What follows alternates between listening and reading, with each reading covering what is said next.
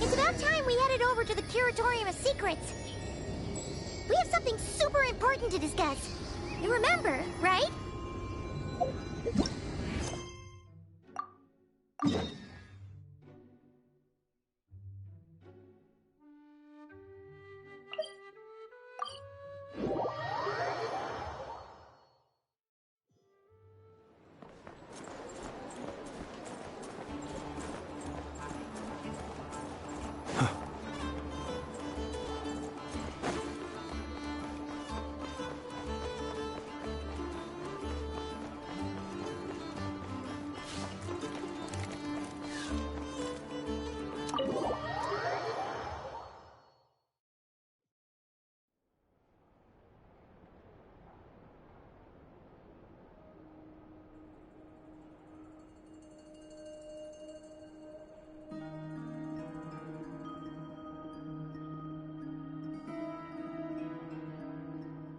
Looks like the gang's all here! Yep, all ready. How about you two? Green and good to go? Paimon's ready!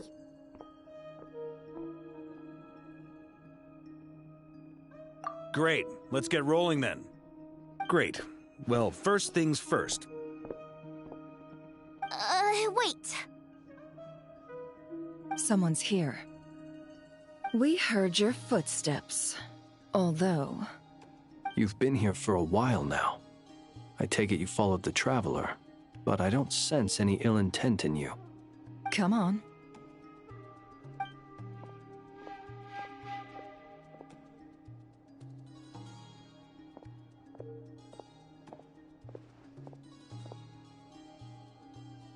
I figured it wouldn't take you long to notice me.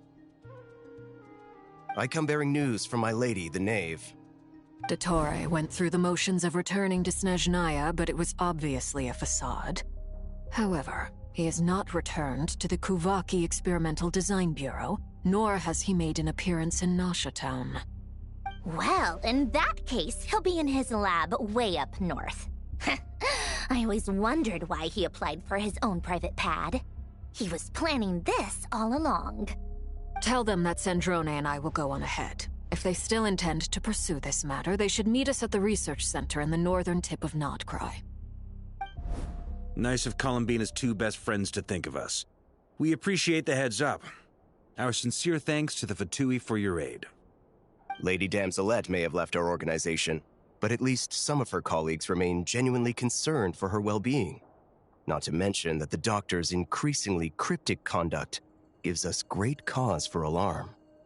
We have crossed swords many times before, but it's not personal. We're just on different sides. We don't lack humanity. And so, as fellow friends of Lady Damselette, it's only right that you should be in the know about this. Arlecchino's situational awareness has saved us a lot of trouble. I'll leave the map here with you. If you do decide to head to the research center, please proceed with caution. And remember, at least while you're in Nod-Krai, Lady Arlecchino's subordinates are your comrades if you want them to be. This is very accommodating of you. We can't thank you enough. Just doing my duty. I shall take my leave now. If you need us, you'll find us at the Experimental Design Bureau.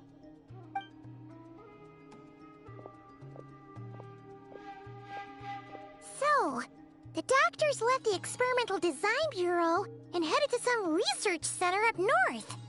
Marionette seems to think he's been planning this for a long time. But when did it start? Before he even arrived in Nod-Krai? It seems his loyalty to the Tsaritsa is lip service at most. Behind the scenes, he may even be working against her. Whatever his motives, we know that he's decisive and incredibly ruthless. Facing him unprepared would be a recipe for disaster. At this stage, it's difficult to predict his next steps. I suggest we split into two groups. We need some people to stay behind and guard Nasha Town. Well, as much as I'd love to help, infiltrating research labs isn't really my area of expertise. But at least take Cool Your Jet's Ducky with you. It should be some help during the battle. And as for Miss Inefa, I suppose you will stay to protect Miss Aino? Detecting operational logic. Protect Aino. Priority. High. Just in case, Servarka, I think it would be best if you stayed behind as well. You can leave the research center to us. I mean, I would have said the Knight of Berea should probably be out on the front line, but okay, fine. Leave Nasha Town to me. Be careful out there, okay? If things get out of hand, fall back right away. Yehoda will be on hand to assist you. In my absence, she can handle any intel gathering work. You got it, boss. You guys make sure to get back here in one piece, all right? We will. Things are moving fast. We'd better head off soon if we hope to keep pace.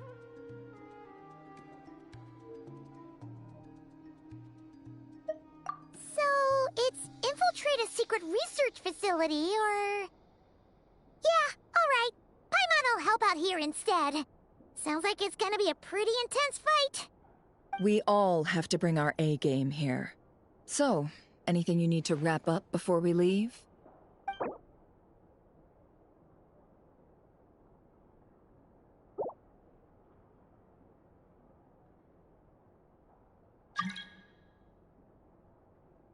Then you'd better get going. Very well.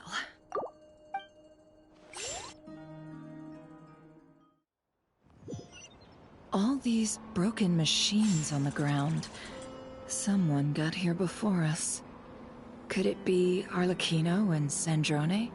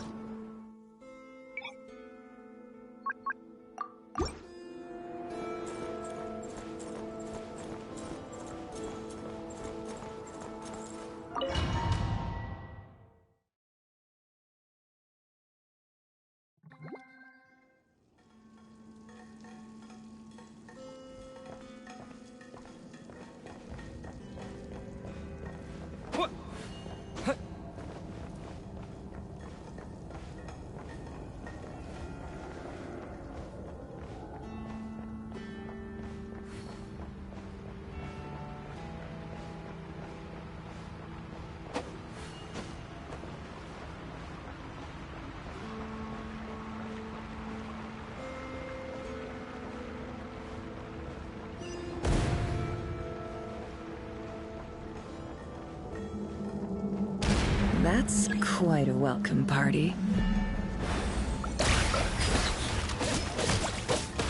Observe. Be silent.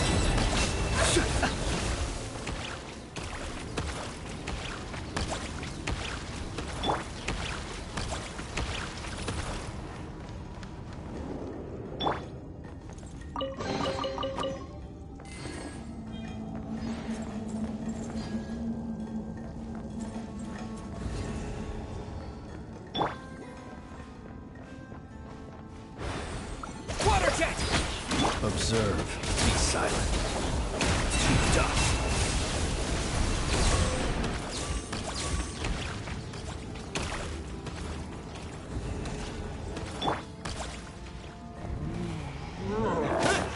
Water jet! Observe. Close your eyes. To dust.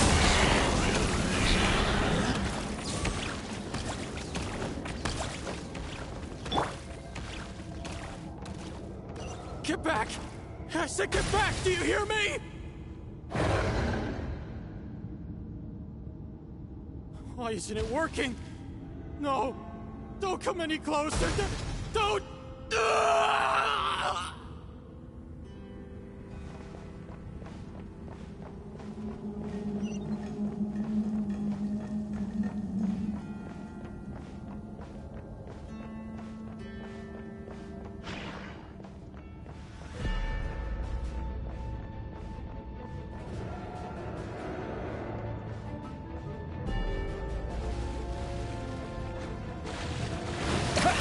Be silent. island. Close your eyes. Do you fear them? You poor souls. May your spirits find peace. Grab that key on the ground. We'll probably need it at some point.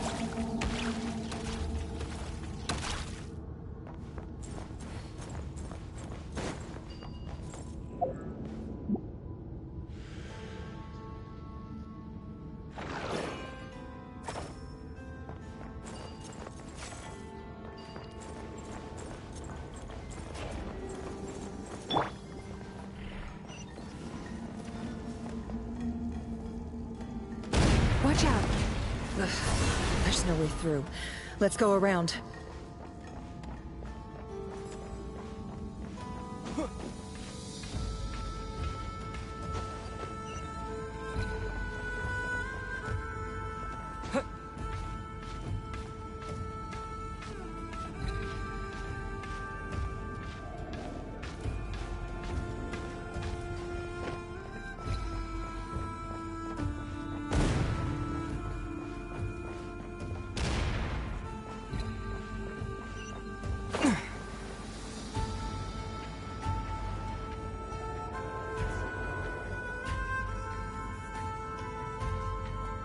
What the?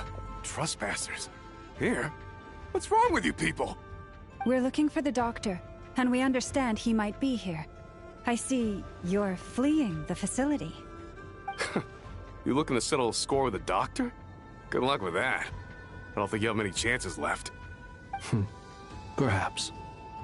But you might have a chance to live if you start talking. 2 other Harbingers had the same idea as you.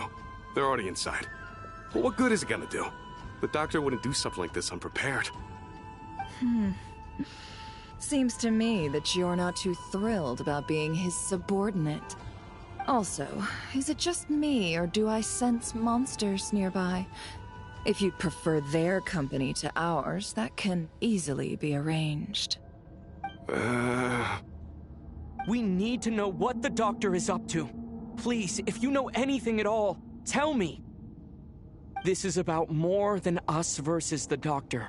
His actions could have consequences for all of Nod-Krai, and perhaps even your homeland, Snezhnaya.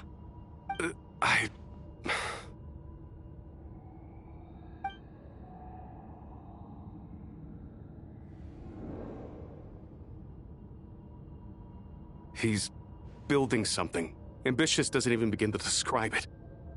Feels like this could be the big one. God knows how long he's been planning it. A while back, he told us he'd be returning to Snezhnaya. We weren't expecting him back so soon. This time he brought some gemstones with him, or something. 2 of them. The moon marrow spheres. He stole them from their rightful owner, Columbina. Oh, Lady Damselette? Last I heard, she left the Fatui. Before she went, she told us she'd finished what Her Majesty asked of her, and wished to focus on some personal matters. I remember thinking that leaving us might not be the best choice. I mean, I always looked up to the captain the most, and... Back when this all started, the higher-ups dispatched 3 units to Nod-Krai to execute their plan. They were led by the Doctor, Marionette, and the Damselette, respectively. I was a part of the Damselette's unit to begin with. She never really interacted with us much. In fact, she seemed sort of detached from everything. Not because she was distracted, just felt like she was indifferent to the world around her. Like she had no stake in anything that happened. She always seemed like she was staring off into the distance. Almost as if she didn't see anything worth living for in the present, so she had to look further afield. That's right. She always used to stare up at the sky. The Doctor used to stand nearby and watch her. Apparently they got along well at first, but somewhere along the way, she grew wary of him and started avoiding him as much as possible. After she left, everyone in our unit merged with the Doctor's. He's similarly indifferent to the world, except when it comes to the moons. He seems to have big plans for them. Right now, obtaining the 3 moons is his #1 priority. He even said if he can only get his hands on 2 of them, he'll create a 3rd one himself. How would he create an artificial moon marrow? Maybe the knowledge he gained from the Hyperborean phantoms has something to do with it. Thank you for cooperating. We appreciate the level of detail. I get the sense that you'd serve under Columbina again if you had the chance. Would that be fair? No, she's no longer a Harbinger. As a member of the Fatui, my loyalty will always belong to the Tsaritsa. I'm only telling you all this because I don't completely trust the Doctor. His actions do not align with the goals that first brought us to Nod-Krai. I understand. We'll do everything within our power to stop him. The Knaves unit is based at the Kuvaki Experimental Design Bureau. Maybe you can seek refuge with them. Well, now we know what's going on here. Artificial moon marrow. He's likely well on the way to completing it. Dottore's technological capabilities are far more advanced than I thought. I fear this could get ugly. Everyone, prepare yourselves.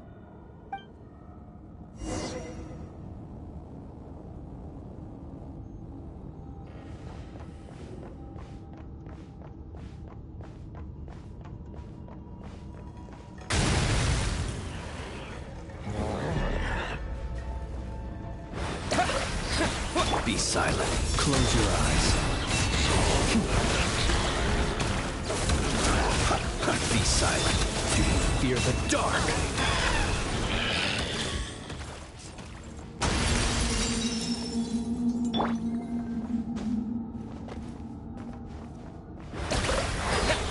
Observe. Close your eyes. It all adds up. No more lies. You poor lost lamb. With one heart, we pray. I am being tested. Be silent. Go!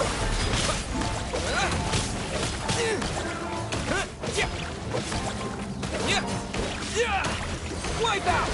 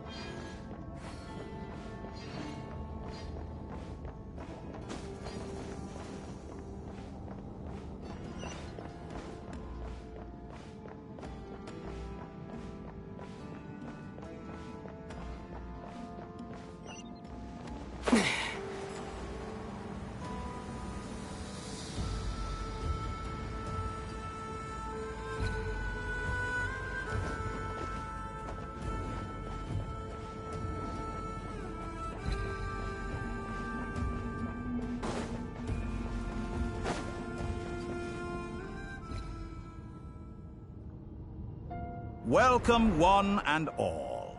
I've been expecting you. I hope my humble research facility is to your liking. Yeah, we really appreciated fighting our way in through a horde of monsters. The gall! You expect us to believe you've just been patiently waiting for us? Of course I have. Should I be worried about something?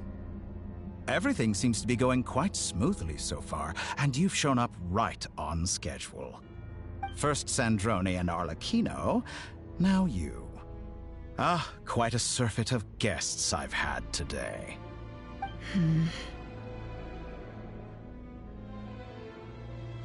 If you were looking for them, I should probably mention that Arlecchino disappeared as soon as she entered the facility. As for Sandrone, why, she stood right here only moments ago demanding answers from me at the top of her voice. Hardly out of character. She never was one for basic courtesy. But I have to admit, I was a little surprised to see her showing concern for someone besides herself. Does everyone you associate with undergo such a change in temperament? Speaking as a researcher, I have to say, it is not a change for the better. It threatens one's ability to remain objective. Well, since you ask... So you've got your hands on the moon marrow, and now you're claiming godhood.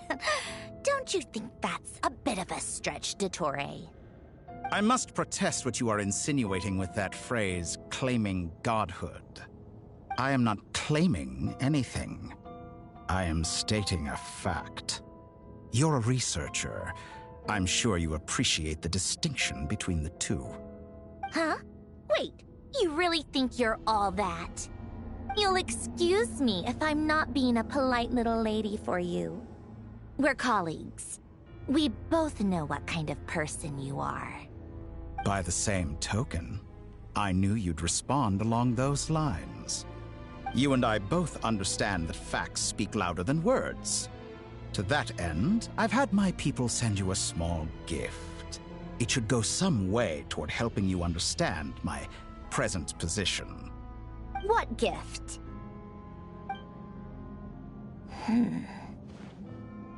Where have all your troops gone? Who knows? Perhaps they are already marching toward a new world, following in the footsteps of an unknown god. As vulgar and arrogant as you may be, dear Sandrone, I have no intention of taking out my displeasure on your subordinates. They will enjoy equal rights to my own. You sent your people to the Experimental Design Bureau? That's the Tsaritsa's property. Yes, and I am very mindful of Her Majesty's instructions. But you know full well that they do not conflict with my present goals. In which case, all I'm doing is conducting another one of my experiments. Is there a problem with that? Now then, you have a judgment call to make. Am I simply lying to stall you? Or is it possible that every word I am saying is the truth? In which case, your subordinates really are in danger. So now you've turned on fellow Fatui soldiers. You're completely insane. I have set a new rule for myself. Each person gets one chance. Naturally, that includes you, Sandrone. If you wish to leave, I won't stop you. We are colleagues, after all. Scumbag!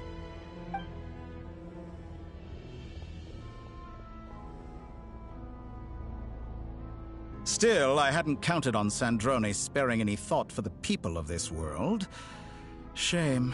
I always found her self-centeredness to be one of her few better qualities. How can she ever hope to achieve greatness when she's so obsessed with protecting her little design bureau? It's more than a little disingenuous to speak of achieving greatness while taking hostages. Or does honor no longer mean anything to you? Honor? I have the marrow of 2 moons in my possession and will soon complete the construction of a 3rd. I will be the god of a new world. And you speak to me of honor? How charmingly naive. Those are sacred relics. You do not deserve them. In my view, many in this world do not deserve to be alive. And yet, I mercifully permit them to go on living, do I not? You'll come to regret your actions. Will I now? Let's see if you can make me.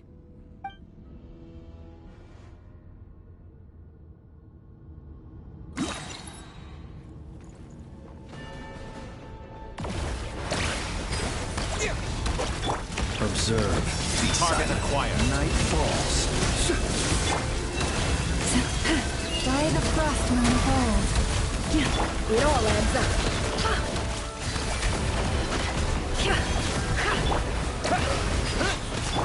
Observe. Close your eyes. An exact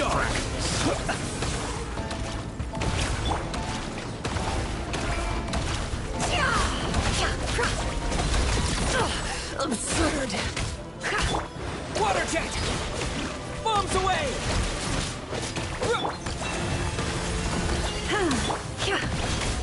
No more lies.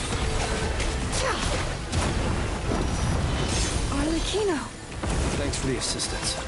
Arlecchino. They see you as an ally. What a farce.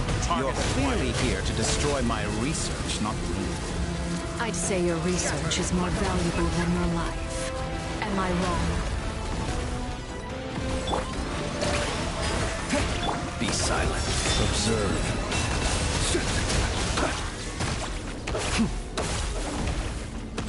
Be silent.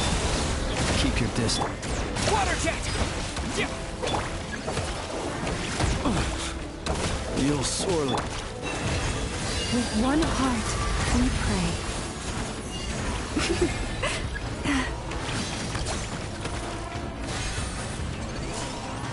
Is this all it takes to tire you?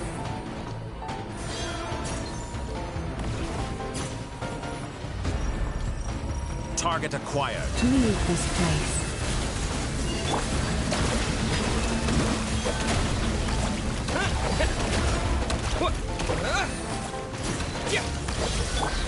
Laid bare.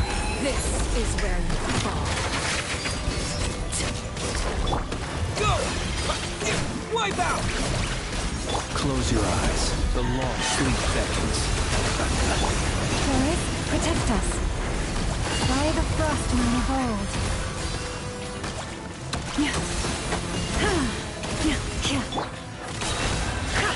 Seek within.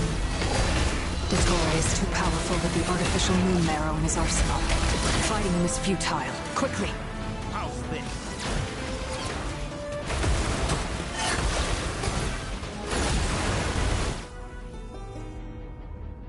Let's go. I've always thought it is wiser to flee than surrender.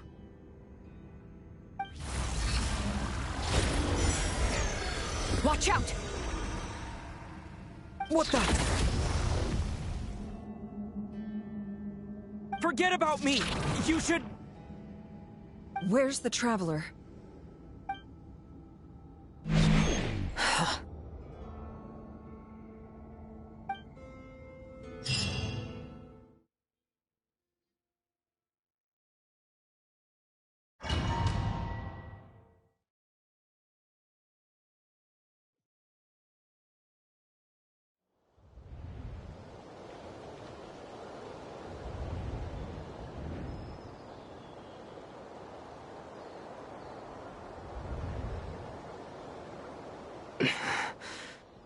What just happened?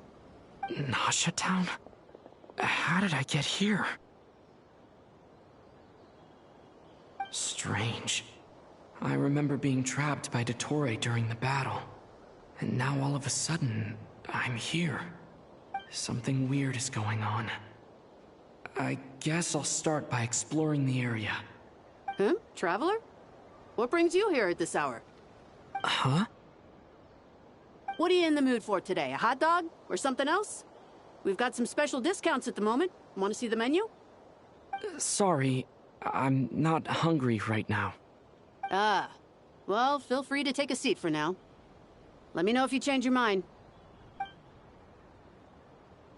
Everyone seems to be acting normal. Am I just overthinking? Oh, darling, look who it is. One of our regular customers. Get the Traveler something to eat, would you, dear? Wait, why is he talking like that? Well, I'd love to, but can't serve a customer unless they order something. Anyway, I take it your business is wrapped up? Yes, thankfully. It was a long trip, and it's left me feeling pretty exhausted. But the upshot is, I won't have to leave again for a good while. We can have some quality time to ourselves. Wait, these two are a couple? I see some kids around too. I didn't know they had a family. Hey there! I haven't seen you in ages! What's keeping you so busy? I've been looking forward to playing with you again. You forgot already? You're silly. Daddy brought you over to our house recently. We had some snacks together. What is she talking about? We've had a lot of customers over the last few days, so we've been real busy. And like my mom always says, some people are more than just customers. They're friends. Oh, another customer's arrived. I better go see what they want. This is all wrong. I never once heard the owner of this restaurant talk about their family. It certainly isn't a family-run business. And that child? I don't recognize her at all. Could this be a false memory? Very good. I knew you had it in you.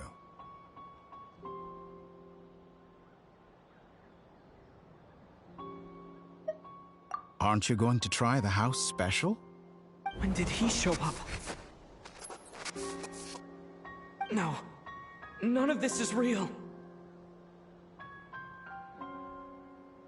You don't seem to like it here. That's fine. We can change venues.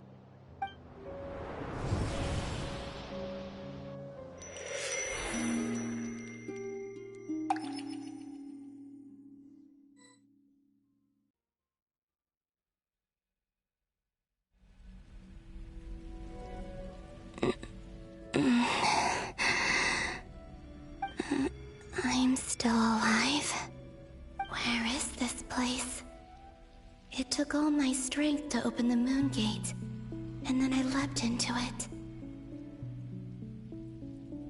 So this is the moon's reflection? The mysterious realm beyond the gate?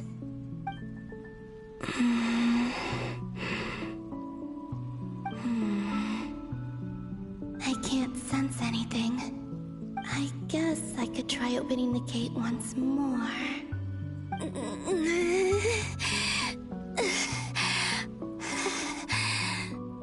No response. Maybe this space can't be opened from inside. If this was the space that killed both Revier and his lover, then why am I unscathed? Or... no, I'm not unscathed. Even the air here feels frozen in place. There is nothing here with which I can restore my power. I should conserve my strength and proceed with caution.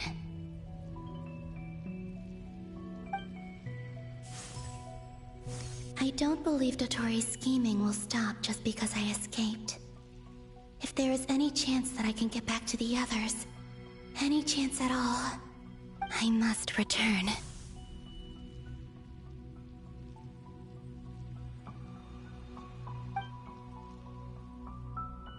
Emptiness, silence. What is this place? Or maybe the real question is, what is it for? What's this? Looks like it responds to my power.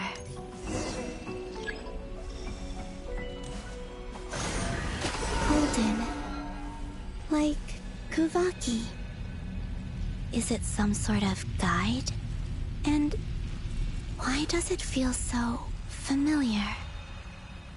I might as well follow it.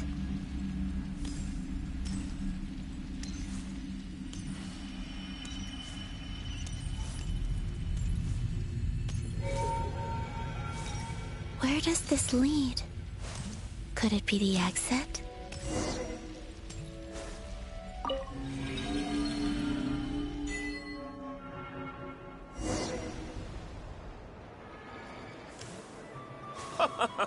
Welcome home, Moon Goddess. Is this Nasha Town? But isn't Moonbriar Night over already?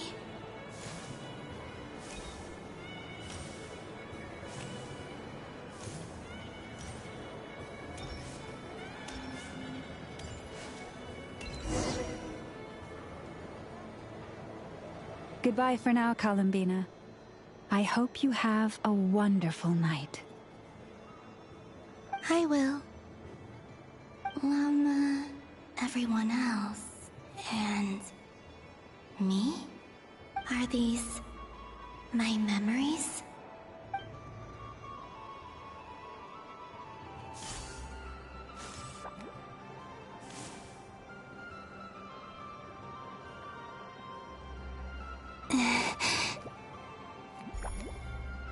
I can't touch them.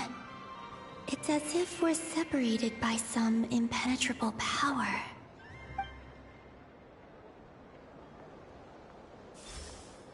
Over here! Over here!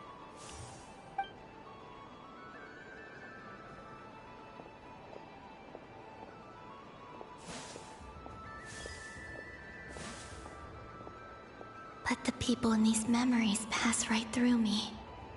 Just like when I disappeared. If only I had known what would come to pass after that. Even so, I should still take a look around. Just being back here, it gives me the strength to keep going.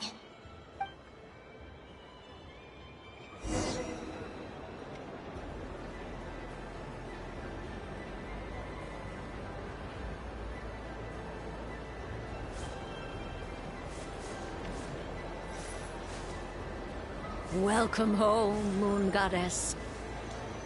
Oh, you're the genuine article. Alice was right. This moon prayer night was worth watching after all. Oh? Yes. That was the fortune-telling stall run by Barbeloth from the Hexen Circle.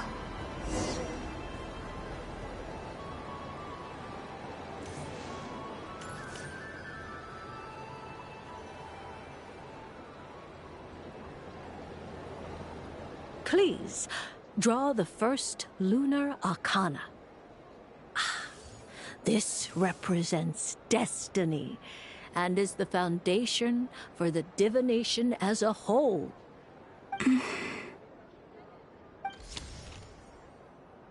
My destiny.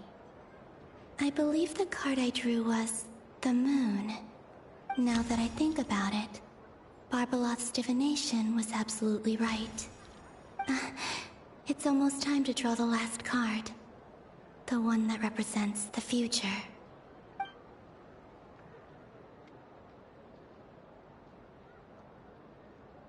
That was the card that popped out on its own. From here, I think.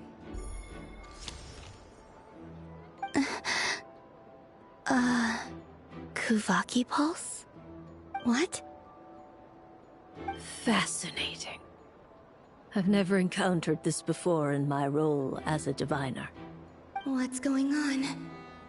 Did that card leave the deck? Because of my influence? All I did was try to touch it, and then... Maybe this memory space is not untouchable after all. Are there weak points in the barrier? Or... is it possible that there's more to this space than my memories alone? This card is death. I need to get to the bottom of this. I'll try touching something else.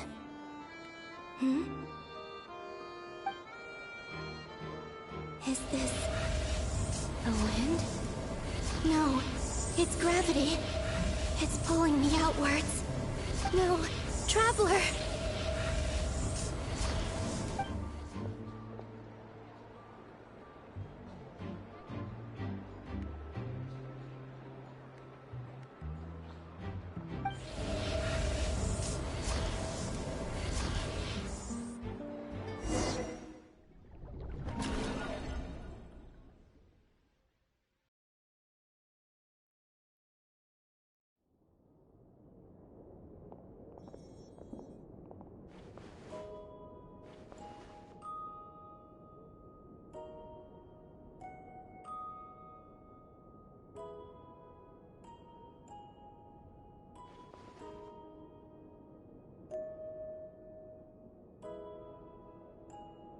Paimon, listen to me. From the bottom of our hearts, we are so sorry. We completely understand how you must feel. The Traveler is trapped, and we all feel responsible for it. Don't say that! Paimon's not a little kid! You didn't leave him behind on purpose! There was nothing you could do!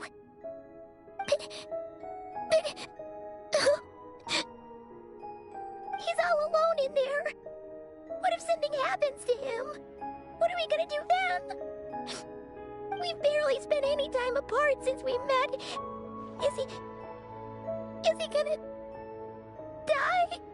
We must find a way to rescue him. We were all involved in the operation where he was captured, and we do not abandon our comrades. That being said, it won't be easy. Through conversation with the others on our return, we've arrived at a basic idea of what we're up against. Dottore's lab has clearly been in operation for a lot longer than we realized. We found many monster samples stored there. In all likelihood, they were materials he used to research his latest technology. We also know that through his contact with the phantoms of Hyperborea, he gained knowledge about the moons and certain Hyperborean technologies. Using this knowledge, he then fashioned an artificial moon marrow to serve as a replacement for the frost moon beyond the sky. Unlike Columbina, Dottore is not being rejected by Teyvat. And even with 2 of the 3 moon marrows, his power far exceeds all of ours combined. Once his 3rd moon marrow is complete, Dottore will have completely seized the authority of the 3 moons. Teyvat's most primordial powers will then be in his grasp. Does that mean... I'm afraid so. No one could have predicted this level of insanity. Not even from Dottore.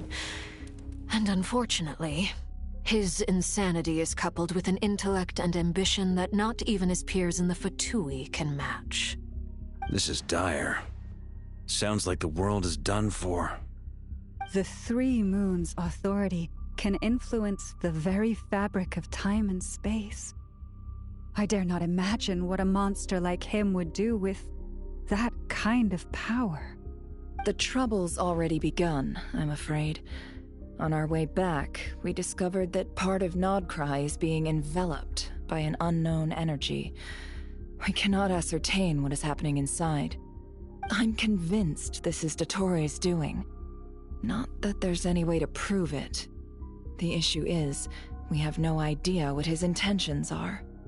The only thing more frustrating than facing down evil is knowing that it will surely come, but not knowing when.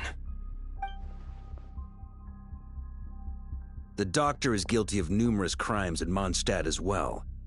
One of our knights, well, former knights, his father was murdered by Dottore.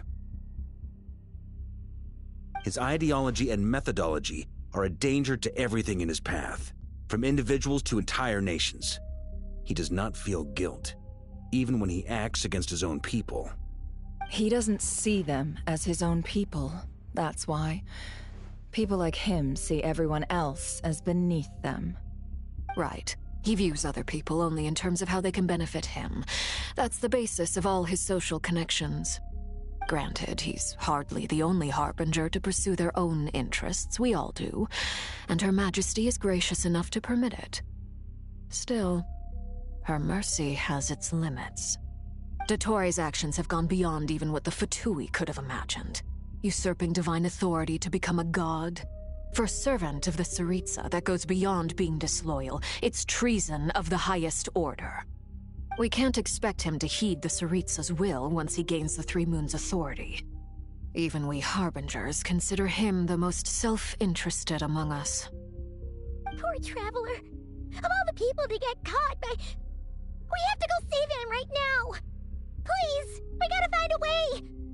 Paimon, I promise you, we are with you all the way. I get how you feel. I do. But it's gonna take more than strong emotions to take down an enemy like Dottore. What we need now is more information. Right. We can't even guarantee he's still at his research center.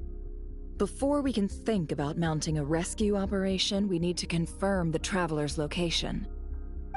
I'll find a way. Paimon knows, but... She's so scared. If anything happens to the Traveler... He might be the strongest person Paimon knows, but he's still human. He feels pain and bleeds just like anyone else. Then think things through before you stick your neck out. Unless you want to lose your head. Sandrone. Miss Sandrone, you're okay? Put the stuff over there, and be gentle with it. Am I okay? As you can see, I've had to move my whole livelihood out of the Experimental Design Bureau. It's been swallowed up by Dottoro's energy field. If I'd left it any longer, I probably would have gotten stuck there. Ugh, Dottore always goes a little loco when he finds a shiny new toy. Not that he'd ever admit that. But this time, he's gone full psycho.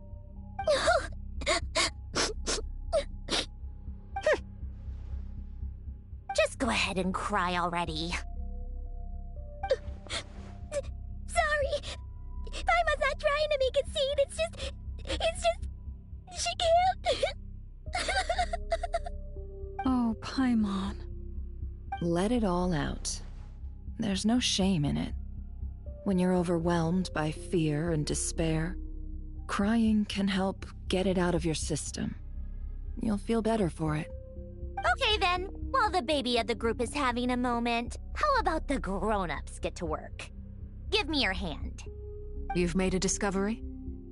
Polonia, scan.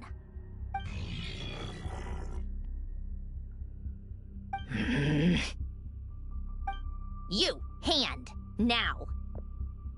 Oh, I thought you'd never ask, my lady.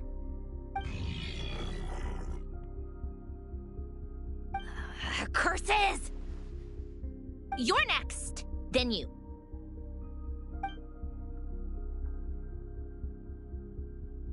Dottore, you son of a...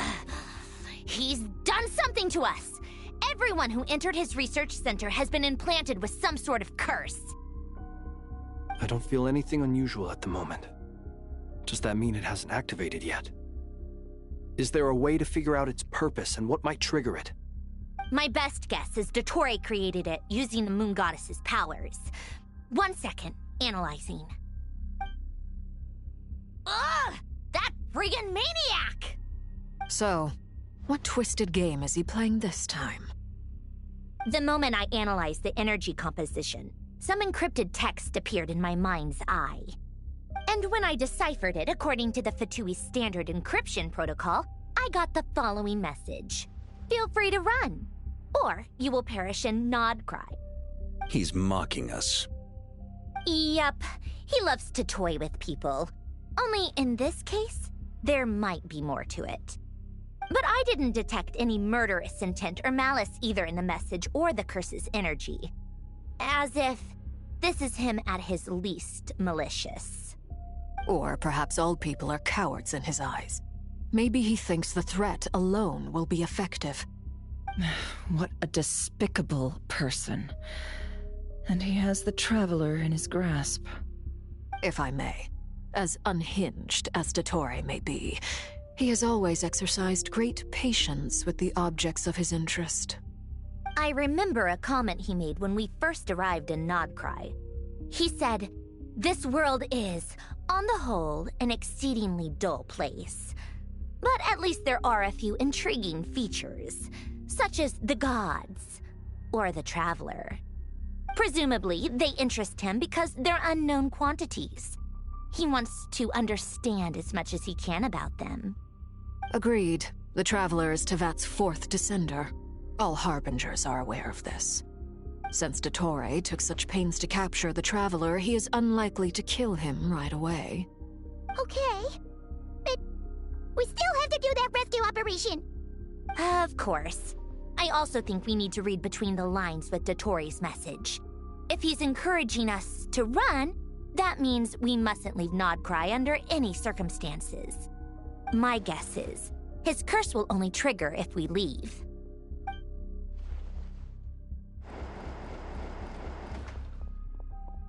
We've discovered multiple energy fields. Albedo is still attempting to analyze their structure. He told me to report back first. Each field is slowly growing, swallowing up more of the surrounding area in the process. And the pace of their expansion has increased since we first examined them. He's probably trying to swallow Nod-Krai whole. His nefarious ambition knows no bounds. If this continues, the whole of Tevat will be in trouble, not just Nod-Krai. The loss of Columbina could not have come at a worse time. Do we think she's truly gone for good? She entered the space beyond the Moon Gate, knowing what became of Rerir and Thelindis. I'm sorry, but I fear the odds aren't good. Don't be ridiculous.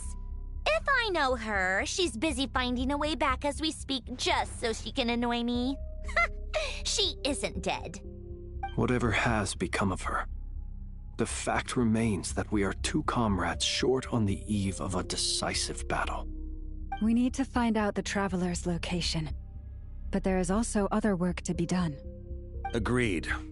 Whatever Dottore is planning, we have to get the local populace somewhere safe.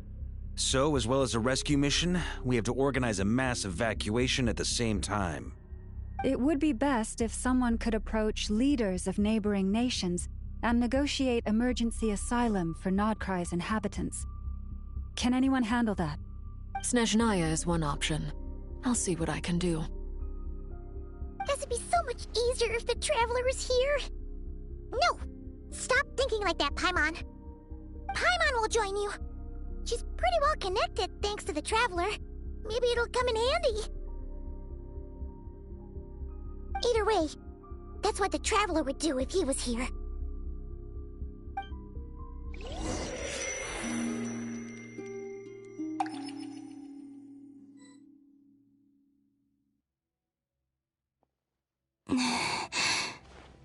Back here again. That gravitational force that pulled me back. Is this where it came from? When I saw that memory of Moonprayer Night, I think I influenced reality. Was it just a coincidence? Or... if only I could have sent the others some kind of warning on Moonprayer Night. Maybe we could have stopped Dottore. I feel... so heavy. Does entering that space consume a lot of energy? Well, even so, I have to keep moving forward. Back to emptiness and silence again. I should try and find my way back inside that memory.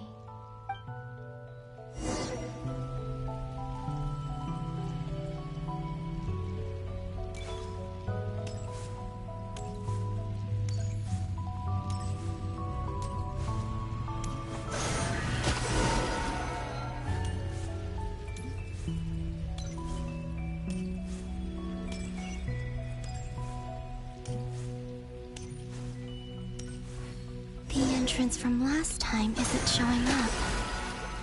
What am I missing? Looks like I need to gather these scattered fragments.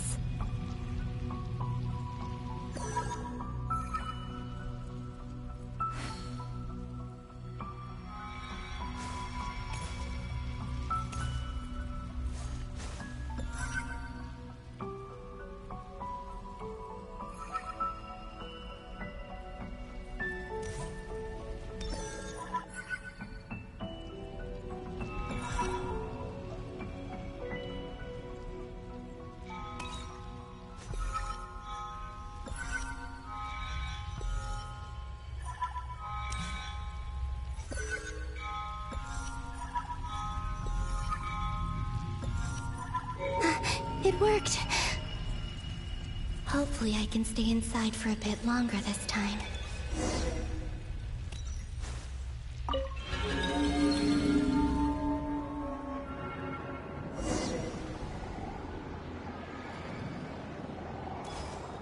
Ad Astra Abyssosque. Welcome to the Adventurers Guild.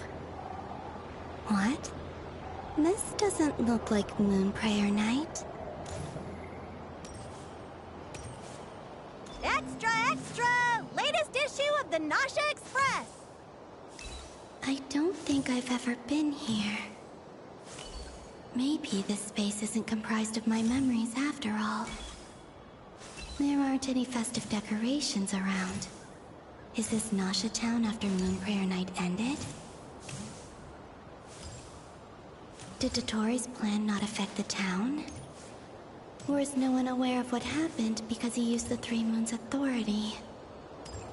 Let me see if I can influence anyone else.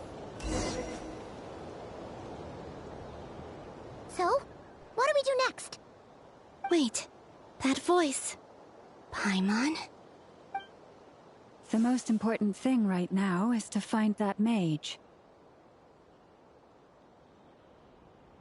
Lauma the Traveler and Mr. Varga are here too. I'd better go pay the Fatui a visit. Traveler!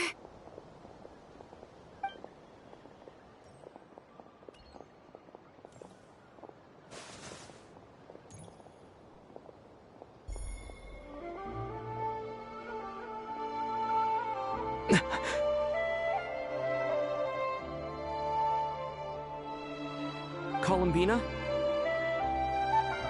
I made contact. It's me, Columbina. Huh?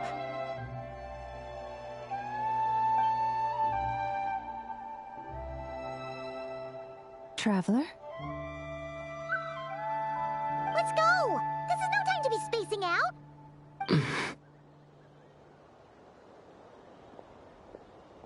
Huh? Wait a moment. This has happened before. Huh? This is what happened when I disappeared. I stood right over there, thinking that no one would ever find me again. It was only when he called my name that I decided to follow them. But did he turn around because he sensed my touch just now? Is it really possible that from in here, I can change the past? If I keep following them, maybe... Huh? It's that gravity again.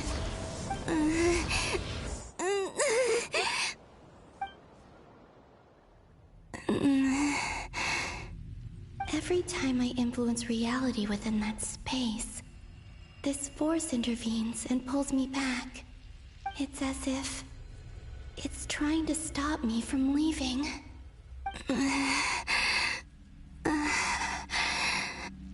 I'm getting weaker and weaker. I'll just have to try another approach next time. Come on, Columbina. Keep going. You have to tell everyone what happened.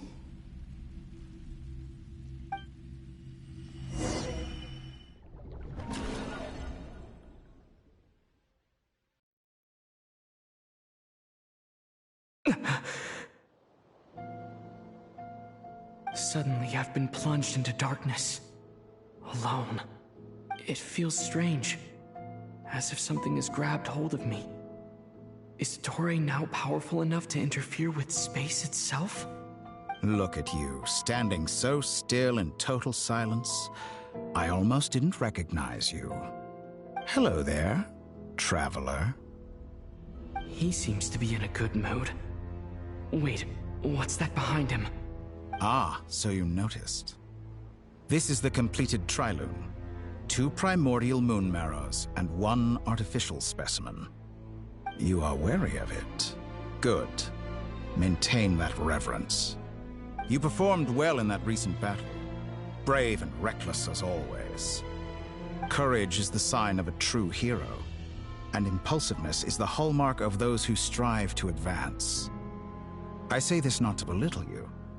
Most creatures are far more timid by comparison. 3 moon marrows? Does that mean the artificial one is now complete too? Well spotted. What do you think? For a replica I built myself, I dare say it looks the part. Dottore, are you planting illusions in my mind? I have no interest in fooling your eyes. On the contrary, I hope to show you the true essence of all that you see before you. Is this not a beautiful city? People live in peace and find joy in their work. The streets are safe. People can even leave their doors unlocked at night. You might say it is the Elysium everyone dreams of. All available data indicates your values and worldview conform with the mainstream. This kind of society should be quite to your taste. False beauty is deceitful. Lies are to no one's taste. I wonder, is it your moral standards that are too high? Or your expectations of reality? Answer me this. If someone existed in a sweet dream from the moment they were born, a dream in which they never once felt pain, which do you think they would consider superior? The dream or the reality? That's pure sophistry. It has nothing to do with your actions. As I suspected. You have yet to understand all of this for what it really is. What do you want from me? You sound impatient. Do you think the only reason I'm keeping you is because I want something from you? If it's not, then why haven't you killed me yet? No one can stop you if you're as powerful as a god. I'm delighted you recognize that fact. I believe we last squared off in Sumeru. Ah, the memories. How time flies. You and I have both grown. I'm not surprised that Arlecchino and Sandrone worked with you. You've always a way of slowly but surely ingratiating yourself with all levels of society. People laud you as a hero, but I suspect there's more to it than that. Oh, but to be clear, I don't say that to flatter you. Do you always give your opponent an appraisal before you deal the final blow? Call it a long-time habit. I'm a researcher, and one of my duties is to give an objective assessment of my subjects. But you misunderstand. We are not opponents. Not at this moment. I just want to talk. Think back to Tartaglia, Arlecchino, Capitano, Columbina, and now even Sandrone.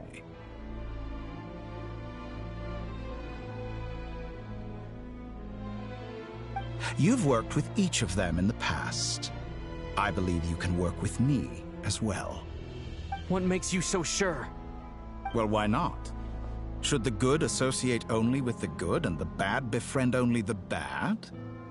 I like to think we could have a more mature relationship than that. Surely you don't think all your relationships are grounded in friendship or shared ideals? People come together because it benefits them to do so. If you think of the people you admire, you must surely admit that they have provided some benefit to you. Morality, ambition, dreams. People have plenty of words to embellish the nature of their relationships. But once you break free from those ethical frameworks, you will see that the only thing connecting the two of you is mutual benefit. And that is what I'd like to talk to you about. We're finally getting into it. He's probably been planning to kidnap me for a long time now. But for what exactly? He has the authority of all three moons. I won't be able to gain the upper hand in a fight. Best if I pretend that I'm willing to negotiate for now. You say you're a god, but you also speak of mutual benefit. What could a god want that the three moons cannot provide? Excellent question. But before I answer, I would ask you the same thing. Gaining Columbina's allegiance was a rare and extraordinary feat. But the Moon Marrows are now in my hands, and I have the edge over her. For this artificial moon is not being rejected by Teyvat. Her identity and lineage may have been a thing of glory in the old world, but they were also shackles that prevented her from ever integrating into Teyvat. I, on the other hand, you may view me as a thief, but I have overcome that limitation. So what is it that the Three Moons cannot grant you? What stops you from negotiating with me to get what you want? I don't make deals with lying psychopaths. That's quite an accusation. Are you expecting me to get angry with you? Well, this is one aspect in which my personal growth has served me well.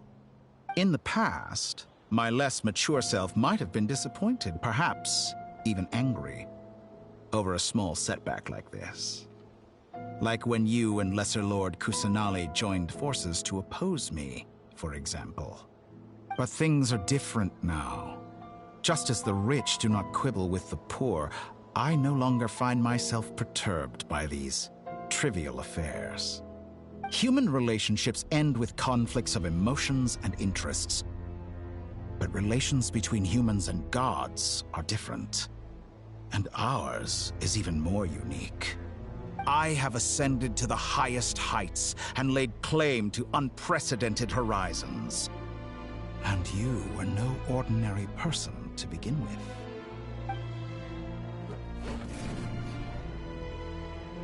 Allow me to show you the world, Descender.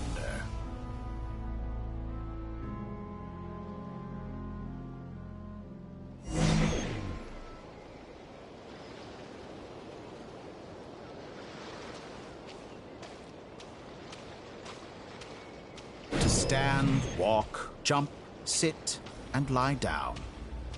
These are the most common of behaviors.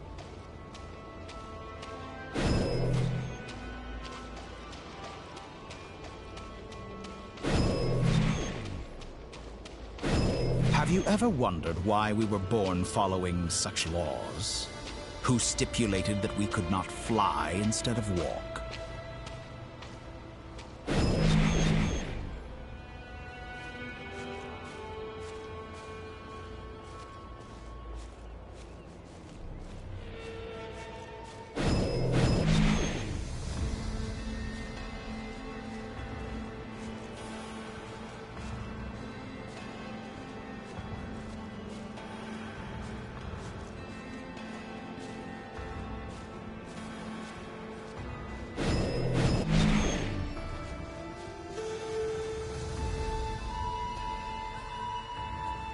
Someone of your talent and experience must surely know of the four great rulers who serve the heavenly principles. They govern life, death, time, and space.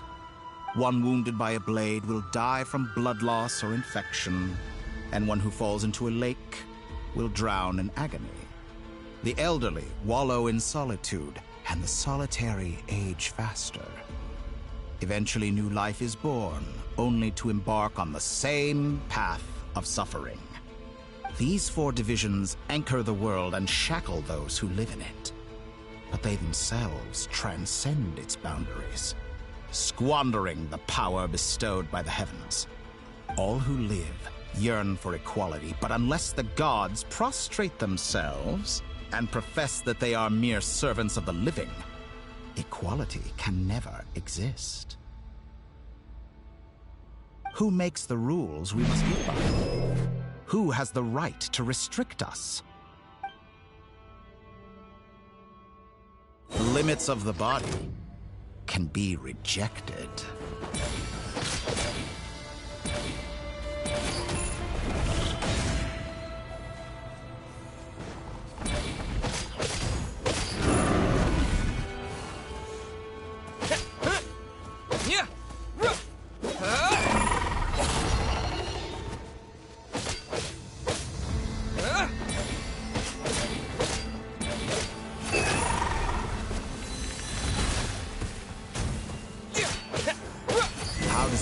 To be among those with absolute power.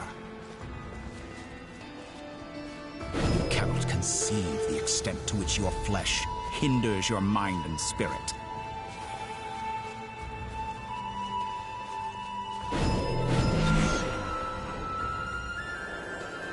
Only by discarding our useless, primitive eyes can we perceive a new world. How narrow-minded we all were in the past.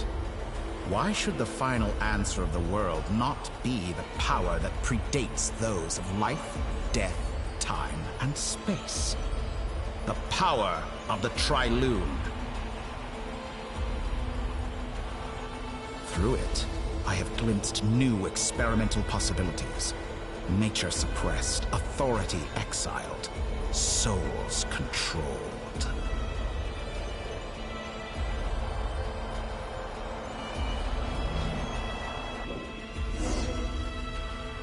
You know, I heard recently that a group of critics reviewed countless stories and drew an interesting conclusion. They found that it is more often than not the villains who strive tirelessly to push the boundaries of progress. In fact, long before this, someone voiced a similar idea in an academia editorial, I felt a great affinity with this perspective. I have never been afraid to step up and play the role of the villain. Fanatics are trampled down for their transgressions, and those who transcend are rebuked for their audacity. And so, the majority of creatures are too timid to follow my lead. But all sacrifices made during my experiments have been worthwhile, as you can now see. I can offer you something new, something unique, precisely because I am a villain. Think about it. We are eternally bound through mutual interest. Can you truly say you would never turn to malice if it could give you the life you dream of? After all, what value do perfection and purity really have? They are fragile and feeble things, utterly tedious. I say, better to be governed by a flawed humanity than a gnosis. The true seeker of knowledge is the villain who undergoes countless tribulations in pursuit of their goal. I'm sure many people have told you that you're different. Because I'm a descender? Exactly. Very clever. But what has that got to do with you? I do not conceal my wicked deeds, my selfish desires, or my greed. A true researcher must act as I do if they are to understand and speak of the truth. And yet, a knowledge seeker like myself will inevitably grow tired of studying Teyvat beyond a point. You have traveled to all corners of the world and met many people. Along the way, there have been moments when you were misunderstood or even became a wanted criminal. And all the while, you have spent your days doing some of the most mundane jobs in the world. You fight and toil, claim minuscule rewards from my friend Pantalone, then you fight some more, winning some battles and losing others as your search goes on. And this cycle continues, with no end in sight. Surely you must sometimes grow weary of being stuck in this same loop day after day. We're completely different. I embrace everything that life throws at me. I am engaged in every step of my journey. How does that make us different? I too embrace what life brings, researching everything that interests me. Think of all the novel things I've managed to create, like the artificial moon marrow. Don't you see? As unique a specimen as she was, even Columbina is not irreplaceable. Take that back! She's gone because of your actions! I didn't say that to anger you. Though admittedly, I don't see what there is to be angry about. Anything Columbina could do for you, I can do better. I know what your ultimate goal is. You wish to walk the path your sister walked, and seek answers from her at the end of that journey, don't you?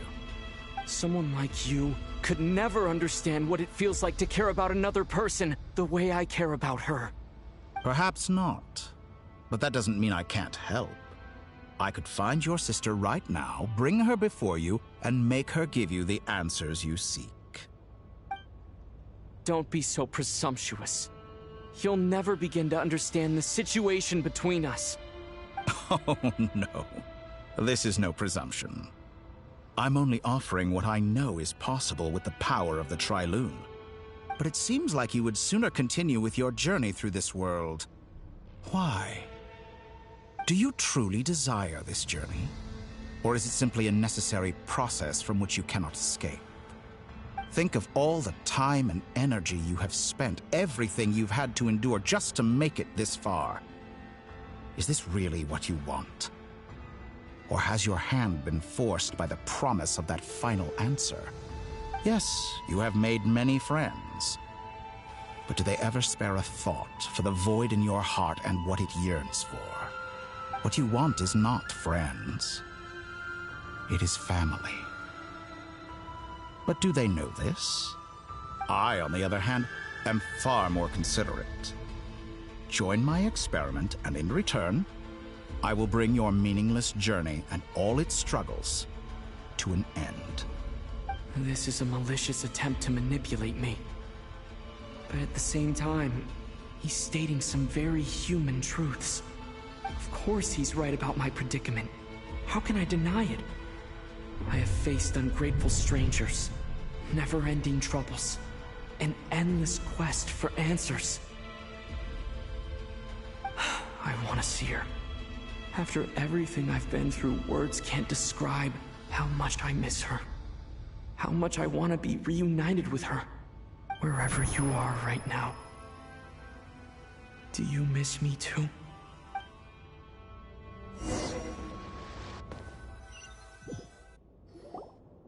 All right, everyone. Our next mission is clear. We need to contact all the major organizations, explain the situation to the public, and then begin the evacuation. The residents of Nod-Krai are quite dispersed. The two most populated areas are the Southern Isles and Pyramida. Miss Lauma, I will leave Hisi Island and Nasha Town in your hands. I will liaise with the Fatui and Pyramida. Agreed. We will reach out to Natlan and Snezhnaya. Anyone found north of the Experimental Design Bureau should follow the Fatui to Snezhnaya. As for those dwelling south of that line, I will ask the Voynich Guild to help persuade them to leave.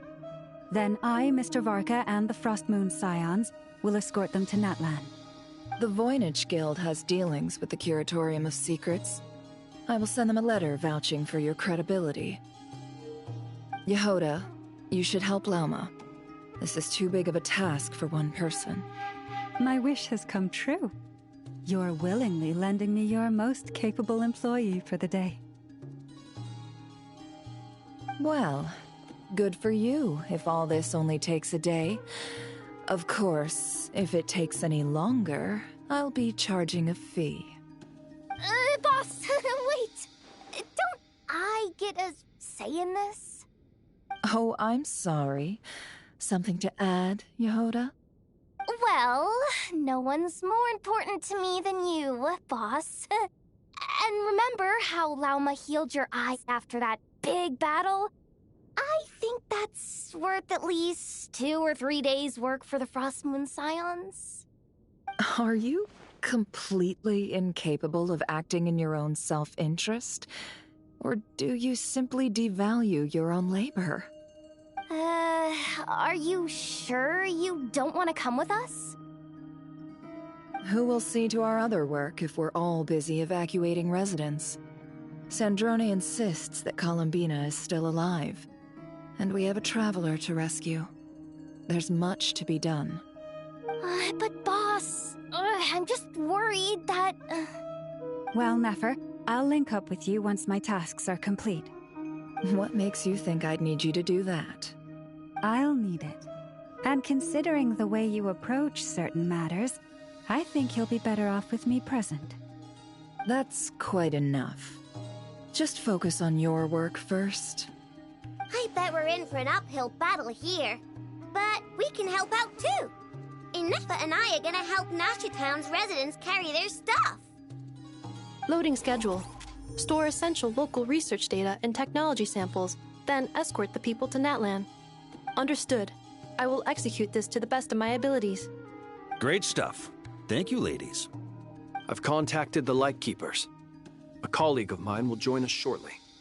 I will persuade them to conduct a thorough search of the region to ensure that no civilians get left behind. As for me, I guess I'll be making an early return to Sumeru. I think it's important that someone informs the Dendro Archon of what's going on in Nod-Krai. Roger that. Someone should inform Mondstadt, too. Mr. Duran, can I trust you to handle that? I think you fly faster than any of us can run. As an added incentive, get there fast enough and I'll see about getting your gliding exam waived. Really? Ha! Mission accepted, sir. I intend to stay behind and help Miss Sandrone with her research. She has some alchemy-related questions that she'd like me to explore. She recognizes your expertise, then. I wish you a fruitful collaboration. Thank you. In truth, I was surprised to hear her express an interest in subject matter outside of machines. I believe she has been investigating some Fontanian technology recently. She made a point of bringing the relevant materials with her when she left the Experimental Design Bureau. She's sorting through everything in her room as we speak. I should mention that we have one other friend who isn't present. He hasn't made his position in all of this clear. But if we know anything about him, he's likely investigating on his own. Paimon's been very quiet today. But I know how close she and the Traveler are with the Natlanese. She should come with us to the border. Okay. Paimon will do her best. Make sure to heed Sandrone's warning. Many of us have been cursed by Dottore. As such, under no circumstances should anyone cross national borders. Remain within Nod-Krai. That aside, personally I have faith in Columbina. Things look grim, sure, but who knows how it'll play out. Same goes for rescuing the Traveler. Both of them are important allies and friends. We'll be counting on you to gather intel on them, Miss Nefer. Oh, wonderful. You're all here.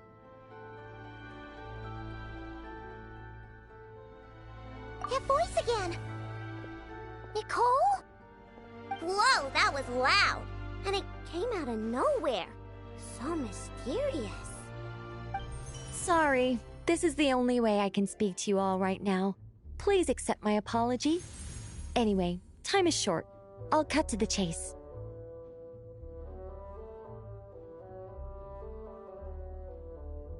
We're still facing quite a catastrophe here at the world's borders. Alice has roped in every Hexencircle member she can get a hold of. Except for me. She told me I had to come and help you all out as a matter of urgency. I quote, "You love talking, don't you? Well, now it's finally your time to shine. Take these. Make sure the whole party gets one each. You'll be in charge of making sure everyone stays connected." Huh? Is this a Dodo communication device? Scanning. Unknown device. Analyzing. Unknown device. Conclusion. Cute. Affirmative. It is cute and good. I believe that I quite like it. This is no ordinary Dodo communication device. It's my very own special modified version, specifically... sorry. I almost went off on another tangent there. Anyway, help yourselves. It will allow us to communicate over long distances within Nod-Krai. No more worrying about shuttling messages back and forth. What astounding technology. Am I right in assuming that it relies on your personal abilities to function, Miss Nicole? Yes, exactly. Right on cue, Albedo. I'd love to brag to you all about how it all works. But no, next time. Anyway, I'll be right with you all, serving as a communication hub. That's all from me. Head off as soon as you're ready. I'll be staying here to keep watch, and I'll be sending you my blessings.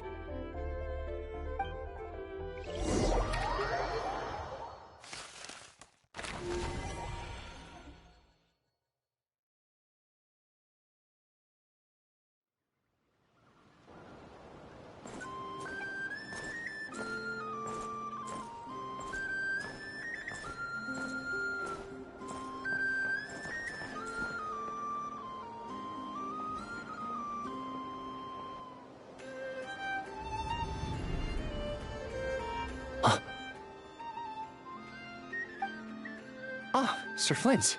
Perfect timing. I just arrived myself.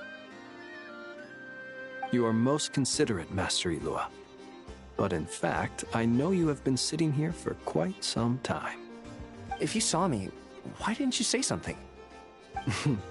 I was curious to see how long you could sit still for. Also, shouldn't you have managed to sense me approaching? That would be a first. You always seem to appear out of thin air without making a peep. Also, how many times do I have to tell you not to address me as master? I don't qualify. I beg to differ. Why should a young man so well versed in social graces as yourself not be worthy of that title? Please, Lord Flint's... Sir Flint's.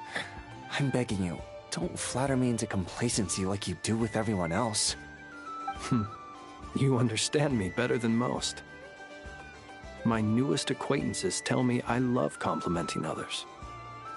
What do you think? I think they don't understand why you do it. You just love puffing people up till they're a big, happy ball of hot air that floats away into the sky. In all sincerity, I can only hope that they bring good tidings when they come back down to Earth. Is the situation that bad? We just held a strategy meeting. Let me fill you in.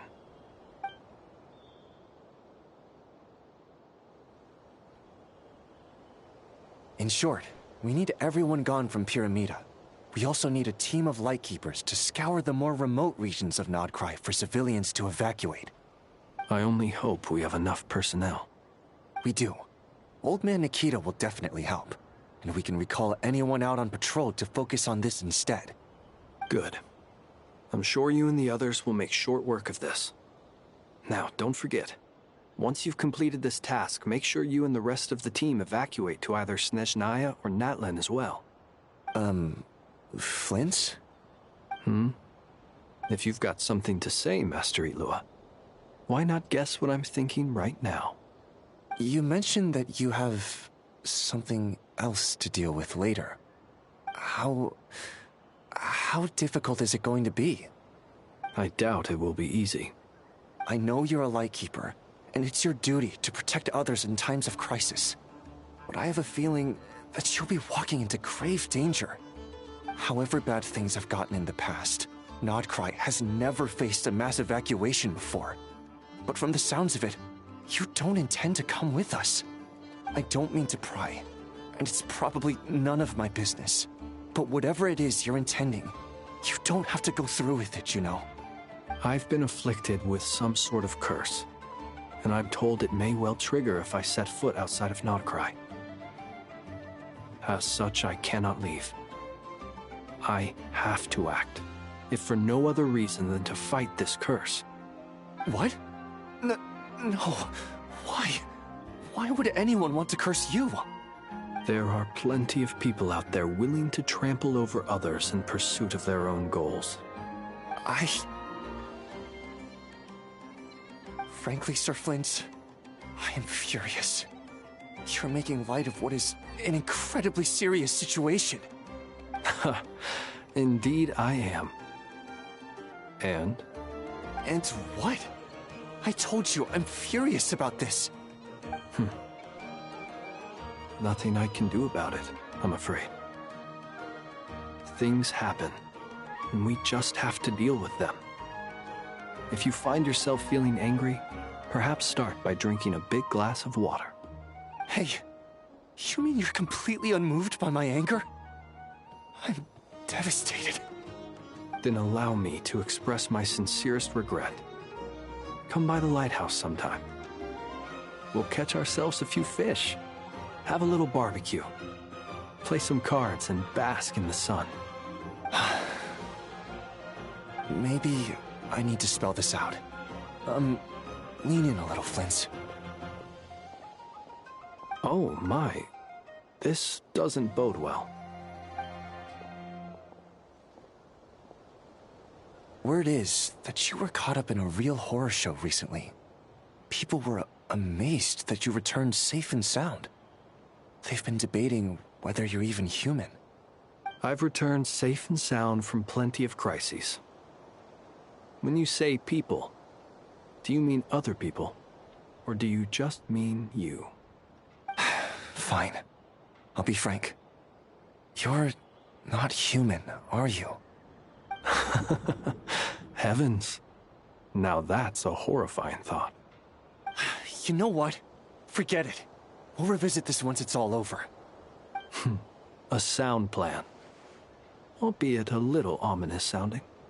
Just promise me you'll come back in one piece, all right? For you, Master Ilua. How could I refuse? Also, please pass my regards on to our colleagues. Tell them, thank you all for your assistance. Please put safety first as you proceed with the operation.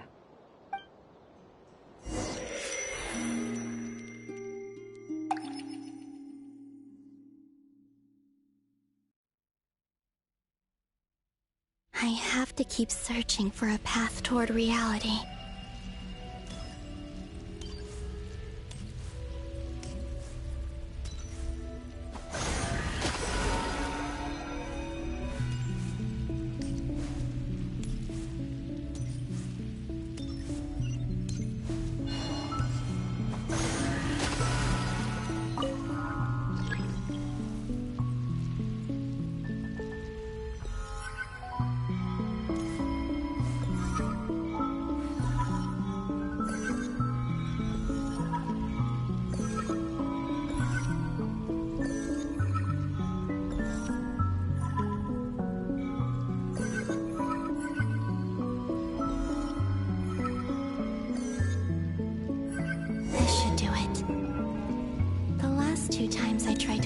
Reality in this space. It consumed a lot of Kuvaki. I'll try and be more careful this time. I need to leave key clues behind using less power. I hope everyone still remembers what I said on Moon Prayer Night.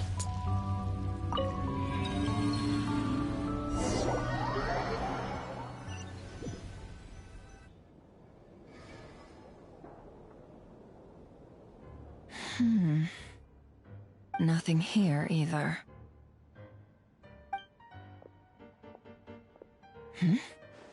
Flints? Ah, Miss Nefer. What are you doing here? Unless... I just spoke with Itlua about arrangements for the search and came for a walk nearby. As for you, why would... It appears we think along similar lines. And neither of us likes to accept things at face value. As well as figuring out how to gather intel on the Traveler, I wanted to confirm some of my own suspicions. Also, we'll need to bring a lot of force to bear against Ettore, even if we're only looking to rescue the Traveler. We can't leave anything to chance. You don't think Columbina perished either, do you? I'm merely considering the possibility that she survived, just as you are. How much can we really know about a deity like her anyway? Do you remember what she said on Moon Prayer Night? About using Moonlight to send messages to us? Of course. I think that's why we're both here. Where have you checked so far? I've been focusing on the outdoors. Anywhere the moonlight shines. I checked most of Nasha Town, but didn't find anything. I checked the Curatorium of Secrets, and a few rooms where I thought I might find some leads. But no luck here either. The only places I haven't looked yet are the rooms in the flagship. But process of elimination isn't the only thing that brought me here. Oh, really? What's your other reason? After all that build-up, our mystery ally never showed up even once!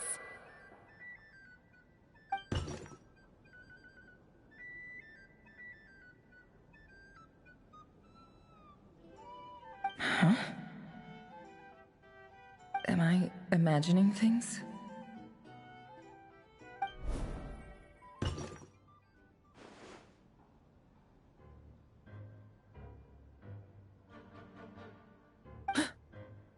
Come on, let's see what's going on. Oh no. I knocked over a vase as soon as I came in. It must have been caused by a Kuvaki fluctuation when I entered the space. Although, it seems like I'm not about to be pulled away this time. It looks like as long as I'm careful with my actions, it doesn't count as influencing reality. Anyway, is this the flagship? The Traveler mentioned that's where he was staying. I only went into the lobby last time, so I've never actually been here before. How does this space work? If nothing else, I can now be sure that it is not simply memory. He mentioned where his room was. I think it's... this one.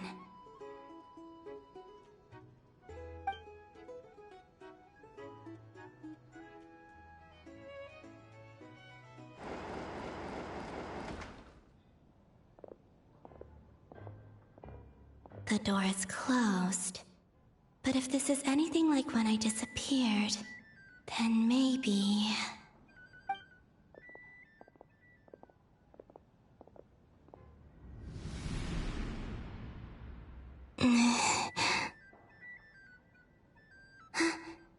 I'm in. He and Paimon aren't here at the moment.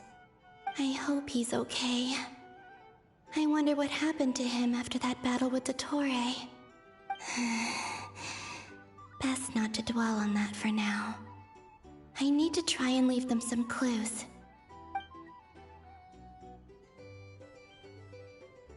Please, Traveler. I really hope you find this.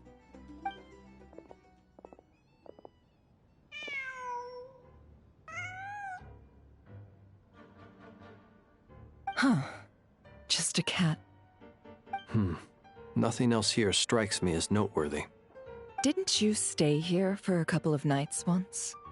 Before Rerir showed himself, yes. It's also where the Traveler and I first met. Did you notice anything unusual during your stay? I remember thinking how much noisier the flagship is at night compared to the graveyard. Other than that, no. The Traveler and Paimon were most congenial neighbors. This is where they've been staying, yes? Over here? That's right. I wouldn't usually condone breaking and entering, but we can make it up to them later. Focus now. I have to write a message on the wall using Kuvaki, just like I said on Moon Prayer Night. Simply open your windows on nights when the moon shines bright, and the moonlight will naturally flow towards the words I have written. Here goes. I'll need to carefully control my strength.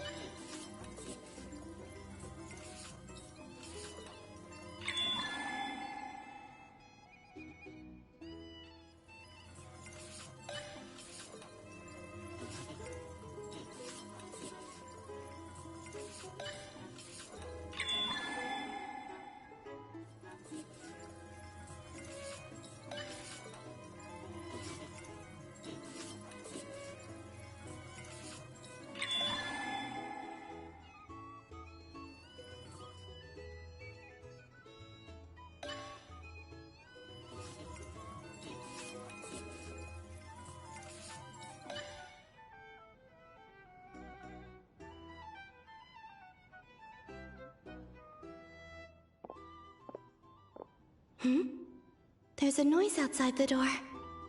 Is he back?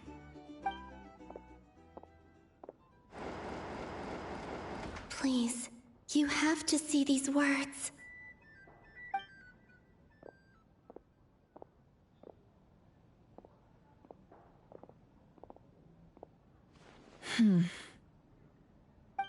Well, do you sense anything? Unfortunately, no. And this place was our last chance. Not necessarily. We've only looked in Nasha Town so far. Miss Columbina said she would leave messages at her friends' dwellings. It's still worth checking where Miss Lauma lives and where I live. Let's try and make some time to look into those then. Wait. What are you waiting for? Oh, Paimon might have overeaten slightly. What's that look for? This is a victory feast. It's normal to eat a little more than usual. The Traveler and Paimon. It's really you. But why are they talking about a victory feast? Huh. You worried Paimon sick while you were out there fighting Rerir. So this is your chance to make it up to her, alright? Wait. So this is the night after the battle against Rerir. How did I end up here? That's quite a long time ago now. Wait. Time. That's it. Every time I've entered reality within this space, it's been at an earlier point in time. Every one of those points has been before I fell into the moon's reflection. And everything I've done to affect reality really did happen in the past. Does this mean that within the moon's reflection, time flows backwards? Starting from the moment I fell in? Not long till Moonprayer Night now. It's gonna be even livelier than tonight. Although, it's gonna be sad saying goodbye to the damselette. She seems like a really nice person. Paimon. No, I can't. Even if I make contact, they probably won't understand what's going on. And in any case, I'll likely get pulled away again if I do. Instead, I have to find a way to get them to notice what I've written using the Moonlight. Wait, even I hadn't thought of doing that before Moonprayer Night. They'd never conceive of that possibility. Is there truly no other way? Don't lose heart. We'll find a way somehow. Huh? Oh, you say that, but the Frost Moon is beyond the fall sky. If we wanted to go visit her, how would we make it through to the other side? We might not have all the answers now, but I'm sure we'll find a way one day. Huh. Guess someone's gotta be the optimist. The present. The future. That's right. There are still things I can do. What's your plan? Flint's, when you were staying next door, did you ever open the window? No.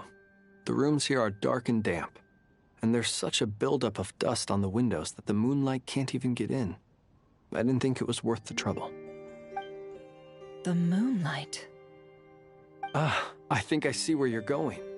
One moment. I'll see if the owner is available. Don't bother. Time is of the essence.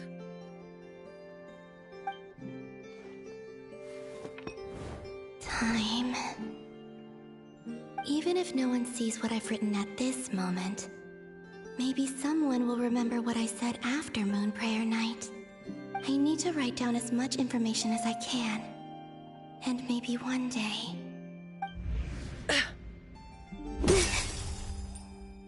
Huh?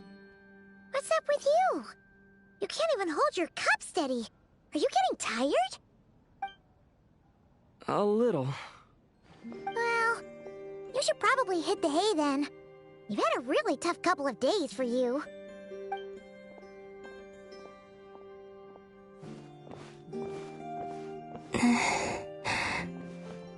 You truly have. You helped defeat Rerir, helped me reclaim my name, and you helped the others organize Moonprayer Night. Wherever you are right now, I'm sure you're still fighting against the injustices of fate. This is all I can leave for them. How I wish I could stay here. But it's time for me to go. I hope to see you again in the next time. And if the opportunity presents itself. I will surely return to your side. Huh. Columbina. She's alive. Not only that, but she's left us an entire wall's worth of clues. She even wrote down what would happen on Moonprayer Night. It's just a shame we found it too late. I am here. Time in this place flows backwards. I am constantly moving forward. It sounds like she's found a way to influence the past using Kuvaki. But her future is our past. So, these words have been here ever since we defeated the Ray Hero Solnari. We just never discovered them. Which came first, the chicken or the egg? Do you ever mull over questions like that? Only when I'm in a good mood, and at leisure. Well, I never do. Everything that has happened already belongs to the realm of fact. As a business person, and especially an intel broker, what I do is extrapolate from those facts to try and read the future. An admirable philosophy. It's a means of survival. Let's go. We have a wall's worth of clues to share with the others.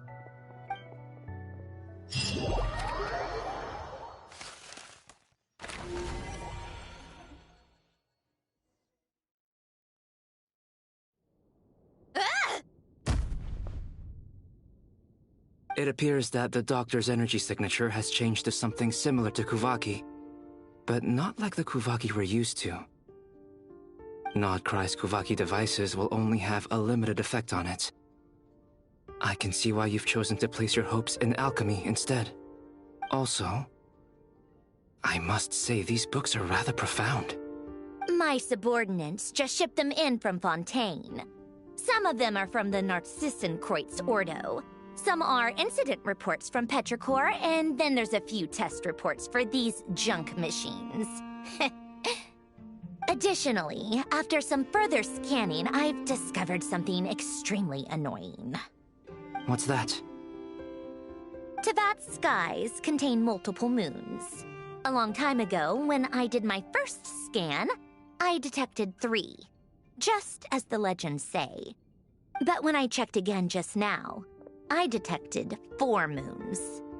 So there's one extra? Yeah. Originally, I thought that if I could still find 3 moons, that would at least mean Columbina's still alive. But then it occurred to me that apart from the Frost Moon, Teyvat's moons are just husks. And husks surely shouldn't show up in the scan, since they're not alive.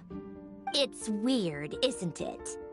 If we can't even distinguish between a dead and a living moon, how are we supposed to know whether a moon goddess is still alive?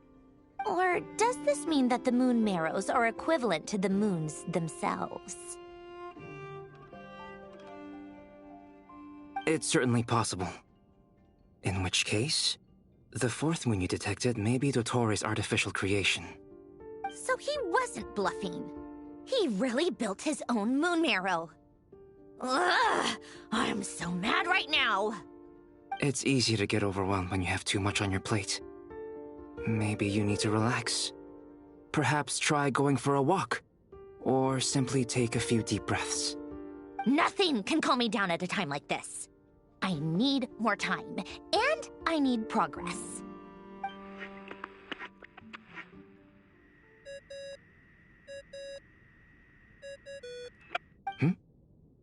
It's Mr. Flynn's.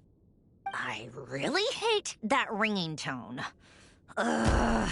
First the 4 orthants of the Narcissenkreuz, then moon marrows. Now what?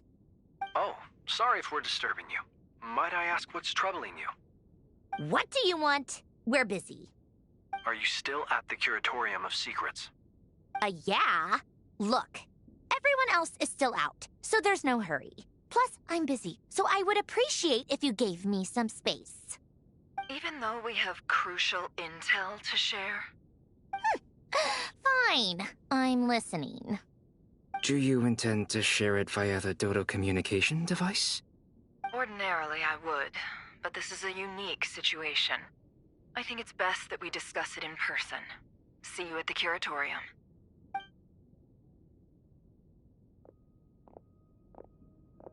All right, then. So, what's the situation? The rest of the team is still out working on their missions and evacuations, but we've decided to fill you in on the most crucial information first. Sandrone, you were right. Columbina is most likely still alive.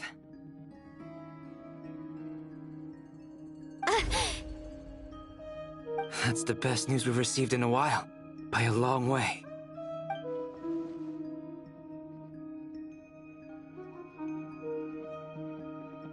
Random locations. Appearing in reverse order?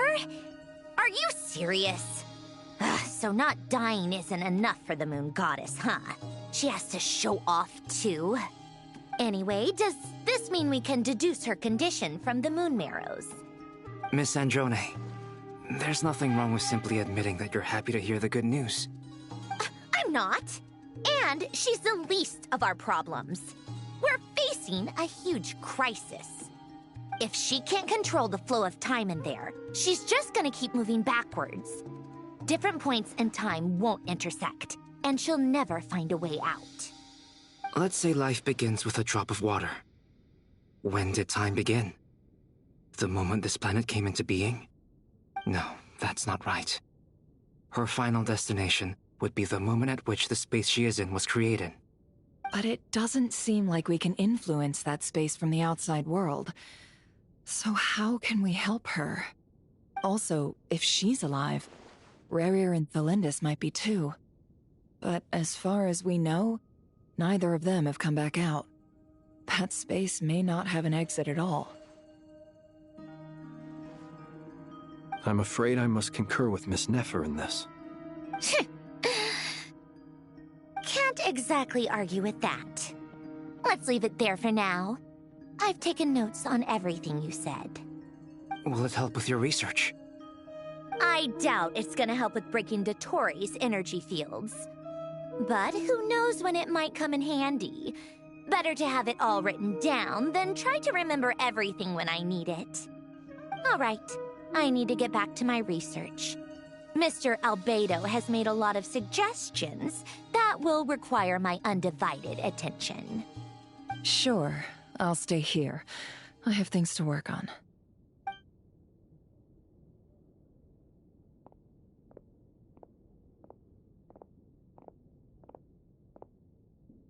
Paimon, are you there? Oh, right. She went with Varka to Natlan, didn't she? Good thing we've moved her and the Traveler's luggage in here. Speaking of the Traveler, where could they be? There's a note from Paimon. Paimon here.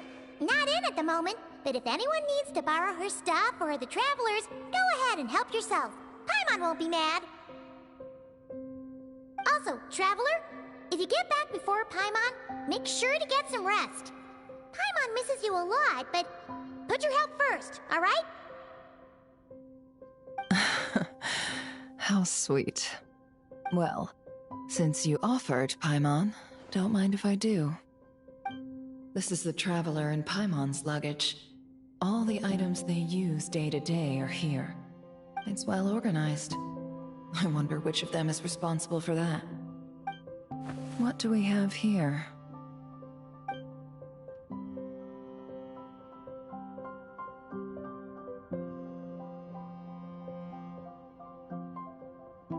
The camera captured a special moment that can only occur between people who are close to one another. You can really sense how the photographer feels about their subject. I wonder why this picture was placed outside. Is it because Paimon recently looked at it?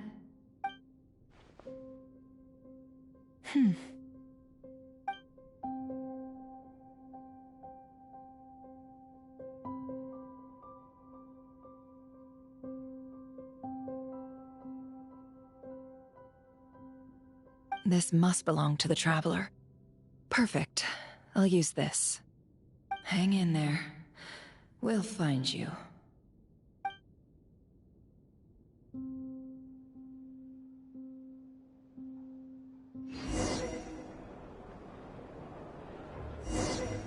Paulownia. Search keyword world formula and bring me all relevant books.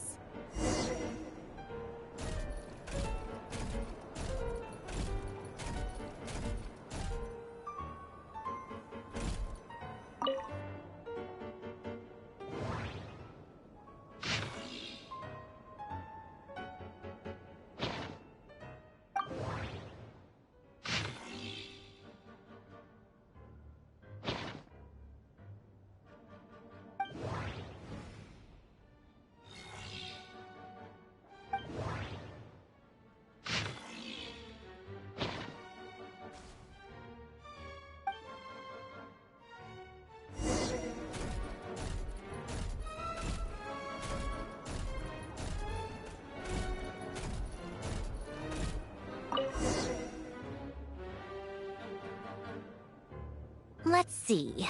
This one is on Tonki's sermon dictation concerning the apocalypse.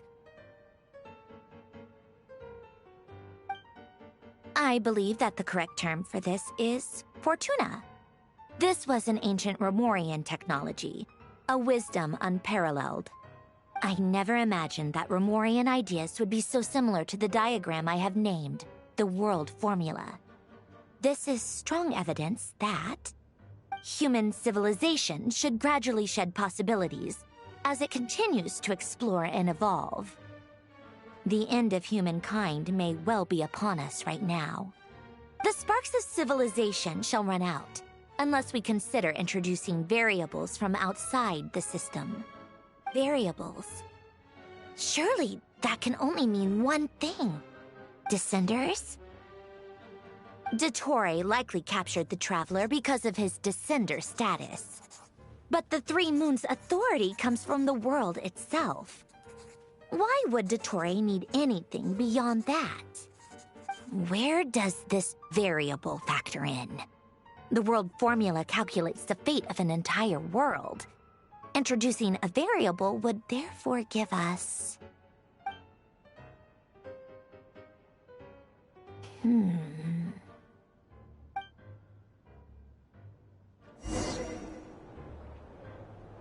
Polonia, search keyword pathway and bring me all relevant books.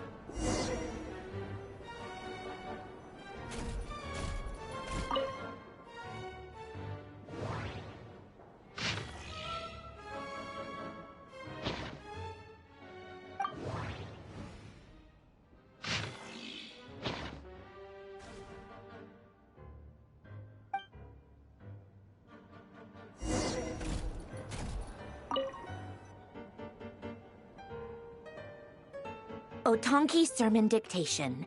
Explications on the Chemical Marriage.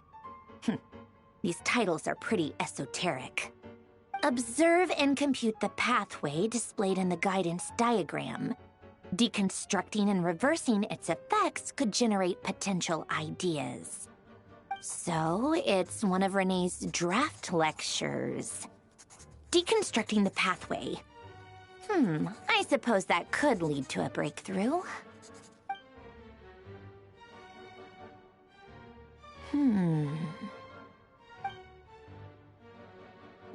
This is so long. This guy sure loves showing off his knowledge.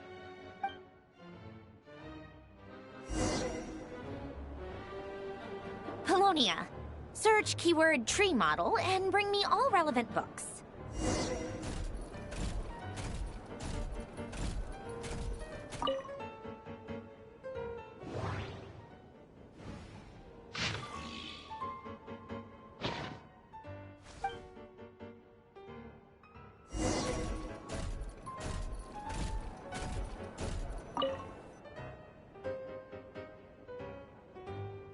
Most of the experimental devices proposed by the Lilia Crucis Ordo are built based on the simple and basic logical structure of a tree model. Lilia Crucis. Guess they were trying to cover up the name of the Nod-Krai Ordo? When Duke St. Germanus departed, he said, "It seems that there's no going back." Alas, he is only a genius when it comes to machines. In all other things, he is but ordinary. Excuse me? I'm sorry. That's just ridiculous. What kind of book is this? Great Detective Herlock, The Alchemist and the Clockwork Saint? Isn't this a novel? Come on. Still, the author swears that they knew Renee well. Whatever. I guess it's not beyond the realms of possibility that Renee would say nonsense like that on occasion. Memory, wishes, souls, and persona. Frankly, this sounds more like occultism, but if Albedo vouches for it, I suppose there must be some alchemical basis to these techniques. The way Alain Guillotin saw it, the world was comprised of machines. The universe needed machines, and thus his technologies were created. That's why I was born. Renee, his full name was René de Petrichor, if I recall correctly. Sounds like he and the town must be intricately connected. That place was also the source of most of our information regarding Remurian civilization. Seems like some of his projects were based on their technology. The cutting of souls and storing them in vessels. These seemingly unrelated techniques underpinned Renee's research. Assuming that the 4 orthants correspond to alchemical categories. The chemical marriage model? Elen would have scoffed at that. He never would have let those theories or parameters anywhere near his mathematical formulas.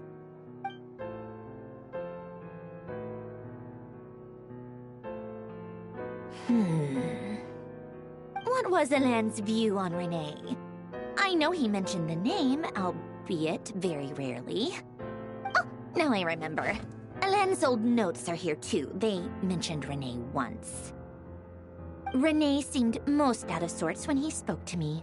A lack of sweet foods has dulled his mind, I should think. Either way, his words are not to be believed. Yep, that sounds like Elen. My subordinates actually did a half-decent job digging out all these materials. Makes a change. Good for them. Some of Elen's old files are completely consistent with these records. He must have gotten them from the Tower of Gestalt. I never knew he got his hands on Renee's records that early. Heh, he may have kept them, but he never even attempted to use them. Didn't believe a word they said. Come to think of it, Renee's world formula was filled with calculations of constants. That shows he believed that the fate of the world to be predetermined. As for Elen... it's been too long. I forget what he said. What would he have said? A guy like him, fervent believer in machines, but not headstrong enough. The world can be changed. It is worth persevering. Yes, that's how he used to think at least. He created that procedure to save this world. Yet the scale of the world's fate proved too enormous. The result was beyond his ability to calculate. He died having never seen the outcome. And there I was, left behind in the ashes of his dreams. Did you really never take a close look at Renee's research? Or did you read it but deem his philosophy incompatible with your model? The very thought of trying to incorporate his ideas probably made you feel sick to the stomach. Well, don't worry, because there's a whole new category of lunatic in town. Next to Dottore, every other madman looks sane. You once asked me what I wished for. Should have asked him instead. He's the one pining for things you'd sooner die than witness.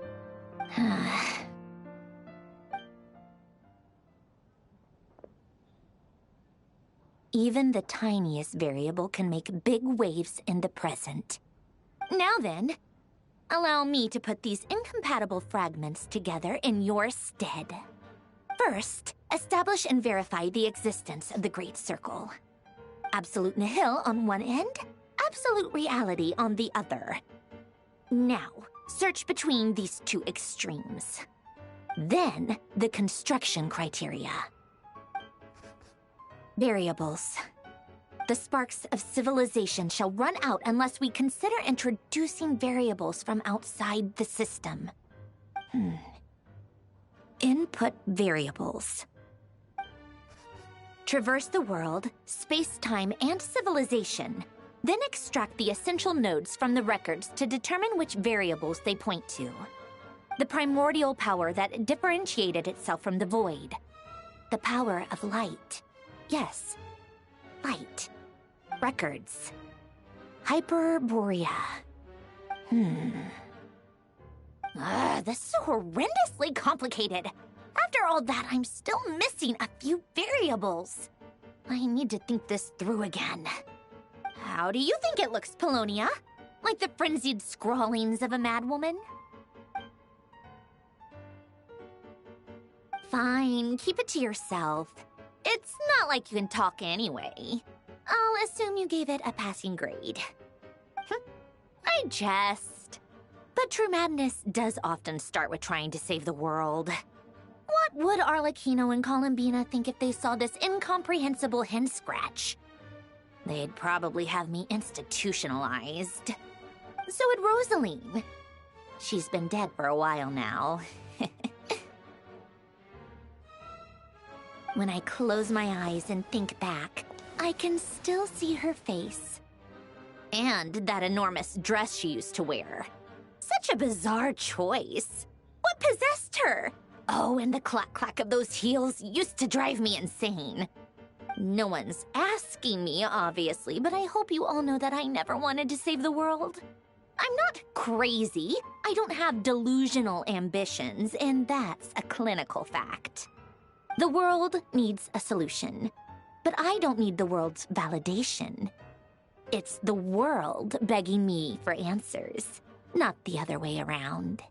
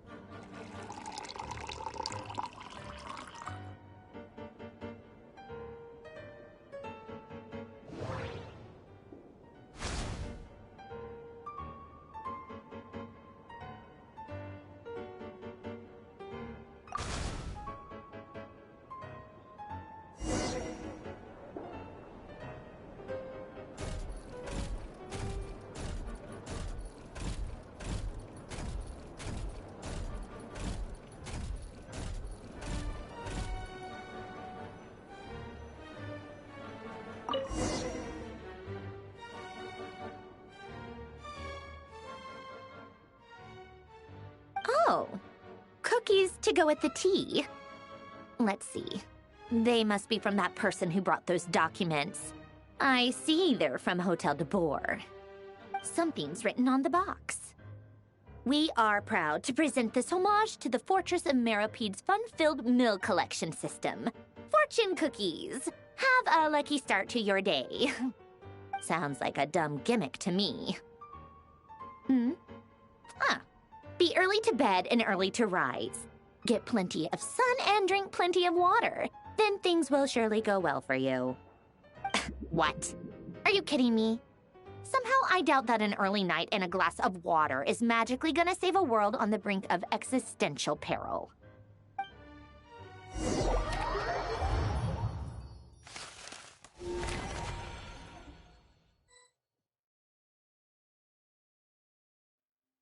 Lady Arlecchino, word has reached us that Lady Marionette's troops are all in position. They are ready to act as soon as the order is given.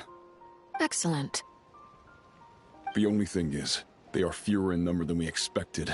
It looks like many of them must have lost their lives at the hand of the monsters released by the Doctor. Can't be helped.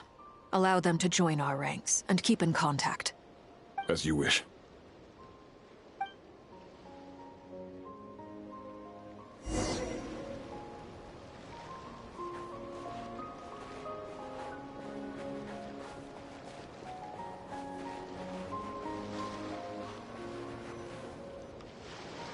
It's been a while, Arlecchino. You look well. Did Dottore really have to build his lab right on the sole path between Snezhnaya and Nod-Krai? Had to go on a huge detour to stay out of its line of sight. Sounds like an arduous journey. I assume you've brought word from Her Majesty? Of course, all part of the job. Firstly, the Tsaritsa has authorized Fatui Internal Affairs to review Dottore's case. They will reach a formal verdict on whether he has turned traitor and whether he poses a threat to Snezhnaya. While they're working on that, I've been ordered to come and receive the refugees from Nod-Krai. They are nearby. My team will escort you to them shortly. Great. Aside from that, Her Majesty has a message for you and Sandrone personally. Huh? Where is Sandrone? She stayed behind to work since I was making the trip anyway. It seemed sensible to have one person on standby at base while the other came out to meet you. All right, guess that's just how she rolls. In that case, tell her that the Tsaritsa's decree this time is pretty awesome sounding. I think she'll like this one. Still, I wonder what... Wait, what's that? Did one of our troops turn into a monster? Take him out.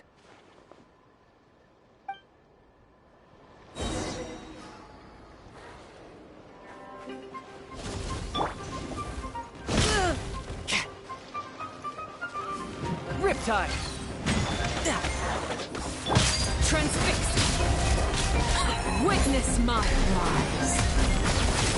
Overruled!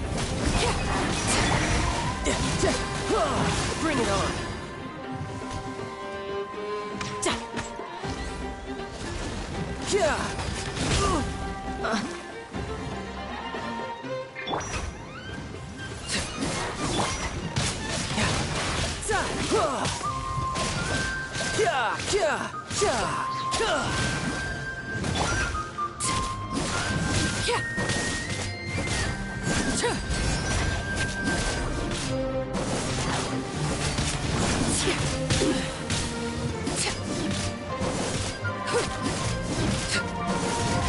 You've gotten stronger, Arlecchino.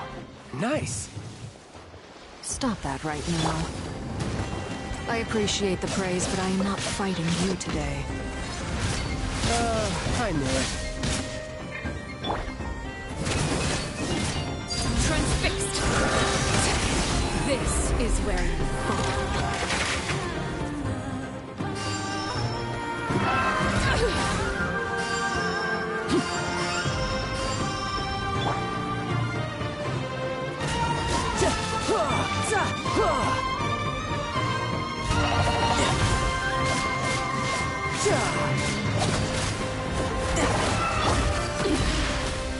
Laid bare.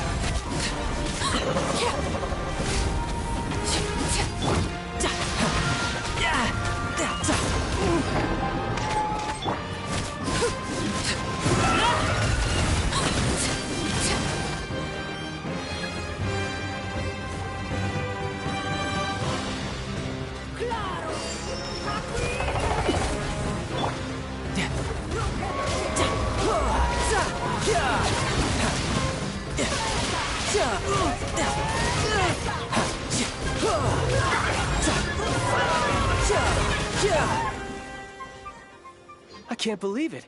He was a living, breathing human one moment, and the next? Another fine piece of work by our dear colleague, I'm afraid. What in the world has been going on in Nod-Krai? A lot. But long story short, Dottore stole 2 moon marrows that should have belonged to Columbina, then built a 3rd moon marrow of his own to concentrate the Tri-Lunar Authority in his hands. What? What do you mean he built a moon marrow? People build roads and houses, not moon marrows. What's his next DIY project? He's gonna build a god? You could stand to be less surprised. We are harbingers. The work we are engaged in makes the creation of gods seem mundane by comparison. I tell everyone who asks that you once crossed swords with Rex Lapis while serving as a key supporter for Rosaline's plan. But right now, you're acting like a common adventurer. Thanks for speaking up for me. Those 2 really took me for a ride back then. Then again, surely no common adventurer would manage to get tangled up with them the way I did. That's gotta count in my favor, right? It almost sounds like you wish to repeat the experience. I might have to lower my opinion of you. No. I'll stop talking. Please, go on. Dottore is currently still experimenting with his newfound power in ways that continue to corrode the outside world. As for the human mutation, I believe this is simply a consequence of his experiments, and not a strategic move. That radiant beast was once a subordinate of Sandrone's. I suspect he was only allowed to live so that he could become an experimental subject. Also, those of us who fought Dottore have been afflicted with a curse. As such, I cannot leave Nod-Krai. This is so much worse than I thought. No wonder Her Majesty's decree is so extreme. While these exceptional circumstances persist, the Harbingers are hereby authorized to use unilateral executive powers. Should Dottore pose a threat, Arlecchino and Sandrone are permitted to eliminate him. My thanks to Her Majesty. I will pass these good tidings on to Sandrone. Her Majesty has also declared that she will refrain from launching an attack on the now evacuated Nod-Krai due to the presence of unretrieved research material. A wise decision. By the way, how's my old partner doing? I'm assuming they're with you? Partner? You mean the Traveler? I'm afraid I have bad news. He was captured after our failed assault in Dottore's lab. His whereabouts are currently unknown. What? Why? Since when does Dottore have a bone to pick with him? That is indeed the question. I'm not sure he does. He must have some other goal in mind. This won't do. I have to rescue him. You can't. We have no idea where the Traveler is. What am I supposed to do then? Stand here twiddling my thumbs? Sandrone is working on it. The best thing you can do right now is complete your mission. Fine. I guess I'll leave this to you then. One last thing. Tell the Rooster to get the message out to the gods and citizens of every nation in Teyvat. Beware. An uncontrollable pollution is spreading forth from Nod-Krai. The source of that pollution is a madman drunk on the success of his experiments. The Fatui and our allies will endeavor to contain the threat. However, if Nod-Krai falls, things are likely to escalate. Considering Dottore is one of our own, all Fatui stationed in Nod-Krai consider it our duty to stay and fight him to the bitter end. Whatever the cost. Hey, don't be too pessimistic. If it comes to it, I'm sure Her Majesty won't stand by and do nothing. I hope you're right.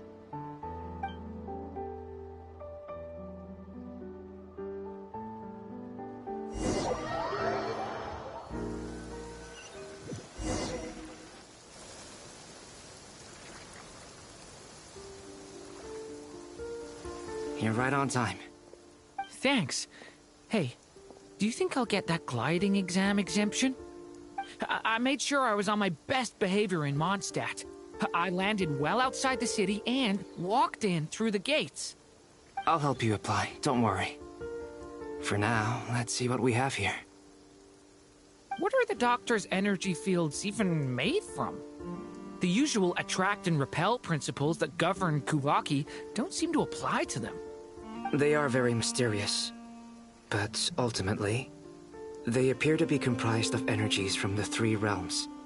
Thanks to research by Master in the Hexen Circle, we know that Teyvat's 7 elements are derived from the more primordial power of the Light Realm, which is antagonistic with the power of the Void Realm. Since you have the power of the Dragon Durin within you, I'm sure you can already tell that this energy field contains no abyssal energy. That's true. It's not abyssal energy, it's something pure, wild, and untamed. I've been thinking about something. Do you still remember the device that Dory supplied from the Academia when you and Miss Columbina fought Rarier? That was one of the most marvelous feats of ingenuity I've ever seen. The design, the craftsmanship, the material selection. I couldn't fault any of it. Not to mention the operating principles. Surely the most ingenious feature of all. Dory didn't go into detail on how it functions, but I have a working theory. The clue was that Miss Columbina was somehow able to use the pyro energy that you provided, despite the fact that, as a moon goddess, she should only be able to use Light Realm energy in principle. Now, all elemental energy is, of course, derived from Light Realm energy to begin with. Hence, I suspect that the device works by restoring elemental energy to its original state. This presumes a theoretical model of the 7 elements akin to that of light refracted through a prism. Perhaps it is no mere analogy. Maybe there is indeed a prism in this model. I almost wonder if the idea for the device was conceived based on direct observations of said prism. It would explain how such an ironclad design concept was achieved. It is at once a masterwork of engineering and a groundbreaking application of the Academia's latest elemental theories. I suspect only Lesser Lord Kusanali herself could have devised such an ambitious technology. But back to the energy field before us. If this is pure light realm energy, its relation to elemental energy is one of integration versus division. Or you could say that the former contains the latter. Could this mean that elemental energy can dilute the power of the light realm? Should we give it a try? We should.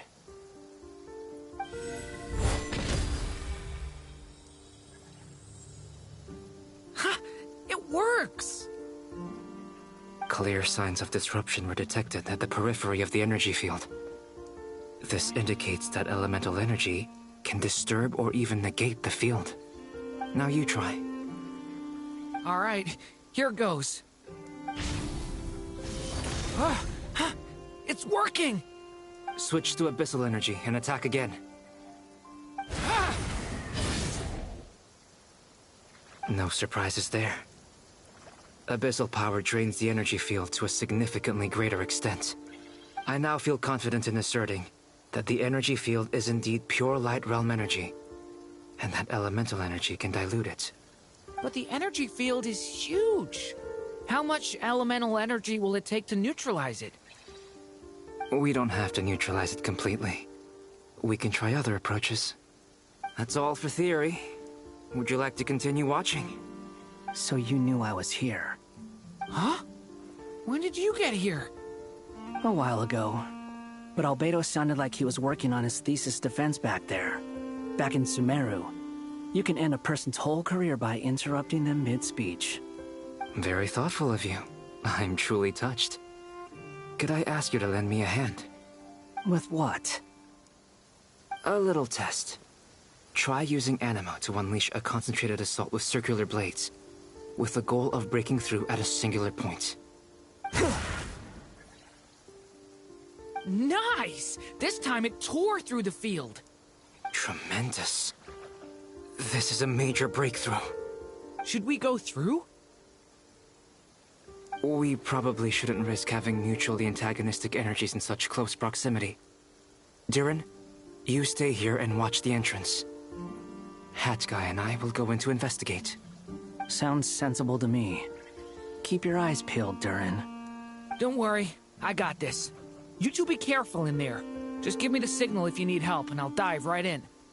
What do you mean, signal? It's based on a new alchemical concoction I developed last month. When two bottles of it are smashed on the ground together, they emit a blinding burst of light. If it comes to that, remember to shield your eyes with your hat. Glad I asked. Thanks for the heads up.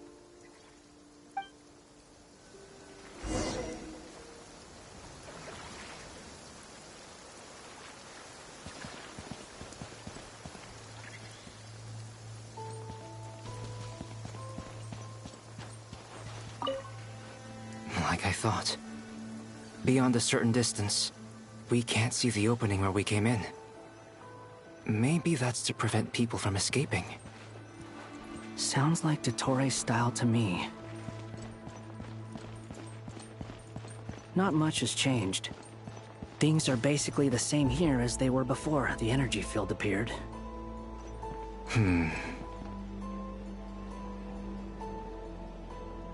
They have no heartbeat and they're not breathing. We can only assume they're dead. But there are no visible wounds. Also, there's an animal squatting next to each body. It's watching us. That's not an animal's gaze. What are you trying to tell us? Doesn't seem eager to talk. I guess maybe it's just an animal after all. Let's keep looking around.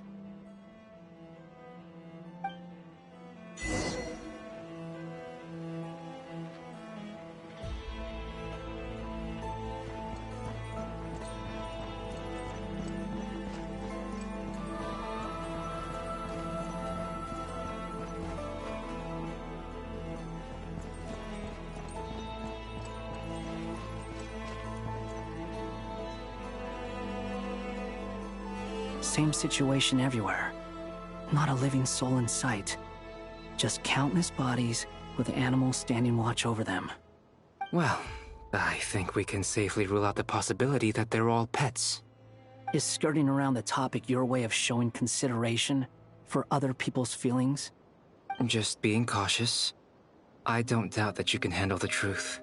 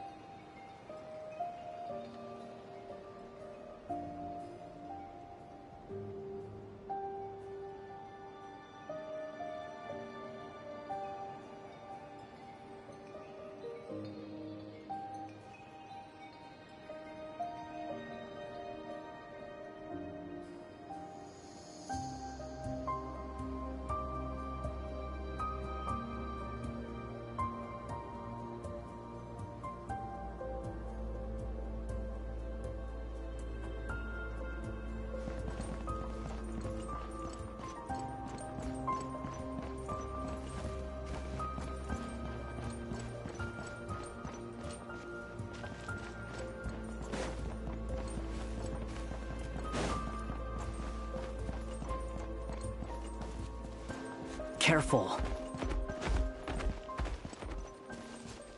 Please. Help us. Please. Over there. I hear a voice.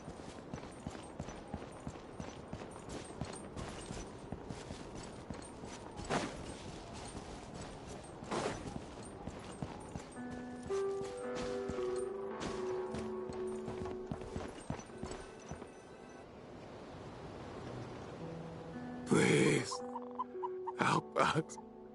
Please. What happened here? I don't know. Suddenly, everyone collapsed. Then my line of sight got lower. I still have some of my senses left. I gotta get out of the fear.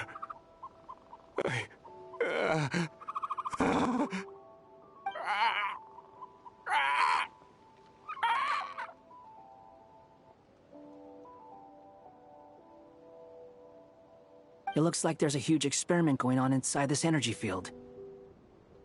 Maybe each energy field is its own giant experiment. Vile. He's swapping human minds with those of animals.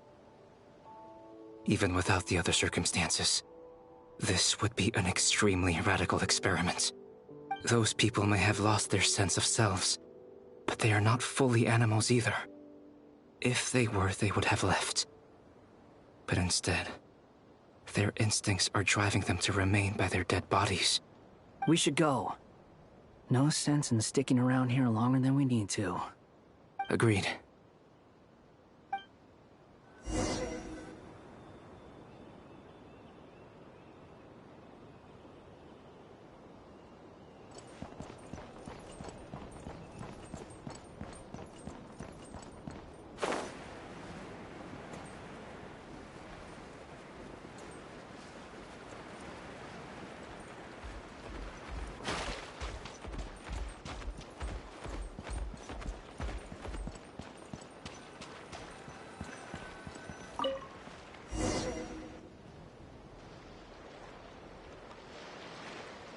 You're back! Everything okay? We saw some things that take a strong stomach. Otherwise, we're fine. We should share our findings with the others.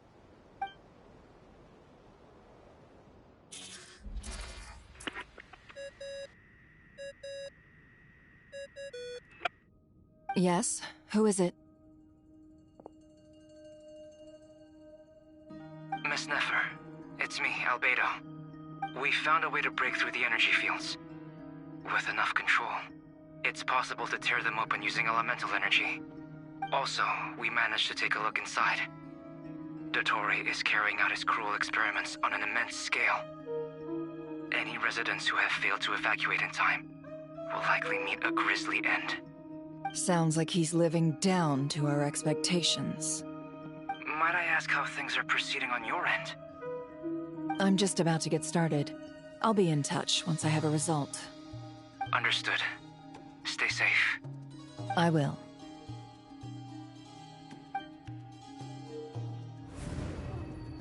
Well, Nefer, I'll link up with you once my tasks are complete.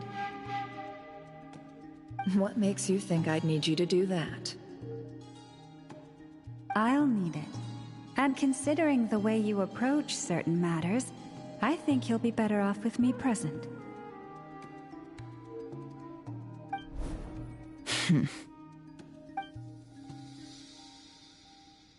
Let's begin. Entering simulation mode. A vast wasteland. Is this the Traveler's inner world? I was expecting something more vibrant, to be honest. Wait, someone's there. What are you looking at?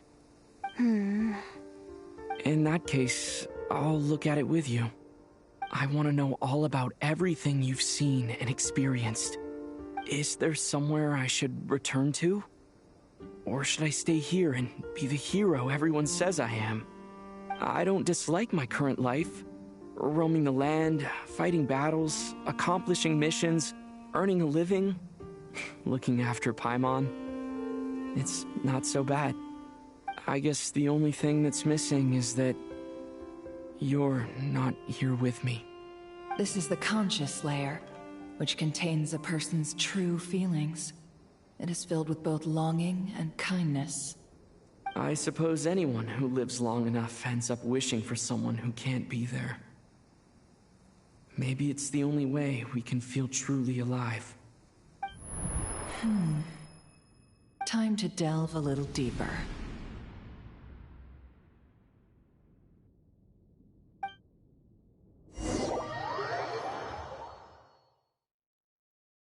Nasha Town is hardly the optimal choice for a place to live, but it has character and a reasonable population density.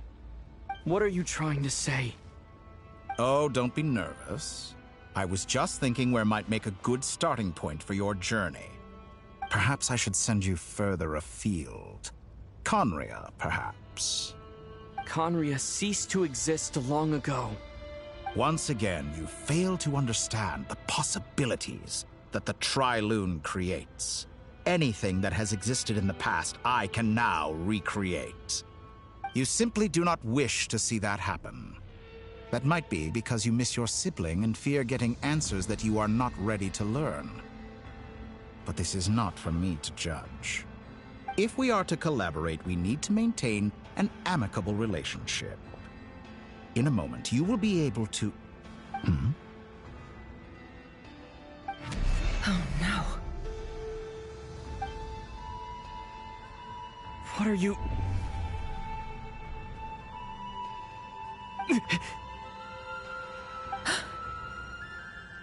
What are you gonna do? Don't move.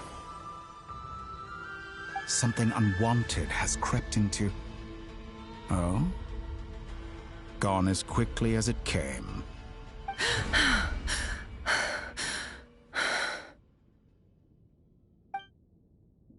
Did you save me?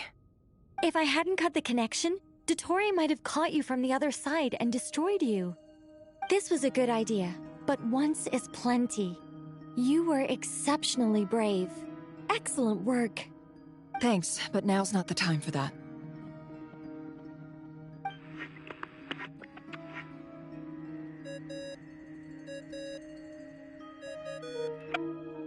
Albedo speaking.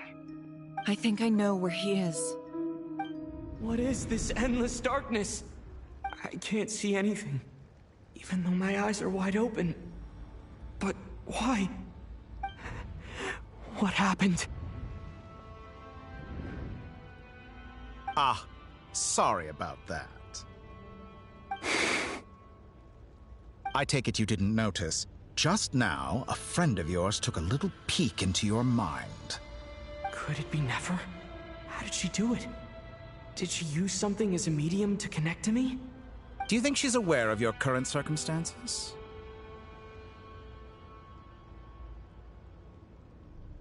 Oh dear. Have I stunned you into silence? I only wanted to slow down your time a little so I could stop your intruder in her tracks. It would have been nice to capture the spy.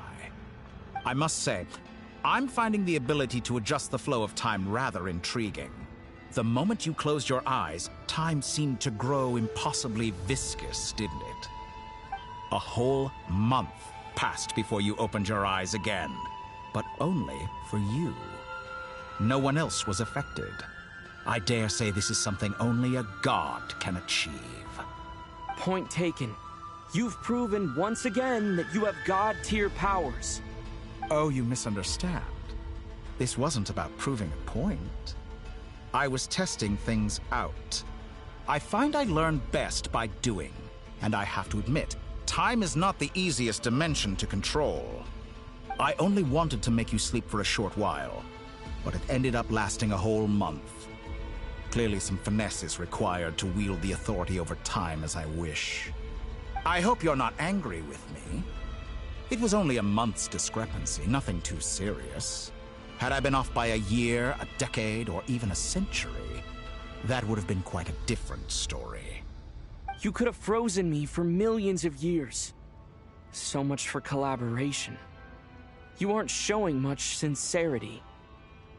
Millions of years? To what end? I wonder if you don't understand humans all that well. They are very pragmatic creatures who understand only that which they can perceive with their senses. If I had you sit here for a week, I imagine people might sympathize. But if I left you here for 100, 1,000, or 10,000 years, the sheer size of that number would cause it to lose all meaning to them. They would not have the capacity to comprehend your suffering, and thus they could not empathize. Unfortunately, while gods do exist in Teyvat, it is ordinary humans that account for most of the population. Their lifespans are so limited, their bodies so fragile. Did you ever really hope that they could begin to understand someone like you? Your long life and unique origins make you fundamentally different from them. How long will it be before they start to treat you like the alien you are?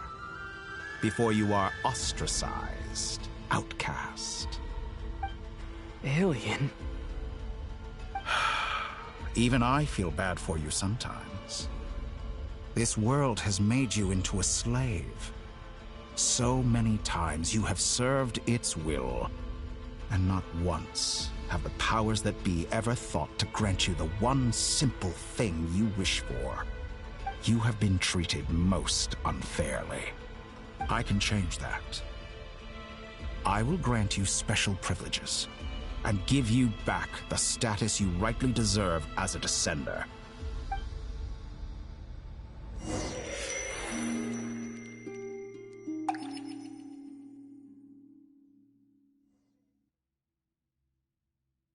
I've entered the past 3 times at this point, but I still have so many questions. For instance, beyond each point being further back in time than the last, what determines the specific locations at which I can make entry? So far, the common thread linking all 3 scenarios is that the Traveler has been present. But it's more than that. I know I sensed something familiar around him. What was it?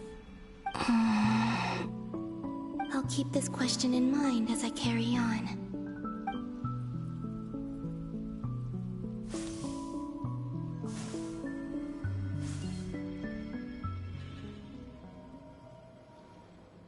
Humans, you never change.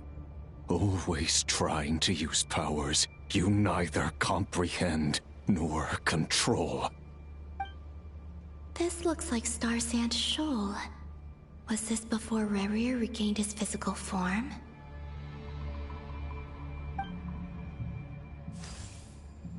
You've messed with the cannon again, huh? Sorry, but this round's not gonna go your way. The cannon. That's right. I was at Silvermoon Hall and I sensed an abnormal Kuvagi fluctuation coming from Nasha Town.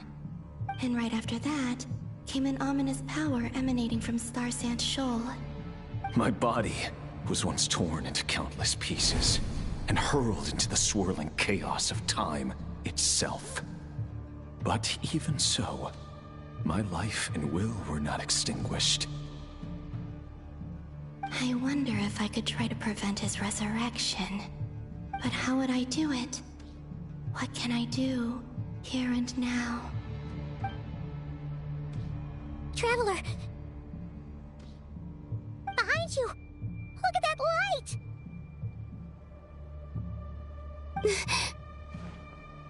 No, I won't make it in time. He's using the Kuvaki shield, like I taught him. Is he going to use it to block the cannon's beam? He's strong. I'm sure he can manage. But the force released when the beam impacts the shield might lead to collateral damage. EC Island. The Frost Moon Scions will be exposed to lethal levels of Kuvaki. A question, if I may, kind Miss Columbina. When the cannon's Kuvaki beam was deflected earlier, I saw several bolts of energy streak toward Hisi Island, only to be blocked. Did you also have a hand in that? Maybe that really was me after all. Well, future me. But I don't know if I have enough power left.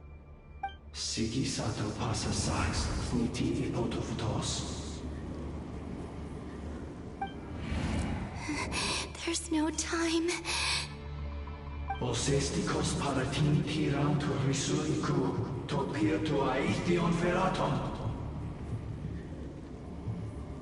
I have to make it. Oh, Frost Moon. Oh, great land.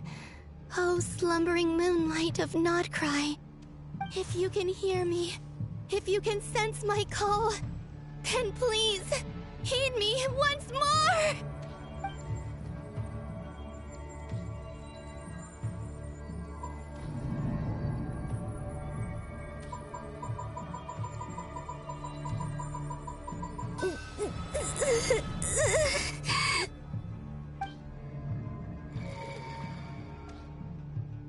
Did it work?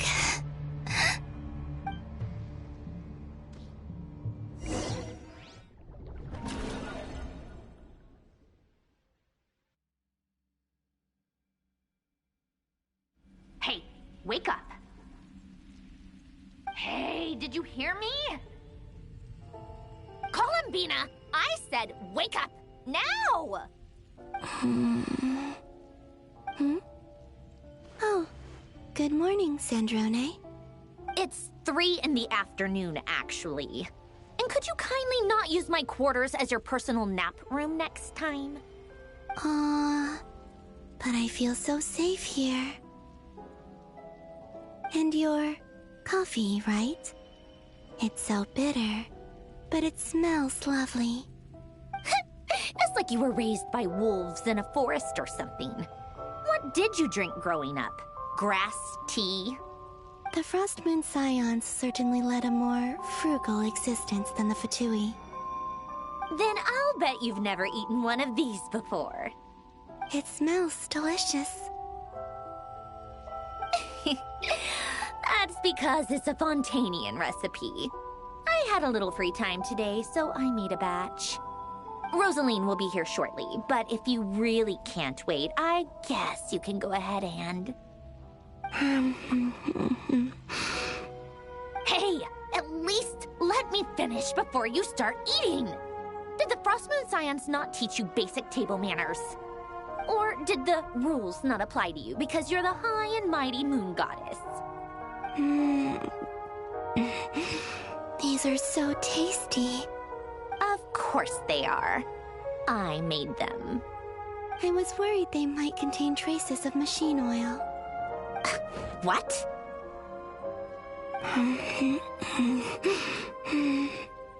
You know, there's something I've always wanted to ask you. Why did you leave your old home and join the Fatui? I mean, I'm sure their food was awful. But there's gotta be more to it than that. Well, life there didn't go quite how I imagined. What were you expecting? You're a god. Your followers are gonna make some demands of you, right? Surely you can just answer a few prayers here and there in return for the free food and drink. How bad can it be? Well, would you help other people just for free food and drink? The doctor told me that you were created by a great mechanic, Lord something Fisher. The Lord Artificer. Ugh, some people can't keep their mouths shut. Oh, Lord Artificer. And didn't he have something to do with the, narcissist? Narcissenkreuz Ordo. Yes, that was it. Narcissenkreuz Ordo. So, would you try to fulfill their wishes? You must be joking. I wouldn't go even if they paid me. I don't even know them. Exactly. Well, I felt the same way. I did not know the people who made demands of me. What do you know? We're on the same page for once. In his later years, Alan did ask me if there was anything I wanted to do. If I had any wishes of my own. Well, I don't. And I'm not in any mood to fulfill someone else's either. Who's Alain? He was the... You know what? Never mind. You're not gonna remember. Anyway, the point I'm trying to make is, neither of us is the self-sacrificing type. Let me ask you this. What sort of place would you like to live in, if you could choose? A place where people don't ask me for things I cannot give them. Where they don't worship me, or fear me, but just want to chat with me like a normal person. I'd also like the freedom to come and go as I please. And ideally, it would be somewhere with the smell of coffee and snacks. Not to burst your bubble, but no such place exists in the world. Now, take your snacks and scram.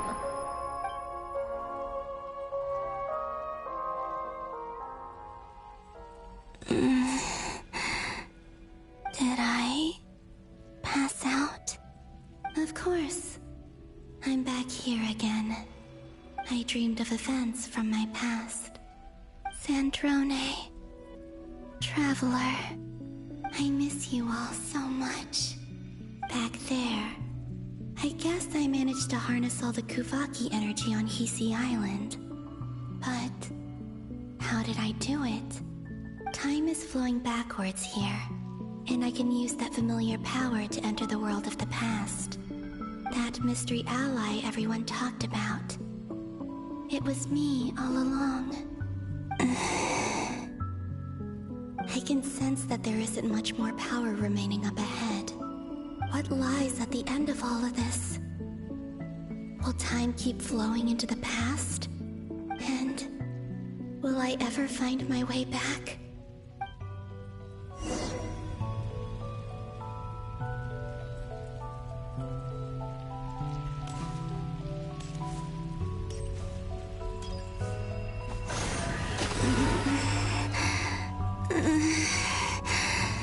It's getting harder and harder to use my power.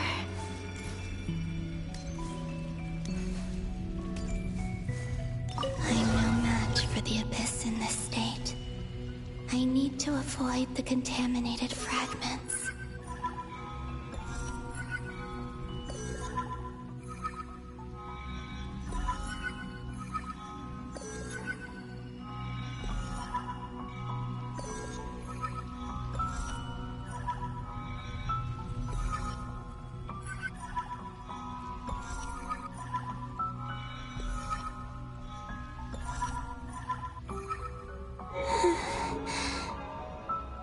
go.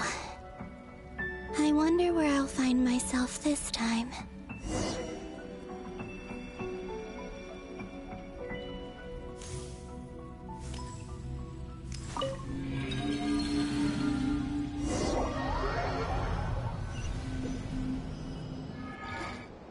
The Final Night Cemetery. This is where Flint's is based. Or not! How are we supposed to read through this many files? Difficult, yes, but it is also our most efficient option. Seems like they're searching for information. Oh, I remember. Flint and Varga talked about some files on the Wild Hunt. Was this my doing too? To expose the true intentions of this Rarir, we need to dive into Nod-Krai's history. Are my actions changing the past? Or are they simply completing a process? Is all of this inevitable?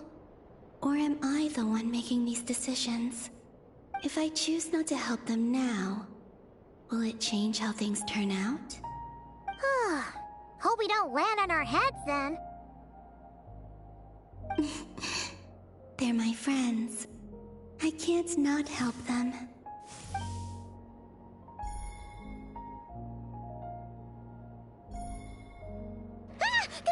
Ghost! And the other one was... here. Hey! Another file's moving!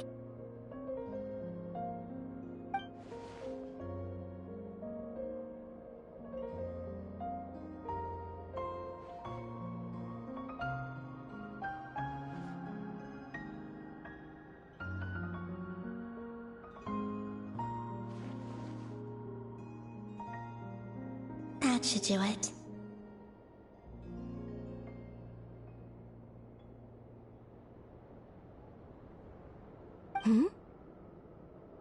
Luanatar? You can sense my presence? Wait!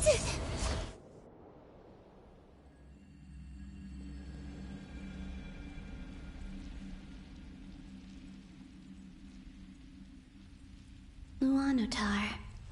So she's that familiar presence I've been sensing all along. She's always been by the Traveler's side. That explains why the Traveler has been there each time I've entered the past. But why Luanatar? Is it because she has a connection to me as the Moon Goddess's familiar? If so, why not any other Kuhenki? That's...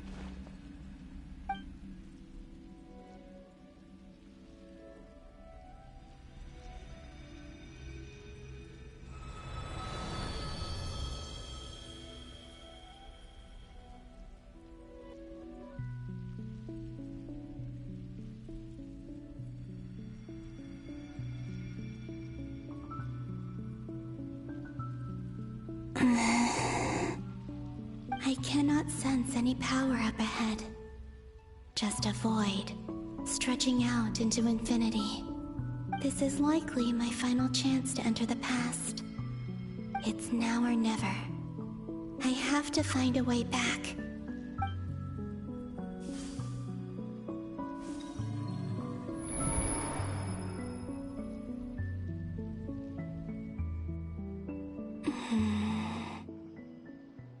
Easy Island? How far back in time is this? Where's Luanatar? I can't sense her presence this time.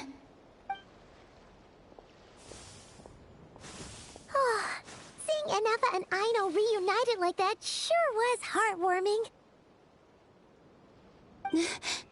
Traveler, Paimon.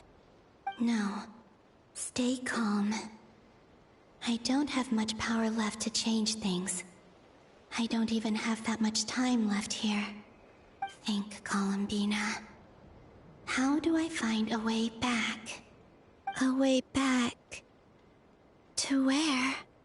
Do I go back to Moon Prayer Night? Or to the future that followed? And if I return in my current state, what will become of me then? Dottoro's actions that day proved that he'd been planning that for a long time. He had already seized the power of 2 moon marrows before capturing me. Even if I managed to get back, how can I fight against him when he wields the Tri-Lune Authority?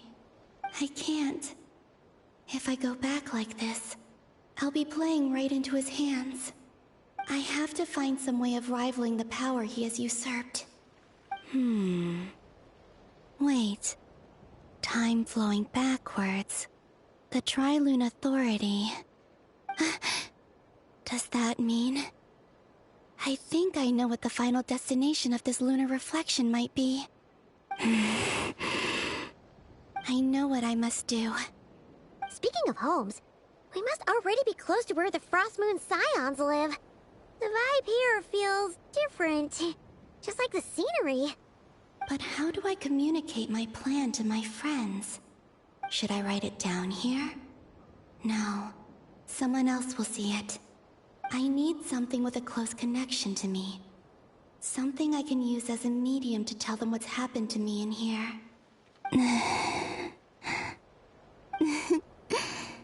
Now it makes sense.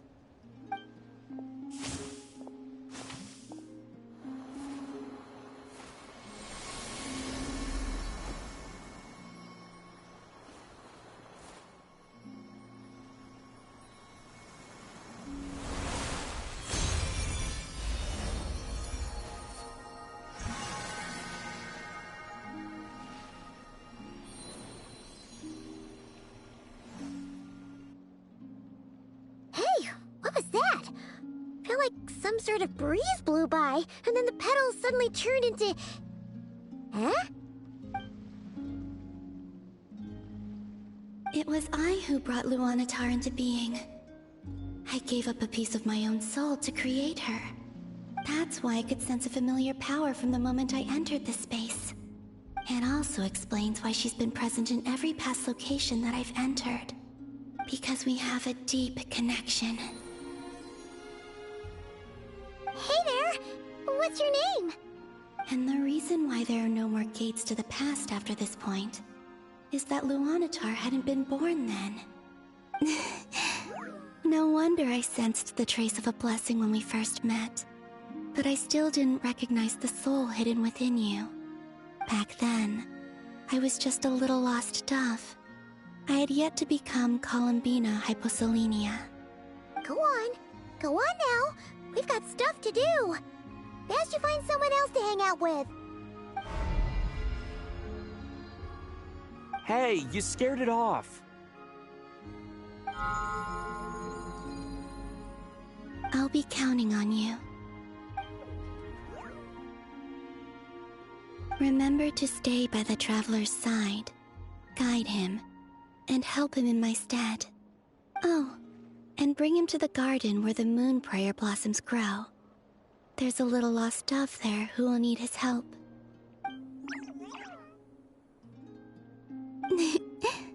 Go on.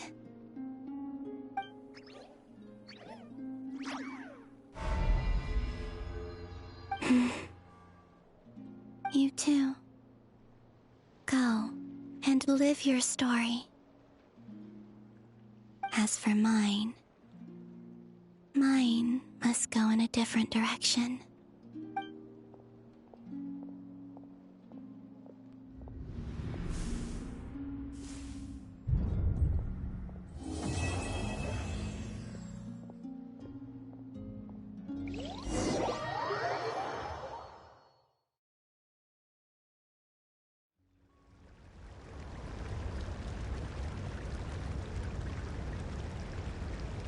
How would you like to experience the thrill of never being held accountable for your actions?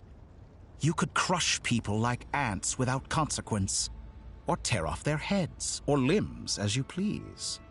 Believe me, such a life is but one small step away. What point is he trying to make? Freedom? But the freedom to kill? To do evil and get away with it? Why would you offer me that? The creation of a world is the ultimate scientific experiment. I have taken my research to the highest level. where I shall be not just a god, but also a servant to many sacred spirits. I shall heed the truth and perform holy deeds.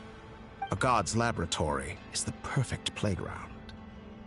But it needs the right occupant to explore its full potential. Mortals are found everywhere one looks. Not so with Descenders. I'd prefer my first guest to be a distinguished individual such as yourself. And I know you could make the most of the opportunities it offers.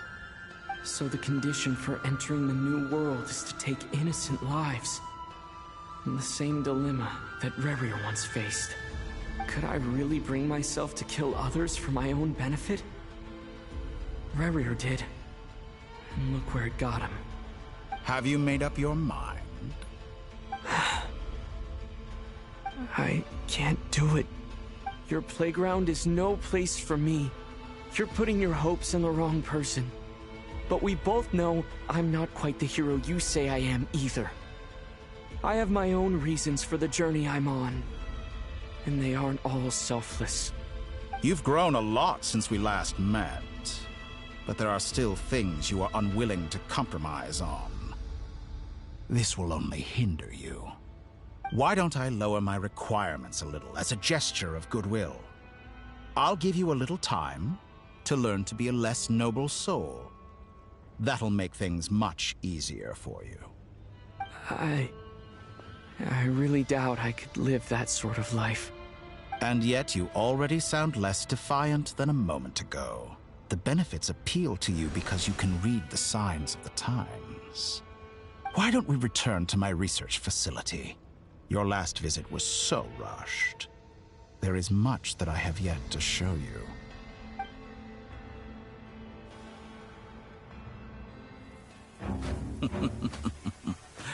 Now to that question, Heroes don't attack from behind. Guess I'm no hero. This is most disappointing.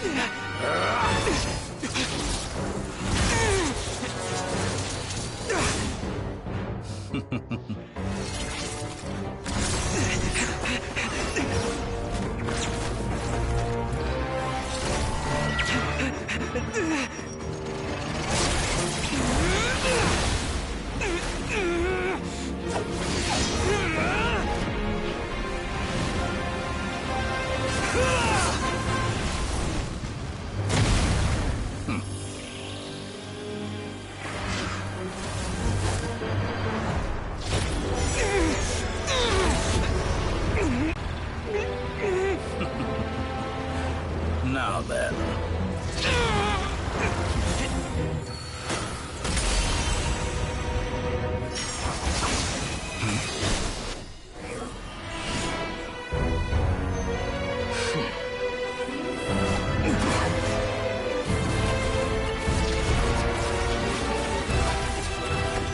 A new face. Interesting.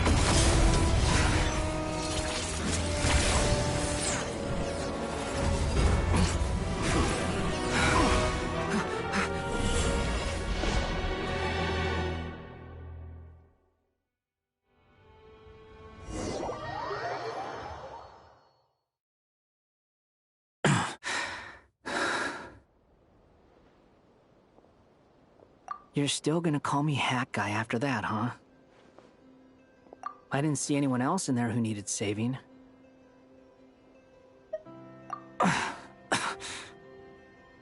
It's nothing. I'll be fine. Why are you looking at me like that? Is it that shocking that I'd come to your rescue? I owed you a favor back in Sumeru. Now we're even. Distracting Dottore was tough. I won't lie. He's not gonna fall for the same trick twice. That was my one shot. I'd hoped to use it to take him out. Ugh. I never wanted to obliterate someone more than I do right now. Dottore doesn't recognize me, but his segments were originally made based on an analysis of my operational principles. I expect it's only a matter of time before he figures out what I am. So Dottore doesn't recognize Wanderer because he deleted himself from Irminsul. Did he really miss his only chance for revenge by saving me? Why the long face? Hey, I'm not blaming you, okay? And I'm not complaining either. Rescuing you and killing Dottore are equally important goals. Everyone would be pretty stuck without you. It's best you live to fight another day. How are you holding up? Are you alright? Hat Guy said to put safety first, so we agreed to run as far away as we could after leaving the energy field, and only meet up once it was safe. You don't look injured. It seems that Dottore didn't do anything to you.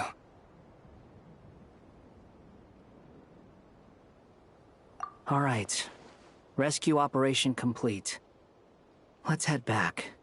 There's a lot more work to be done before this is over.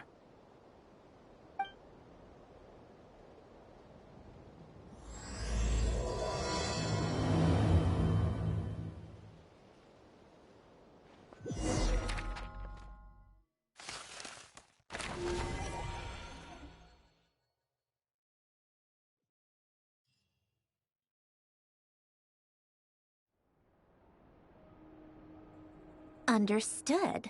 I will bear the Tsaritsa's decree in mind. I don't see what's so awesome about it, though. Does he really think everyone else is as immature as him? I'm not stooping to Tartaglia's level. I thought you might say that. How's your progress? Quite promising, actually. That alchemist Albedo gave me a few ideas. Remember how I asked you to look up some files for me? That stuff on the Nazi-Kreuz Institute. René de Petrichor and Jakob Ingold. Alain Guillotin despised René's theories and methods, but he never managed to come up with better alternatives either. So I adopted some of René's ideas. I thought Alain was like a father to you. He and René were mortal enemies, were they not? And what would you say if Lenny and his friends one day learned something useful from someone you utterly detested? I would applaud them for it. That would mean that they have surpassed me. For all we know, Alain Guillotin might have thought the same thing. Not that it matters, though. He's dead, and I'm alive. So it's my call to make. Once you die, it doesn't matter how great you were in life. Only the living get to decide what happens next. Hey, come on out. They're back. Huh?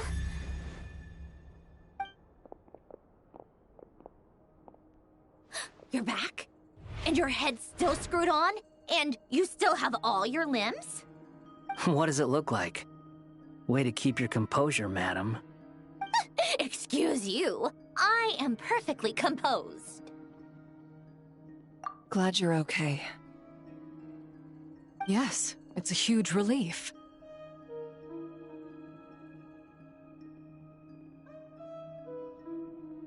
Worry?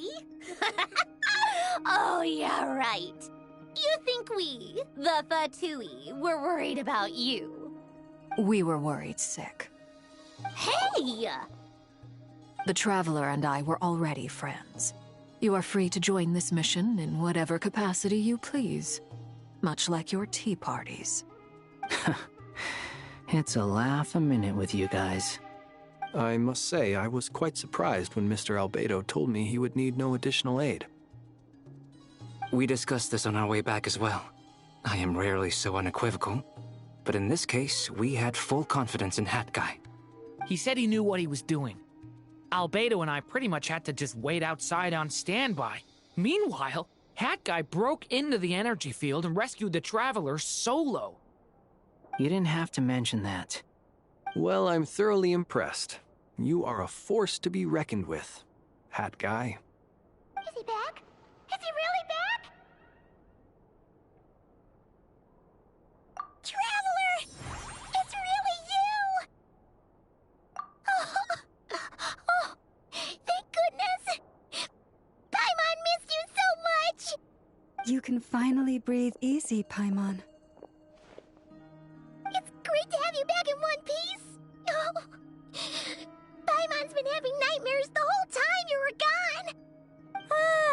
look at them. You know, once you reach my age, there's nothing better than watching a misty-eyed reunion between friends. It's nothing. Same goes when you get to my age, too. I bet Ino and Anefa would be tearing up as well if they were here.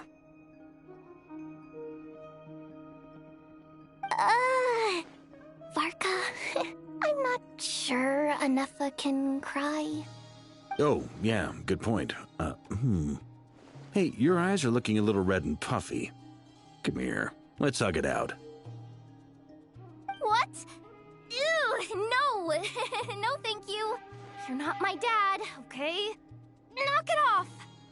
Everyone, I'm sorry for all the trouble I caused you. But the silver lining is, I didn't come away from this ordeal empty-handed. While I was being held captive, I learned a lot about Dottoro's current capabilities, and what he plans to do with them. Allow me to explain.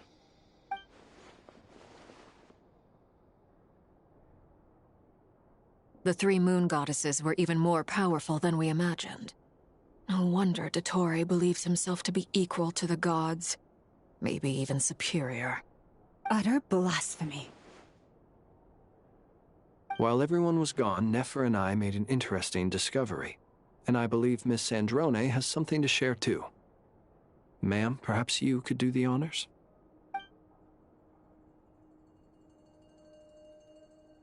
Called it. Getting rid of a pesky troublemaker like her is like trying to clean up after a crumbly cake. It always comes back to haunt you. Our next step is to find a way to bring her back. A place where time flows backwards, with no destination in sight. Surely it must have been created for a specific purpose. But I fear the answers are buried deep in Teyvat's history, held by great powers beyond our reach. It sounds like she's on a specific path through time, just traveling in the opposite direction to us. The question is, where does that path lead? Or will it keep going to infinity? We considered that question as well. Strictly speaking, time is not infinite. Indeed not. Every road has an end. Nicole! You sure love quietly sneaking in mid-conversation. I do, in fact. It's something I've always done at our mages' tea parties. Quiet, mysterious, and persuasive. You wonder what lies at the end of her road. Well, just as the world has a beginning and an end, so too does time. And so, the end of the road is the moment that Teyvat was born. But where Miss Columbina will end up along this road, that depends on where this particular river of reverse time began. What about the original moons and the moon goddesses? Do they have a beginning too? All things do. In the beginning, no moons adorned the sky. It was the Dragon King Nibelung who raised the 3 moons into the heavens, and thus were the moon goddesses born.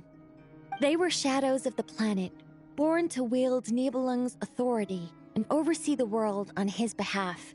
They were extensions of his will, manifestations of his majesty. But then one day, they disappeared just as suddenly as they had once been brought into being. Nobody knew where they had gone.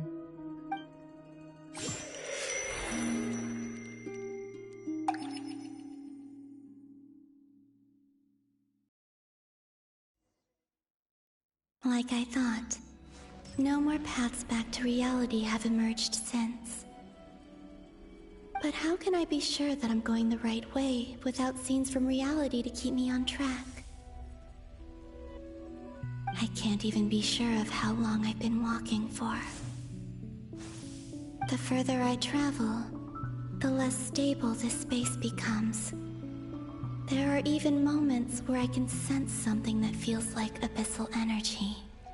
They can just materialize out of thin air. I have to keep my wits about me.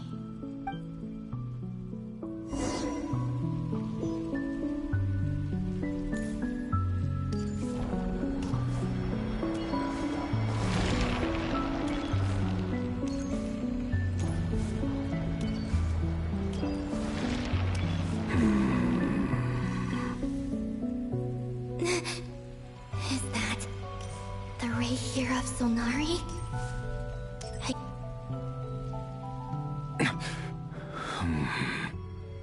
You are the moon goddess. But how? Please, there's no need. I'm not interested in fighting anymore. I find that a little difficult to believe. Yeah. Honestly, so do I. The way you used my own power against me was... It was a brilliant strategy. And then, in the final moment before I was thrown into this space, I got to see an old friend. Mr. Dainsleif. Right. It was so long ago now. But we were friends once. And when I first got here, I was filled with hatred, remorse, and rage. How I cursed and devoured. I tore everything here apart. I was consumed by the desire to leave this place and have my vengeance. But to no avail. This is a place with no exit. This is the second time I've entered this space. Though I have no memory of the first. I was torn to shreds the moment I entered. But this time I survived. It must be partly because of this new body. And partly because of all the Kuvaki I absorbed in Nod-Krai. Are you the source of the abyssal power in here? Not all of it. Some is from when I first arrived here and tried to destroy everything. But there was already a degree of abyssal power here, before I entered. And like a venomous snake baking in the merciless sun, it tried to slither into my shadow. Tried to? So, you rejected it? Yes. Because after that, the world suddenly became silent for a moment. What do you mean? The voices in my head, they were gone.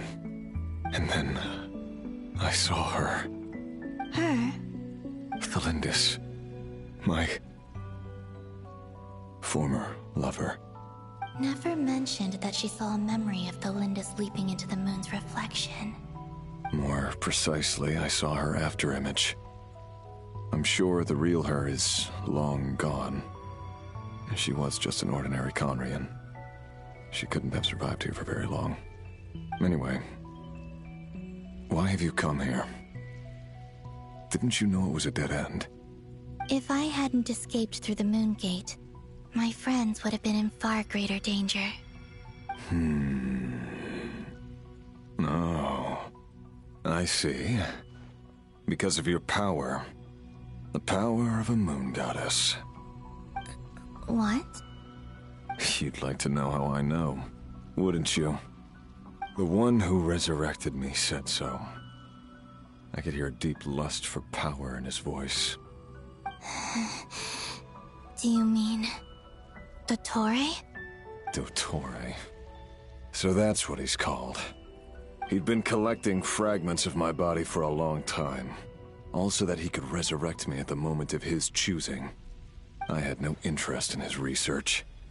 But being as corroded by the abyss as I was, we were aligned as far as hunting the moons and recovering my strength were concerned.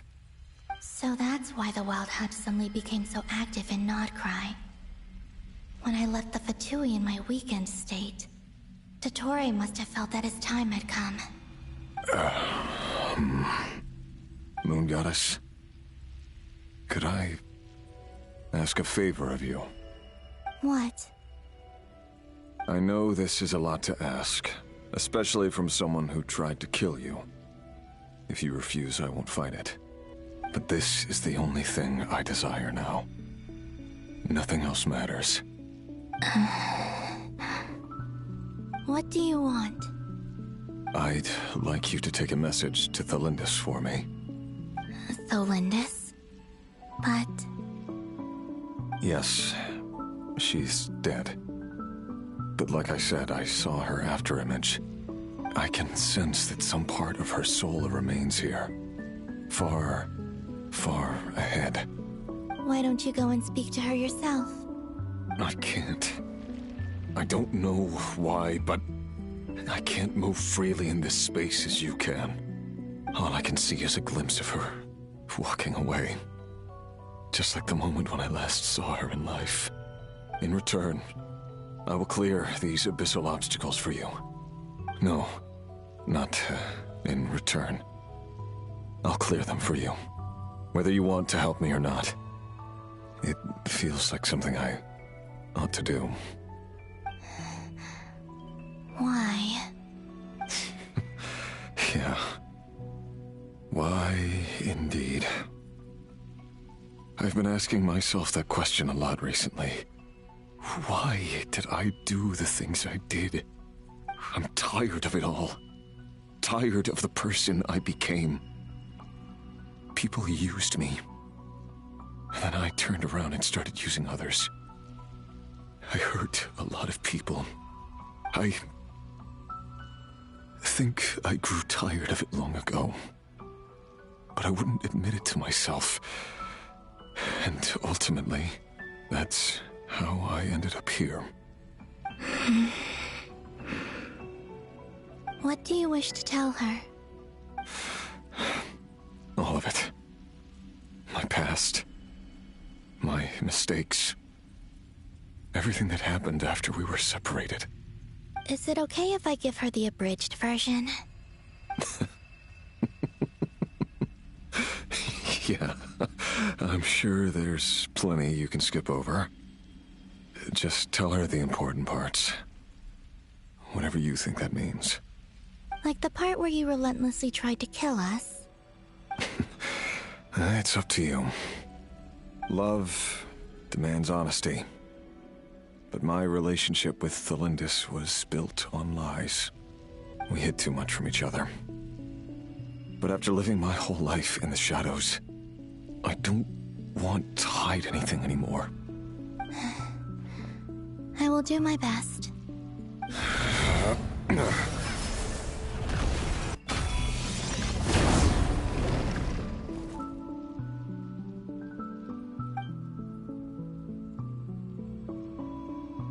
There. The Abyss will no longer stand in your way. Even though Mr. Dainsliff felt he had to fight you, I think he still regarded you as a friend. Dane? He said that you betrayed him. But he also felt great remorse at never having understood what you were truly going through. Why tell me this? Because if he'd known that someone could take a message to you, I believe that's what he would have said. Thank you. It means a lot. I know this will sound strange coming from me, but don't die, Moon Goddess. I can tell that you're determined to get out of here.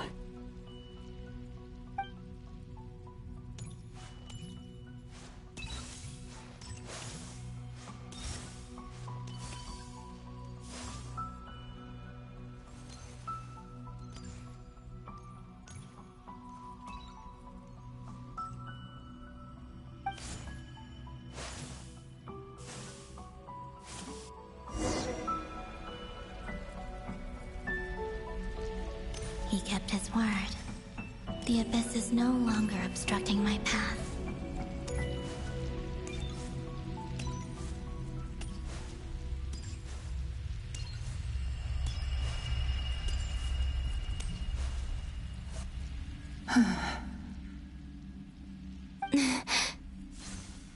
Is that Thelindis?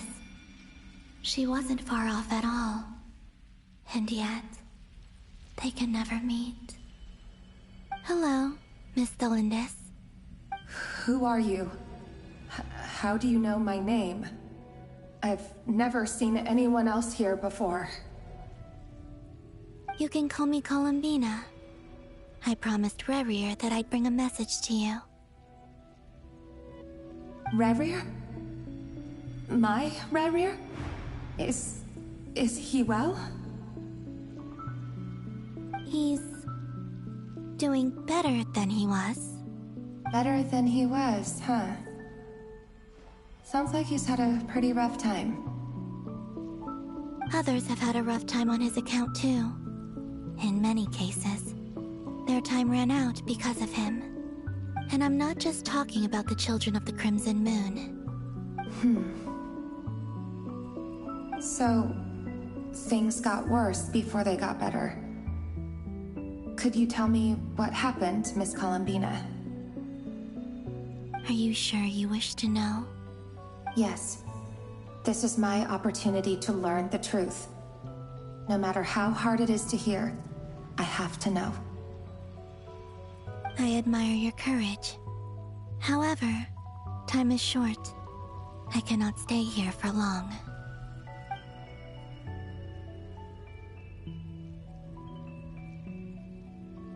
Rayrir had seeds of hatred in his heart, and many people nursed them for their own ends. On some level, everything he did was to try and find a way to see you again. But in the end, he came to regret his mistakes. He wanted to apologize for hiding his past from you. Beyond that, he did not say specifically what it was he wished to convey to you, but I'm sure that you've always been on his mind. You are what has kept him going over all these years.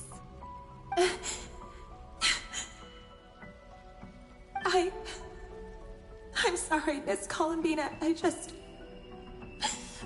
is so upsetting. I'm not sure how to put my feelings into words. It's all right. I understand. Well, that's everything from me. So, I guess I'll be... Wait. One moment. Time flows backwards here. The road ahead only leads further and further into the past. I know. I intend to reach the end of that road.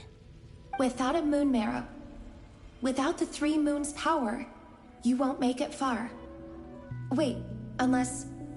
Are you one of the moon goddesses? You could say that. I see. I often think to myself, if life is like a train ride, why haven't I reached the terminus? Where am I even going? And it's not just me, it's this whole place. Wherever it is, it seems like it's existed forever. It's such a mystery. Where is it going? I must seem so ridiculous. I can't answer these basic questions, and yet I jumped right in here without hesitating, only to be torn apart the moment I entered by powerful energy currents. Only my soul remains now. Thinking back, I was suddenly overcome with fear and terror in that moment. Perhaps I too became bewitched by the abyss. I may have been the leverage it needed to control Rayrir. I used to be a researcher at the Universitas Magistrorum in Conria, researching the iridescent moon's marrow. Eventually, I came to the conclusion that time in here flows in reverse. Rayrir was one of the Finster King's retainers. With me, he was in an impossible position. It plagued him constantly.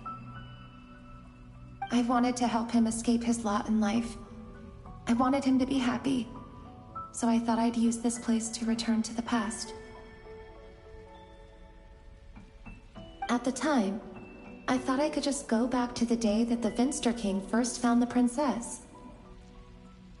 It was only after meeting the princess that the Finster King started going too far with his research into the abyss. That was the day all of our woes began. I thought I could stop the king from ever meeting her and solve everything. I couldn't kill the Finster King himself, so I had to find another way to save Rayrir. That's why I wanted to go back, to kill the person who had brought new possibilities to our realm. I'm sure it was a futile endeavor, but the Abyss probably enhances the basest human desires. So I naively hoped I could change everything. But I was simply too weak. Like a speck of dust against the whole universe. Look at me. I didn't even survive the journey here. Not physically, at least. I know I'm never getting out of here. But you're different. You can make it, and I want to help you. I owe you that much. How do you plan to help me? Have you noticed the golden energy that exists here? Based on my past research and my observations since coming here, I believe they carry you forward faster. I can share what I've learned, and help you understand the pattern in which this energy appears.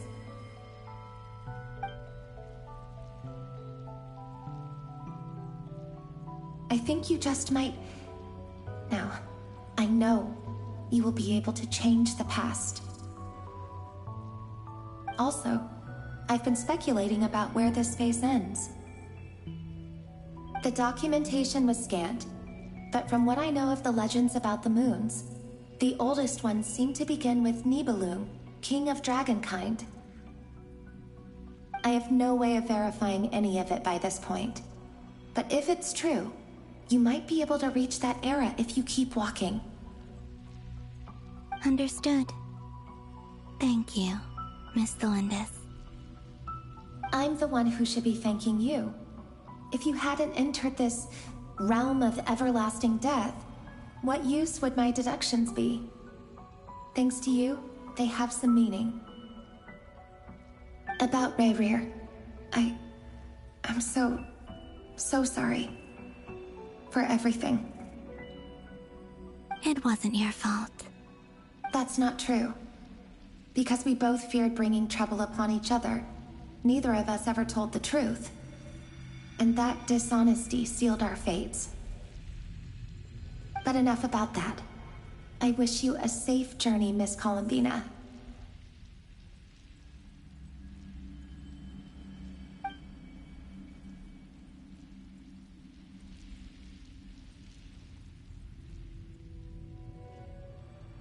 And may the outside world never have to experience pain like this again. Rayrir, you're there, aren't you? I cannot see you, because you exist in the future. I expect we'll be trapped in this prison of space-time for all eternity. But please, gaze upon the past, and then sit for a while. Let's find a place to sit down together, just like we did when we first met.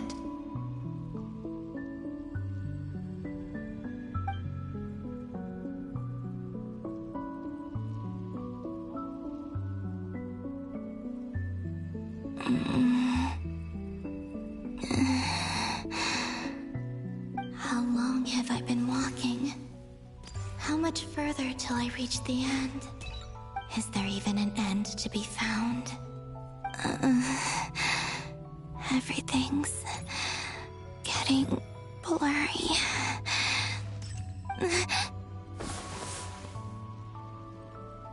Huh? Are you all right, little sister? Have you come from the distant future?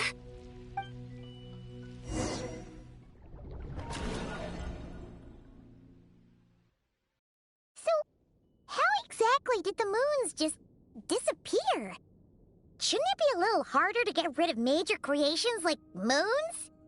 The world is a vast and ancient place. On a certain scale, all life lasts for but a fleeting moment. Miss Nicole explained that the moon goddesses likely perished in the War of Funerary Flame. The moons themselves were also destroyed at that time, save for the Frost Moon, from which a new moon goddess was later born. Am I missing something then? 'Cause the stories say that the moon goddesses were born on the moon, But doesn't Columbina say she was born in Nod-Krai? Huh. You're right! Why do their birthplaces differ? What's the difference between the two generations of moon goddesses? Also, remember what Sandrone said? Her scans detected 4 moons. In other words, 4 moon marrows. Technically, the result of the scan means that 4 moon marrows were detected and positively identified as moons in that moment. In other words, this piece of information alone isn't enough for us to know how Miss Columbina is doing right now. Yep. We have no way of staying up to date on whether she's dead or alive. She's on her own for now. But at least she's trying her best to get back to us. Yeah. She's a tough cookie. And a sore loser, too. We have to trust that she'll find a way. Because we really need her power. As much as it pains me to say it, we've got no chance of beating Dottore in a straight-up fight. He's much too powerful. It wouldn't even be close. That maniac is going to devour everything in his path until he reaches us. We need to find someone or something that can stop him before he does anything worse. I'll be frank. Our only hope of defeating this false god is with a real moon goddess on our side. I'm not just saying this because Columbina's a friend and I want her back safe and sound. It's just the truth. And I know that even she was no match for him when he attacked, but I don't have a better solution. We're not giving up on saving her, whether she can defeat Dottore or not. Right. Don't worry, Miss Sandrone. We're all aligned on saving Columbina. No one's trying to argue that we can only justify saving our friend because it will help save the world. This is about multitasking. We want to save both. So, she's more than just a moon goddess to you guys? Absolutely. Duh! She's part of the gang! And you are too, you know. Yes, I know. You don't need to labor the point. I knew that the moment I came running over with my documents that I was part of the in-group. I mean, if Arlecchino can fit in, I certainly can. Anyway, as for how we get Columbina back, I've been working on it constantly. But I think I'm still lacking certain information about the moon. I'd probably get there if I could continue my calculations, but the problem is, I've run out of computing power. Computing power? You mean you need more energy? No, the issue isn't energy, it's processing power. There's so much data to get through that the whole process has just ground to a halt. That's a tricky problem. René de Petrichor of the Nod-Krai Ordo once foretold the fate of the world. But I don't know how he did it. My guess is that he used the primordial sea's power. However, that won't work for me. His methodology was vastly different from my own. What's worse, they're incompatible. And, to top it all off, we can't even leave Nod-Krai. Ugh, this is so annoying. If I'd known we'd run into a bottleneck like this... Well, no, the design bureau's a bust as well. Curse that Dottore! Couldn't have made this harder for me if he tried. What do we do then? How about we grab a bite to eat and take a break?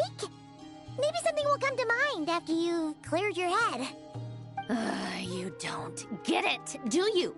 I'm trying to calculate the fate of an entire world here. And I need accurate results, not big prophecies. Where the heck am I gonna find the computing power for that? Ahem. Anyway, time to shelve the discussion on technical difficulties. Being a killjoy isn't very ladylike, after all. Either way, we've done what we can. Rest well, everyone. Remember to let us know if anything new comes up. Hat guy? Is he hinting that we should talk outside? Let's go somewhere a little more private.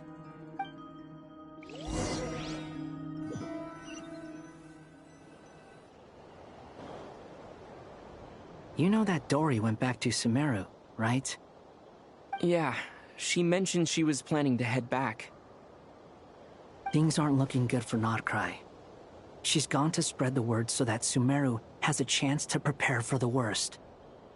From what I know of Dottore, there are two possible reasons why he hasn't made a move yet. One is that he's still working through some kinks in his new powers.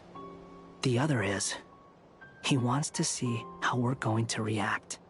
He'll easily devour everything eventually, so I guess he's in no rush to make it happen. The first false god he made was me. Now it's his turn. Even though my records were erased from Irminsul, Dottore's ideas haven't changed one bit. He once told me that becoming a god was like turning yourself into a hungry wolf or giant serpent to devour the moon. Clearly, he began studying the moon goddess's powers long before he even tried making a god. He's always wanted to get his greedy hands on divine authority one way or another. And in the end, he devoured the moon where I failed. In the desert of Sumeru, there is a chessboard built by King Deshret, also known as Al-Ahmar. I don't know if it was a real game, or if he was just trying to challenge his servants and citizens in some way. But creating games and setting rules, gods do that as a matter of course. That's the kind of power Dottore craves. Now he has the Trilunar Authority. His power is leagues beyond the common people. I don't think there's any point in other nations rushing to the front line. They're better off focusing on defense and hoping they can fend off any threats that spill out from Nod-Krai.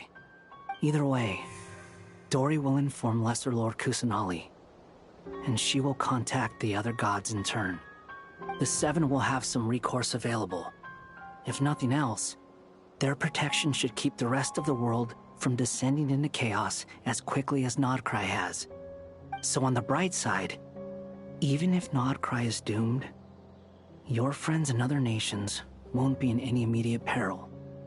That's good to know. But I'm not ready to give up on Nod-Krai yet.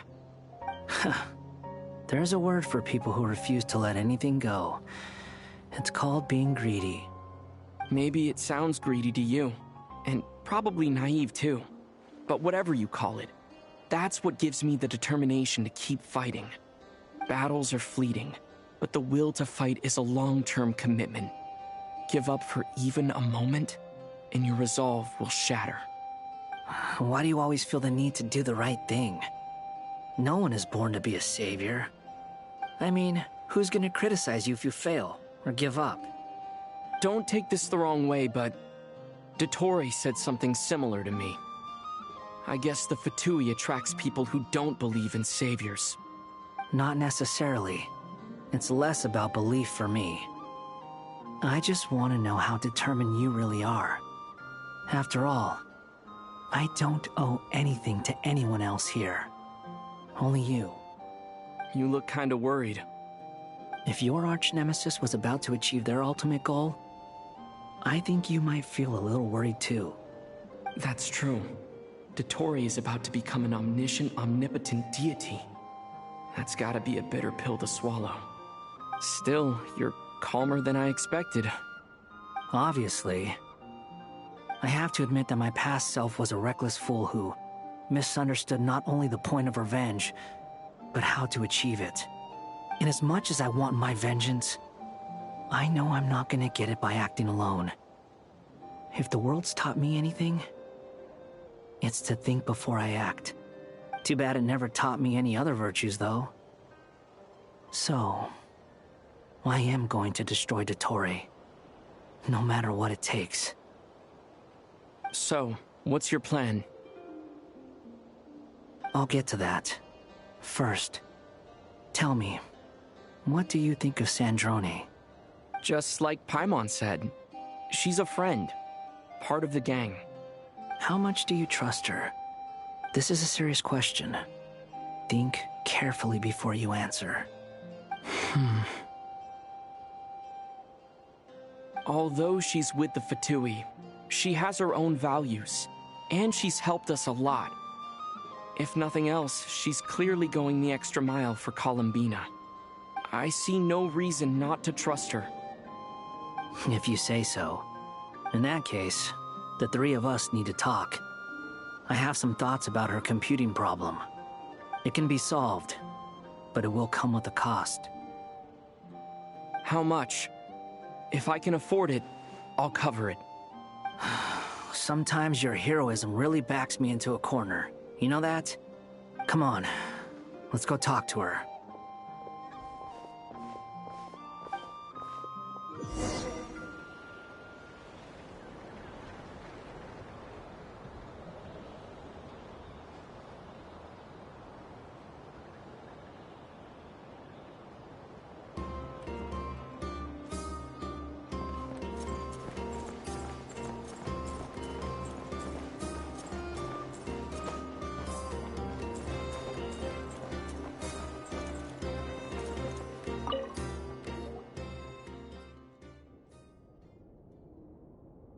Miss Androne, Traveler.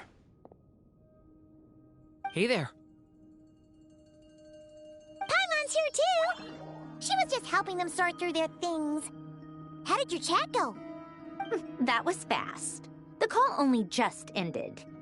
Well, you said it was urgent, so we got here as quickly as we could. Albedo, I have some alchemy questions for you. I see. Looks like my knowledge proved useful after all.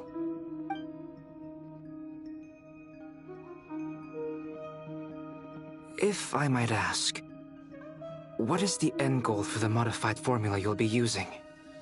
I needed to predict the future of the entire world. But I've run into some teething issues since trying to implement Renee's theory of the four Orthants. I see. I'll have a look at it. Still, computing power is the real issue here. How do you plan to solve it? About that, it's been sorted. Oh, with the Traveler's help? Actually, you're not wrong. He found the person with the solution. Was it Hat Guy? Yeah, it was him. Wow! Go Hat Guy! Seems like all that time studying at the Academia is paying off big time. But where is he? Wasn't he the one who asked Albedo and I to come here? Come with me.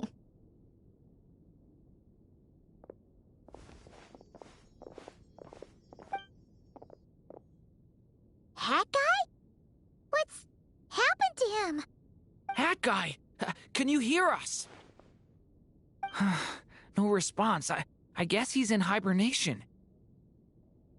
Hat Guy mentioned that he was a puppet. It seems that his functions are currently shut down. I presume this has something to do with the solution to your computing problem. That's right. He and the Traveler came to see me. Wait, what? You have a solution? Would you calm down? Why do you always react so hysterically to everything? Excuse me? How would you know? You shouldn't be so quick to judge complete strangers. It's very bad manners. Oh, please. It doesn't take that long to figure out that you have a temper. Where does a mere student get that kind of confidence? I've actually published more papers than you. Not that status counts for much. Even Paimon's applied for academia admission. Huh? Are you serious? See? This is why I can't be bothered to explain myself. She recognizes no one's skills but her own. Okay, fine. I'll hear you out. So, tell me, how do you propose to solve my computing power problem? This world itself is constantly processing all kinds of information. If it's the world's future you're trying to calculate, you need a processing device that's designed to cope with that volume. Easier said than done. Only Irminsul can handle that kind of... Wait... Is that what you're suggesting? But surely we can't just plug my formula directly into the ley lines. You should be able to tell that I'm not human, right? Yeah, I noticed. The technology, though, seems pretty ancient. Very different from Fontaine's. It's a completely different system. Conrian, to be precise. I'm what they would have called a puppet. Puppets need an energy source and processing power. The artisans who built them sought out the materials most suited for that purpose. You? Do you mean... The Traveler and I have talked it over. He's willing to vouch for you. So, I'll allow you to borrow my core for your calculations. It was built using wood from a silver-white tree, which makes it a small part of Irminsul. Conrian technology and Irminsul wood. Who in the world could have built you? Are you sure about this? A puppet without its core will cease functioning completely. And if it's left in that state for too long, it might not recover. You could die if you do this. You do realize that, don't you? I can put two and two together, yes. No need to rub it in. I won't lie to you. This has never been done before. I cannot guarantee your safety. Doesn't matter. I'm prepared for the worst. Did you two actually talk this through? Is he... Are we really considering this? Yes, we discussed it. The bottom line is, he trusts me, and I trust you. Let's give it a shot, shall we? Honestly, I have no clue where this kid even came from. But for whatever reason, he lent me his core to use in my formula. I'm very close to finishing my calculations now, and the core is currently in use. So I'm sorry, but I can only show you a sketch right now. This is what the core looks like. A silver-white branch. It certainly matches the legends told about Irminsul. Is Hat Guy gonna be okay? He's not gonna die, right? Right? In theory, he should be fine. As long as we put his core back in time. Beyond that, all I can say is that I'll try my best to avoid risk and make sure the core doesn't sustain any damage. I think I know why you called us here now. Someone needs to watch over his body and make sure it's protected until the process completes. Correct. He said that the only ones he trusts here are you two, and the Traveler. And the Traveler will have other work to do. He will have our undivided attention. Aww, Hat Guy. On a more positive note, things are progressing steadily on my end. I'll call everyone in for a meeting once the results are out.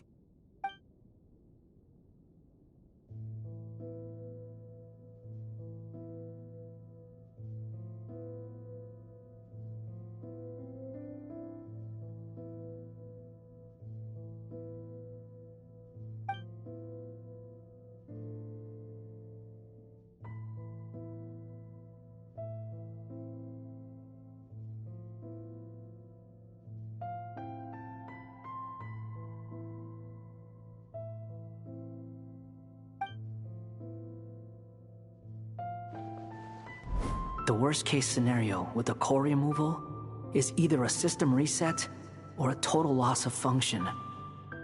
But I'm not afraid. A quiet death should have been my fate long ago. A core is completely different from a heart. It's like another vital organ entirely. I never believed it could be a true replacement for what I sought. But in the end, it turns out the core was more useful to me. Pretty funny when you think about it. It's like the punchline of my entire life. Do you think there's any difference between a puppet and a human? If not, then this would just be another samsara. I have already experienced both a past life and a next life. Part of me wonders whether I'm only capable of making this decision because I've become a real human. What's with that expression? Isn't this a good thing? Sandrone will succeed, won't she? She has to. She will. We all have to persevere until this is over. That's right. And I'll protect you all until the moment of victory arrives.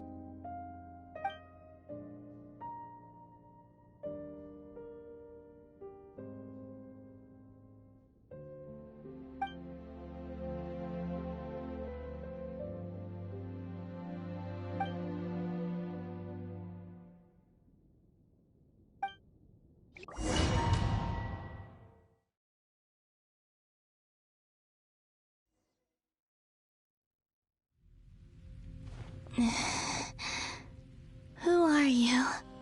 Call me Sonnet. You have the same power as Canon. Sonnet. So, you're the goddess of the iridescent moon? Oh, goodness. You recognize me? Well then, what's your name?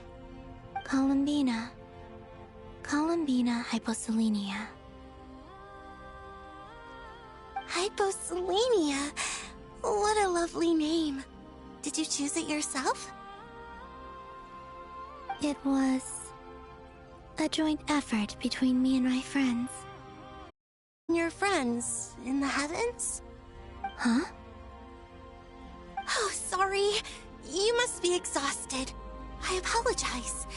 Hang in there. Let me introduce you to my older sisters. Do you mean the other two moon goddesses? Arya and Canon? Wow, you sure know a lot. Hey, does that mean that our story goes on into the future? Oh, I guess that wasn't the best question to ask. It's alright. We were prepared for that possibility. You could say we were too prepared. I can't even remember how long my sisters and I have been here by this point. When did you get here? How long has it been? I can't say for sure, but it feels like it's been forever. I see. Are you feeling alright? You look a little unwell. I can hold out a while longer.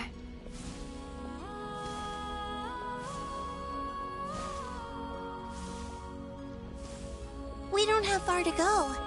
The place where my sisters and I are based is just up ahead. Don't worry, they're both really nice. I'll introduce you.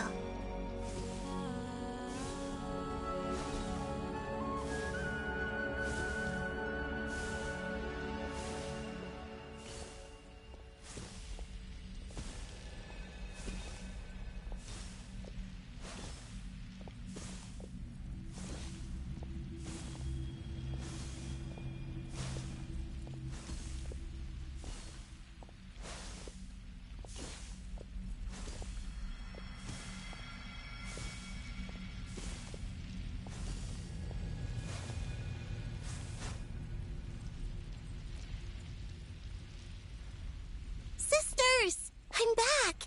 And look who I've brought with me!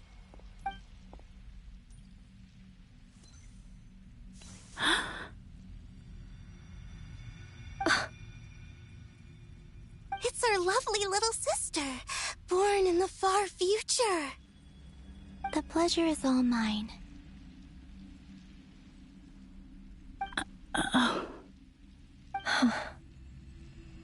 Allow me to introduce you to Columbina Hyposelenia.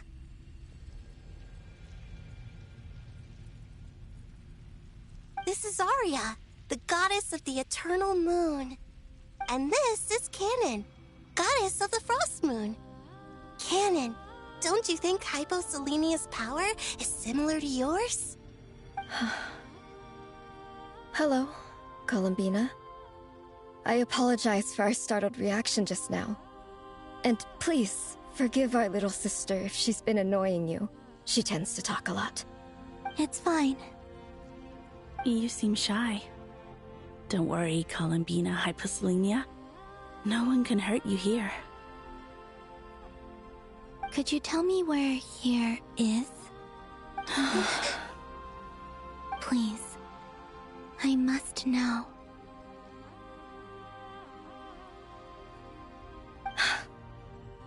My dear sister, this is where Tevat's original ruler, the Dragon King Nibelung, imprisoned the moon goddesses.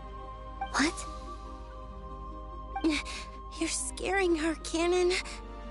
No, I'm fine. Please, continue. Nibelung, our original master, created us in the distant past to maintain Tevat. But he left this world and traveled into the dark universe beyond, to explore worlds vaster still. Day and night, we fulfilled our duty in the heavens, until the day that the first Descender arrived. The great ruler of the firmament. The heavenly principles. Is that what later generations call them? I see. But we did not reject them at first, nor did they seem to harbor ill intent towards this world.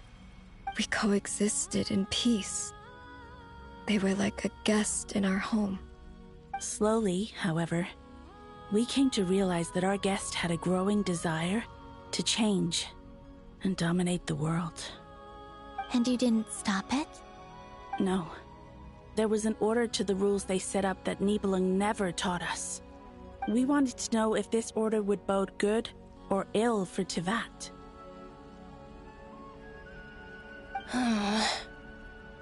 All right. Canon and I wanted to know. Sonnet was against it from the outset.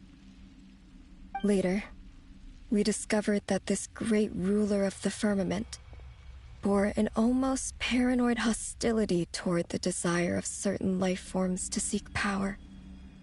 Or perhaps they feared them. They would even cast down celestial nails as manifestations of their power, to punish the civilizations of the world below. Only this was far beyond mere punishment. Right. Their rules brought order, but the price people paid for merely testing the limits of those rules was far too great.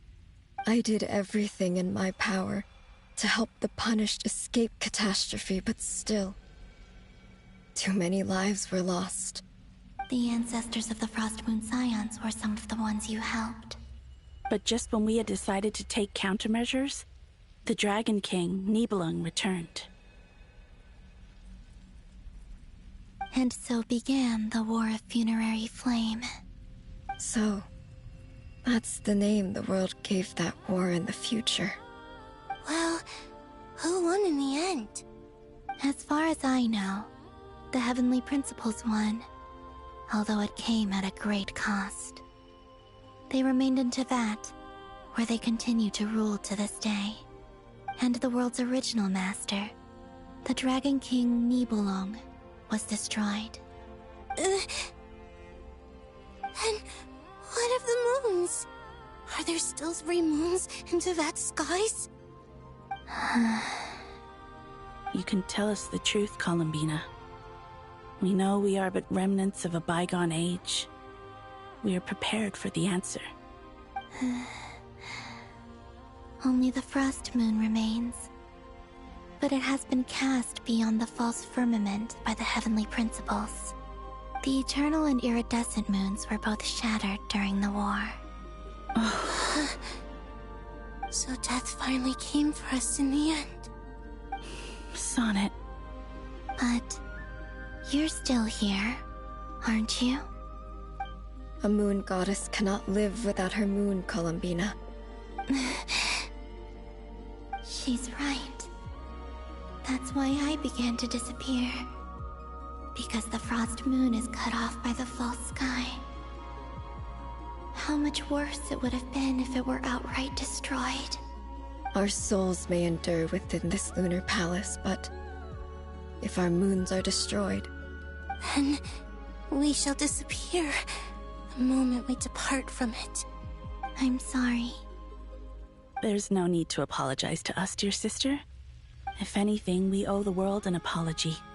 If only we'd decided to act sooner, rather than arguing amongst ourselves. All the more reason not to spend this time in regret and repentance. Instead, we should focus our efforts on how we might help our future sister. Sorry? Don't you see, Columbina, your story is not yet over. Is that not why you are here?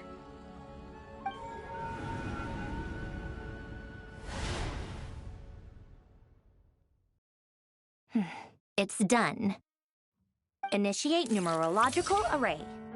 Continue running primary process. Calculate the world's fate through extrapolation. And identify nodes of potential change. Secondary process, scan for moons. Still 4. The number of moon marrows hasn't changed. Wait, let me think. Is it possible that there's something I've been misunderstanding about the moons all along? Variables. Variables in the world. I know where potential variables within the world come from. So what about the moons? Are there any variables there? Like their life or death, for instance. What if being alive or dead makes no difference to a moon? But that's so strange. Even immortal gods can die. Why would the moons alone be? Wait! I've got it! If alive or dead is considered a variable, we might have had this wrong the whole time. No one ever said that a moon marrow equals a living moon. We just made that assumption ourselves. Initiate secondary process. Scan again. This time filtering out interfering perimeter, moon marrow. I don't care if they're natural or artificial. Get them out of my search results! Why? It says 3 moons still exist in Teyvat, even after excluding the moon marrows. But we know for a fact that 2 of them are dead. Redo the scan. Narrow the results to living moons and real moons. No, scrap that. Narrow it down to moons that have lunar authority and remain alive. Why? Why is it still 3? What is this, Columbina? Has the world lied to us? Or are you the one pulling the wool over our eyes?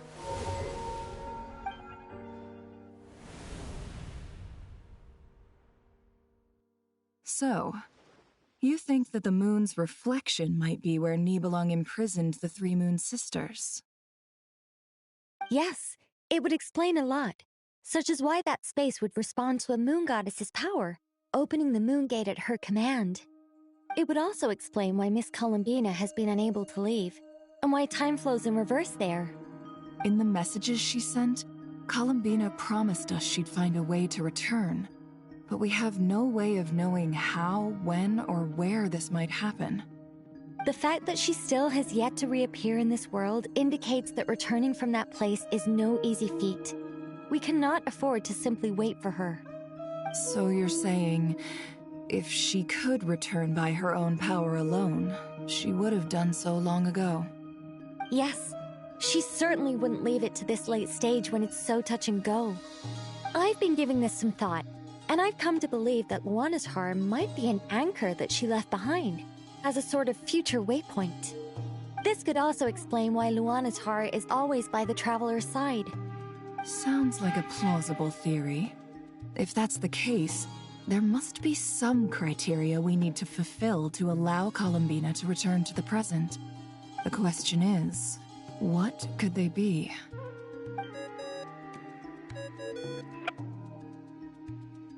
Hello? Listen up! This is extremely important!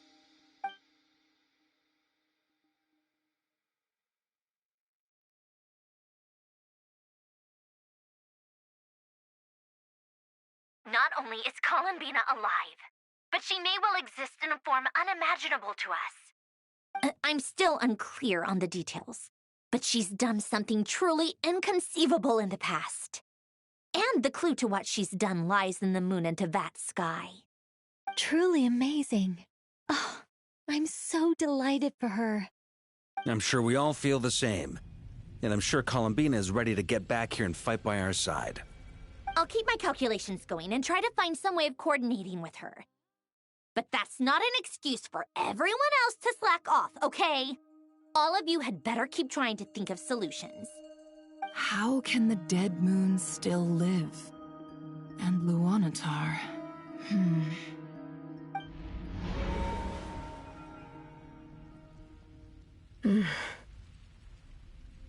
It's hard to believe that's what will happen in the distant future. Our authority is linked to the most fundamental rules of Tevat. I suppose it's no wonder that many would covet that power. I didn't realize that when you said friends, you meant people who live down in Tevat. That's so lovely. I always wanted to go down there and have some fun. Have you ever tried leaving this prison? Of course. Between us, we've tried everything. But no matter where we go, this space will eventually bring us back here. It's like the center of a whirlpool. Everything ultimately converges here, at the moment when Nibelung imprisoned us.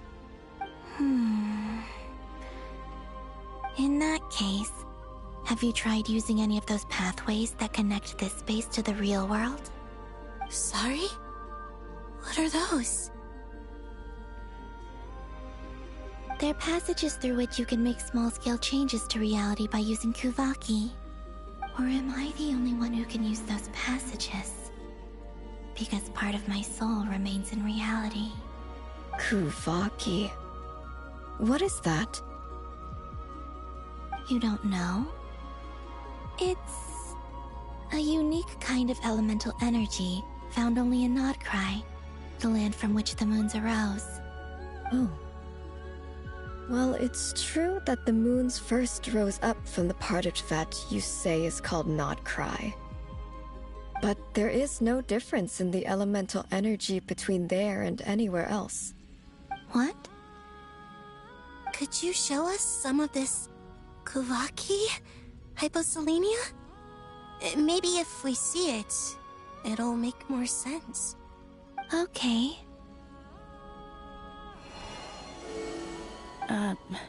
Isn't that just your power?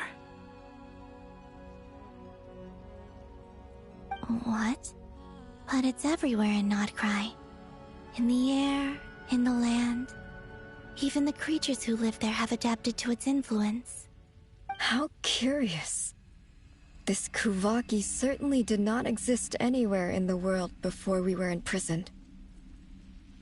Let alone influence living creatures. So, how exactly does it affect them anyway? Can they float in the air like us? This is so strange. Why would their reality differ so much from mine? Columbina, you're looking for more than just a way out of here, aren't you? Yes. If I am to help my friends, I will need trilunar authority on par with that of our foe. You mean... you'll need our power? This sounds extremely risky. The Three Moons' powers are not mutually compatible. Concentrating them into one goddess will be a very painful process. And if anything goes wrong, it could tear you to pieces. I know. But I'm willing to take that risk. Even so, let's say we successfully transfer our authority to you. How will you take it outside this prison? Nibelung constructed this realm specifically to prevent us from using our powers to interfere in his war. No moon goddess can leave this place alive. What if I don't leave alive?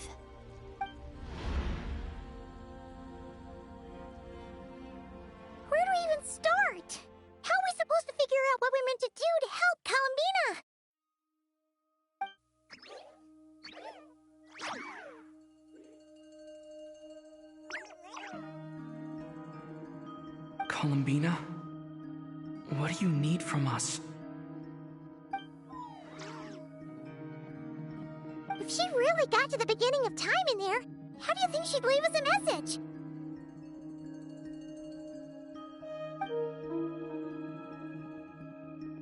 You don't think she'd write it down on a stone tablet somewhere in the hopes that we'd find it, do you? Seems unlikely. Columbina may not talk a lot, but she thinks deeply about issues like this. Let's review what we know.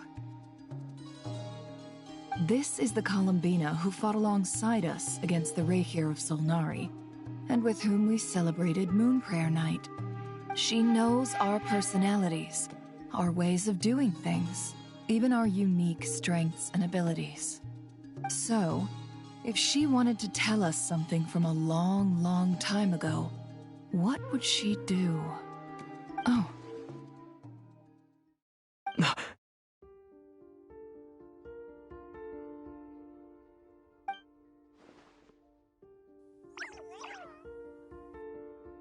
Traveler, you once said that those golden ripples also appeared when Luonatar was born. What if Columbina left Luonatar here, not just as an anchor to the real world, but for some other purpose? If she is part of Columbina, and Columbina knows that I can see past events through her... Oh yeah!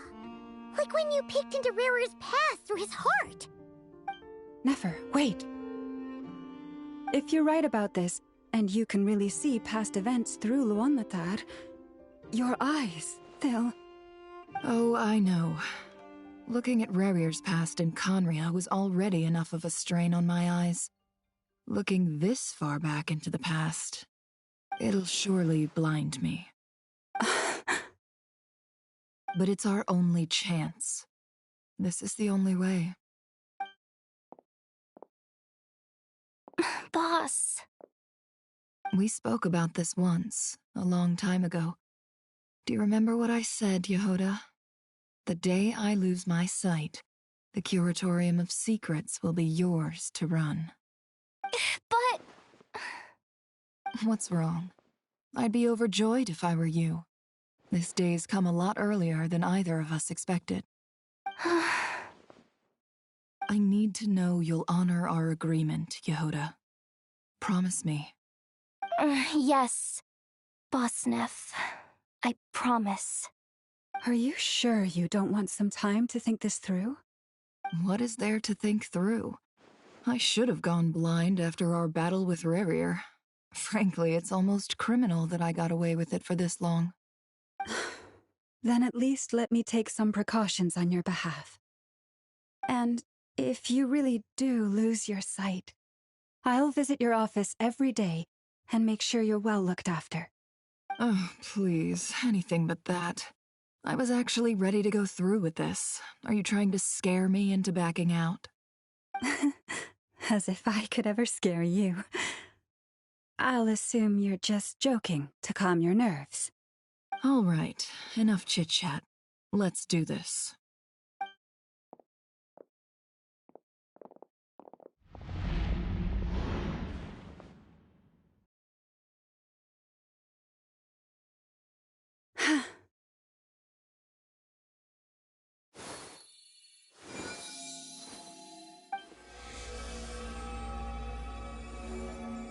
All done. Good. Now give me some space.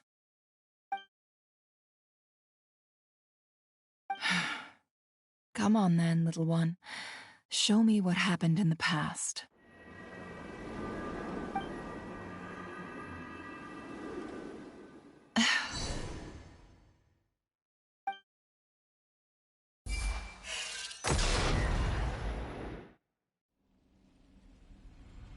Between the Trilunar Authority, Kuvaki, and the sole-surviving moon, the Frost Moon, I think I might know how to get back. But I will need my sister's help. Time to go talk it over with them.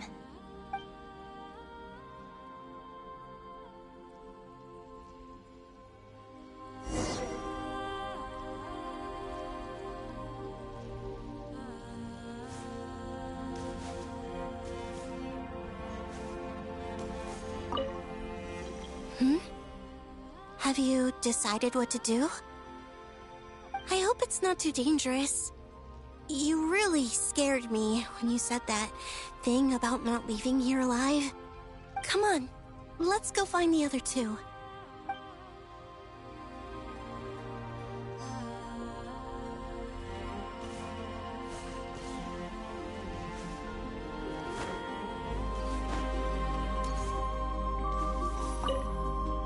It seems you have reached a decision.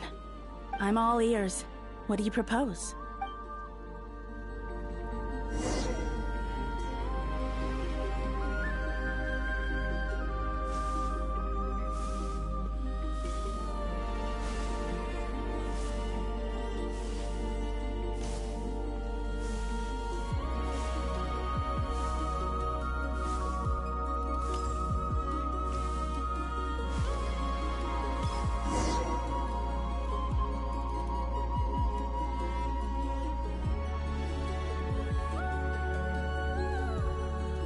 Have you figured it out, Columbina?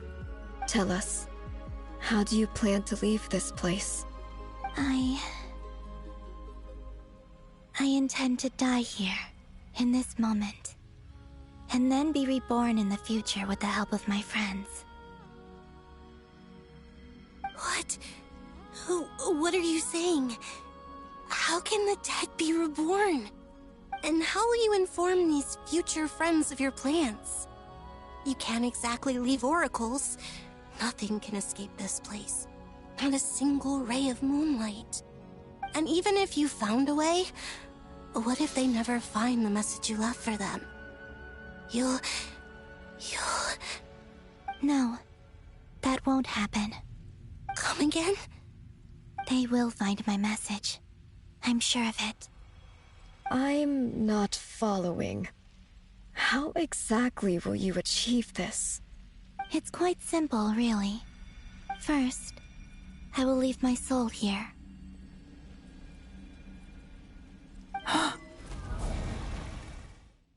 I see it. Your soul? You mean your divinity? Yes. I once left a portion of my soul in the future. One so small that this prison barely noticed anything. In this very moment, she can resonate with my soul across time. When the time comes, I believe that she can serve as an anchor to pull my soul from here back to the future reality.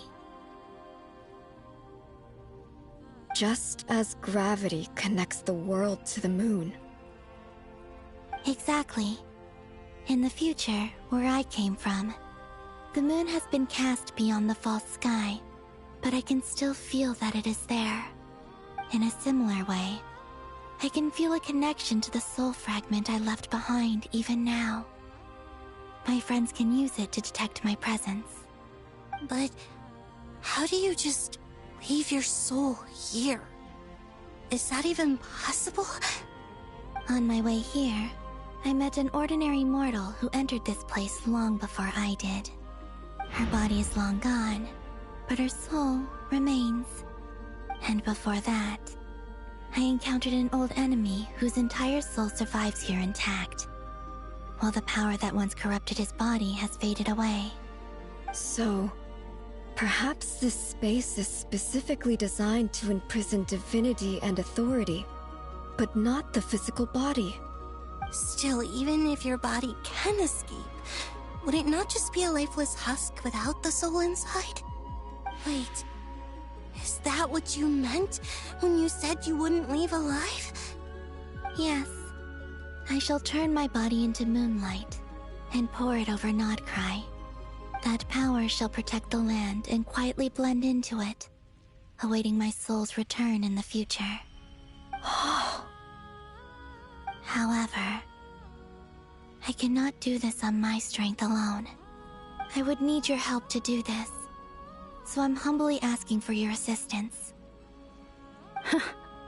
Oh, dear sister, you need not be so formal.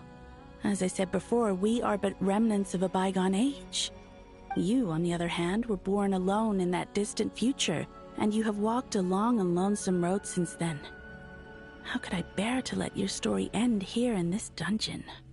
Don't forget, we are your sisters, your family.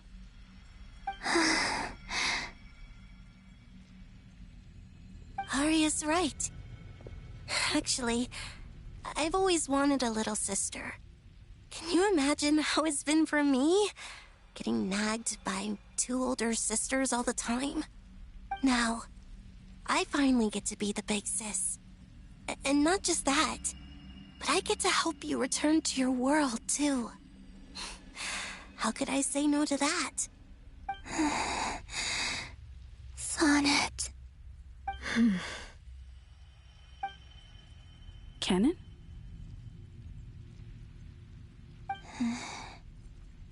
I'm sorry.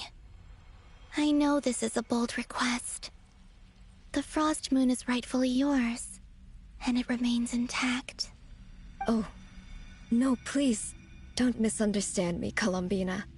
I was just thinking back on the years that the 3 of us once spent together.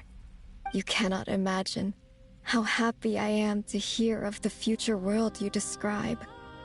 The Frost Moon Scions, your lovely, kindly friends. For the 3 of us, whose purpose in life was to maintain the peace in Teyvat.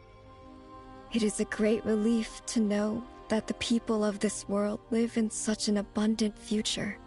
If your plan can save them, and save Nod-Krai, I will gladly give you all that I can. Besides, the 3 of us have been together since the day we were born. I could never abandon them to live on alone without them. Canon. Still, I do have one question I would like to ask you before we proceed. Certainly. What is it? Why do you cover your eyes?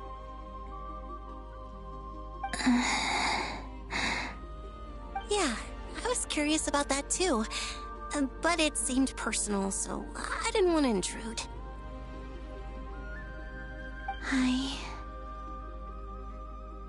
There was a time I used to look upon the world. I believed it was full of nothing but lies and falsehoods. I wished to hide my feelings, seal my heart, until I could return to my true home. I see. Perhaps that decision saved you from ever having to see the false sky again. But at the same time, you likely missed out on many true and precious things, like the smiles on your friends' faces. Promise me this, Columbina. When you return to the future, open your eyes, take a look at the world around you, and see your friends. I'm sure that you know this already, given that you long to return, but that is your true home. Give me your hand, Columbina. Arya, Sonnet, you too. Okay. All right.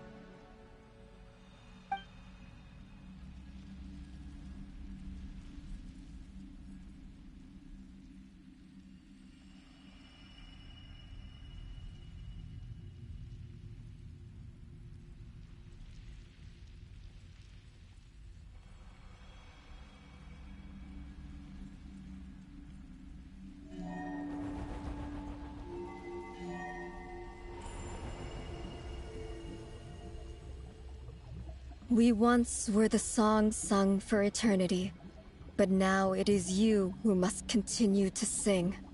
We once were the tides in the great river of time, but now we subside, and you arise.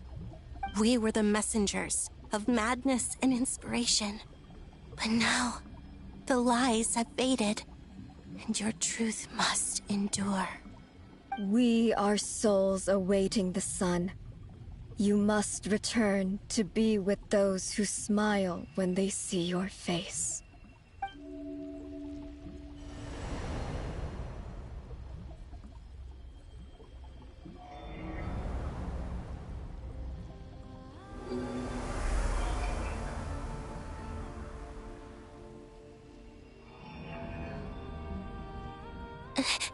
Is it done? Yes. We have transferred the authority over all 3 moons to Columbina Hyposelenia. From this moment on, she is the Tri-Lune Goddess, the one and only moon goddess of this world.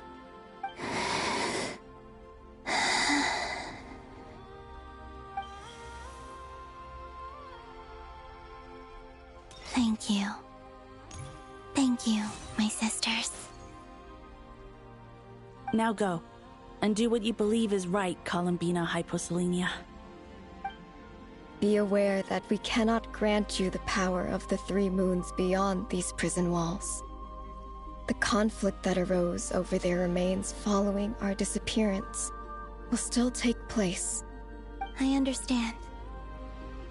Sisters, oh, my body, it feels... Now that we have given up our power and authority, our bodies are merely mortal shells. This prison is dissolving them as we speak. It's okay, Sonnet. The end must come for every god, just as it does for every human. That's all this is. The final destination of our lives. Canon and I will be by your side the whole way. We have one final request, Columbina. Could you use the 3 moons' power to send us back into the real world?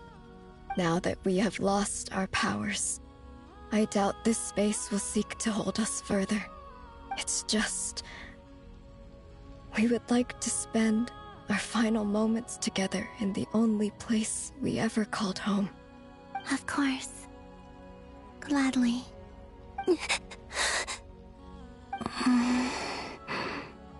Sonnet? Yes? Don't... I wish I could tell her not to give in to the abyss. Not to be afraid. But is this really what I should say at this moment? Don't forget. I'm so glad to have a big sister like you.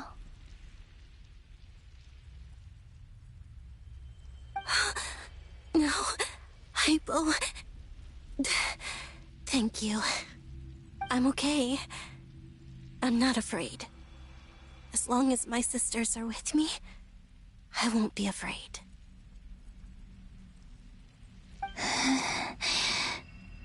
It looks like this is goodbye, sisters. Goodbye, Columbina. Take care of this world in our stead. I will.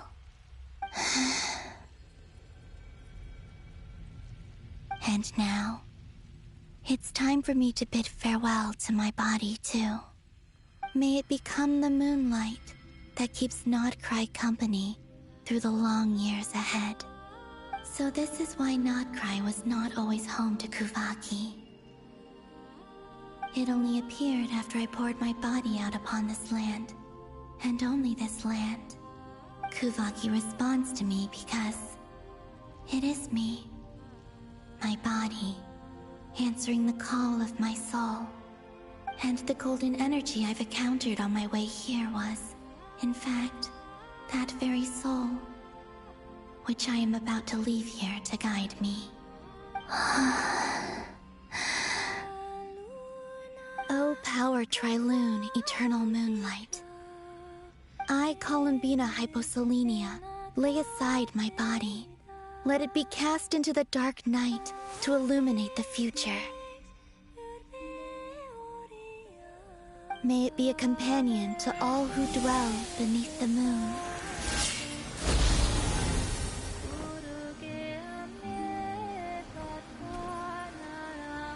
Until the time comes for me to return home.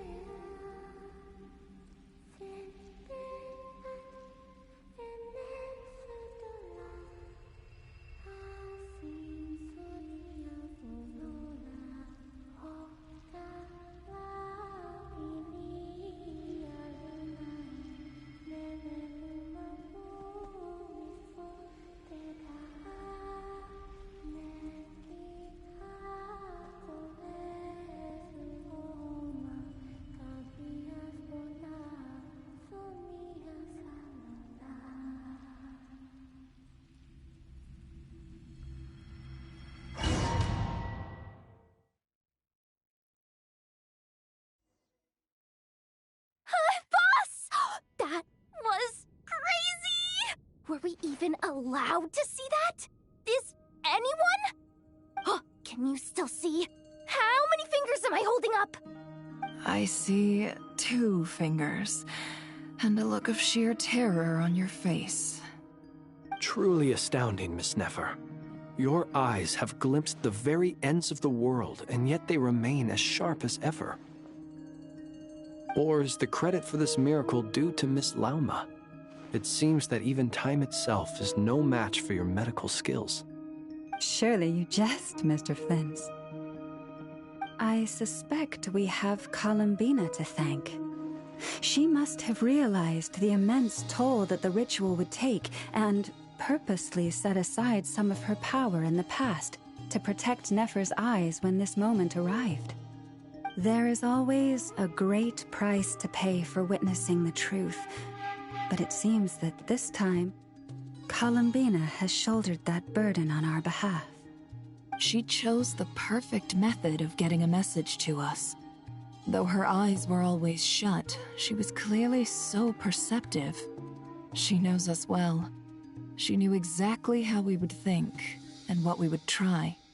Despite being separated by time and space, we're seeing the same possibilities and seizing the same opportunities. We still don't even know if she's okay right now. But as long as there's a chance we can do something, we'll fight to make it happen. We'll get you back somehow, Columbina.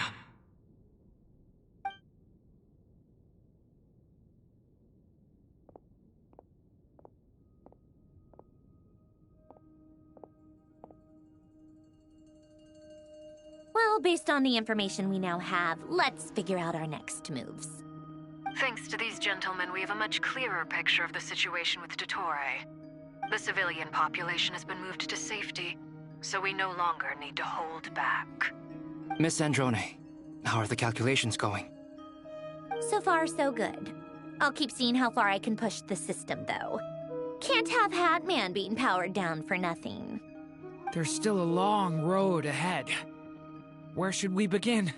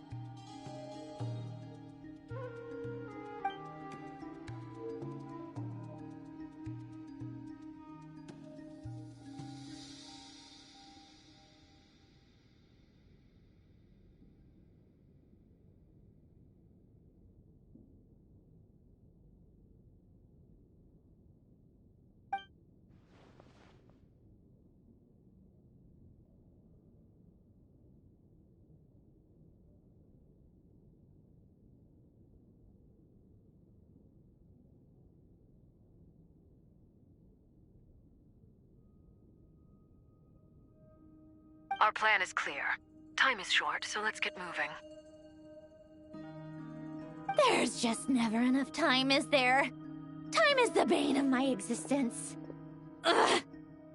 Anyway, I'm gonna get back to work. All right, we'll do our part too. Yeah.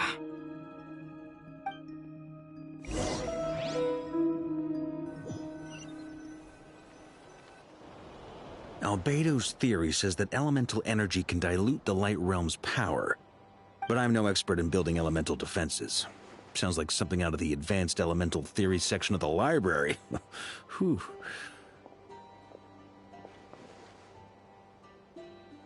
You seem quite troubled. Well, yeah. I mean, who doesn't get a little flustered when they're completely out of their depth? You were the very picture of confidence back when you approached the Hexen Circle. Yeah, I could have been faking it through that whole meeting for all you know. Who's to say I'm not just a ball of nerves in a charming and gregarious package? Oh gosh, really? I'm so sorry, I had no idea. Well, you're all the braver for it. Still, I was much more in my comfort zone than I am here. At least in Mondstadt, you can cry for help from a cliff top and actually stand a chance of summoning Barbatos himself. Things have never looked bleaker than they do now. If we don't pull this off, Tevat's doomed, isn't it? Oh, you think so? Actually, yes. Yes, it probably is. It's a shame. Don't put too much pressure on yourself. Tevat has faced annihilation many times in the past, but it also gave us you, didn't it? Hey, don't give me that. It's not like I'm anyone special. I disagree. Every human born in this world is special. We angels have always believed that. In that case, this humble human being has a big favor to ask of you. I thought you might say that. I'm sure Alice, in her great wisdom, sent you here precisely to help us in this difficult time, yes? Well, that has less to do with her wisdom, and more to do with my power. Of course, of course. Well, the thing is, these elemental defenses we're about to build, I don't think it's a question of if they'll fail, but when. Durin's findings from his patrols make it clear that Dottore is constantly expanding his territory. First it was his lab, then the design bureau, and now this. It's not realistic to completely stop him encroaching on the rest of Nod-Krai. Rather, our goal should be to stall him for as long as possible. If Miss Sandroni's calculations are correct, well, they're the closest thing to certainty we have in this situation, so let's assume they are. Anyway, her calculations suggest that our best hope for victory lies in Miss Columbina's return. It's up to us to slow Dottore's advance and buy time for her to make a return. Are you asking me to help you with building the defenses? No. I'd like you to prepare for what comes next. When he eventually reaches us, we will have to fight him. You were an angel once and a mage now. I'm asking you to lend us your protection. Oh. Can I take it that you're triggering the terms you fought for during our three-way talks? Well, technically those terms were about protecting Mondstadt. But if you're happy to agree to the change in location, then yes, let's do that. You're cashing in on this much sooner than I'd imagined. Well, yeah. The way things are going, I might not get another chance. Very well. The mages have heard the knight's plea, and we will respond. To tell the truth, Alice and I had already discussed how we might help you all, so I didn't come empty-handed. I always like to be prepared.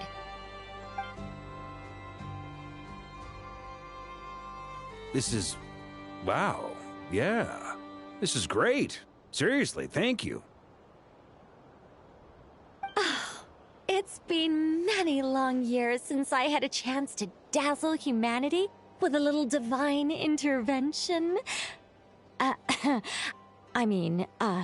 To humbly serve as a reliable and responsible guide. Anyway, Knight of Boreas, please accept this gift in recognition of your great virtue. Go now. May the angel's blessing deliver you safely to your destination.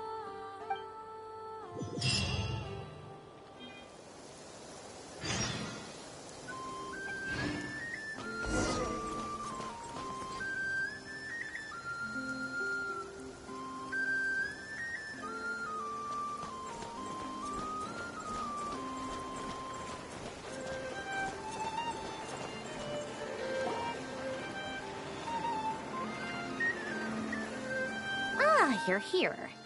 Sandroni! How are things going? Glad you asked. You two are about to become the first people to lay eyes upon my masterpiece. Or should that be the first person and the first, specter? Hey! Whatever. Come, feast your eyes on this. Wow! We've never seen something like this before. This meter displays the progress of my formula. Currently, it's still making the most important connections. Once it's finished running, I'll deliver it right to your side. And then, we can finally bring Columbina back. What do you mean, deliver it? Can't you just tell us over the Dodo communication device? It'll just be some numbers, right? Ugh, you're such a greenhorn. This isn't the kind of formula you solve in math class. It's a highly complex algorithm capable of constructing a framework of rules. Ugh, whatever. We'll be here all day if I start trying to explain it. All you need to know is the formula must be completed before we can bring Columbina. I'll share the data with you. Nicole's agreed to let me use her information channel, so we just need to use the Dodo communication device like so. And... there. Now you can check in on my progress. Wow! Look at that! You're amazing, Zandrone. About time you recognized my genius. Took you long enough. Anyway, that's all for me. You should check on the others if you have time. Make sure we don't have any weak links in the chain. That might sound harsh to you, but close supervision is a common practice in a Fatui. Not looking to catch anyone out. I just care about everything going smoothly. That's all. I'm kinda stuck here while the formula's running, so I need you to be my second pair of eyes in the meantime.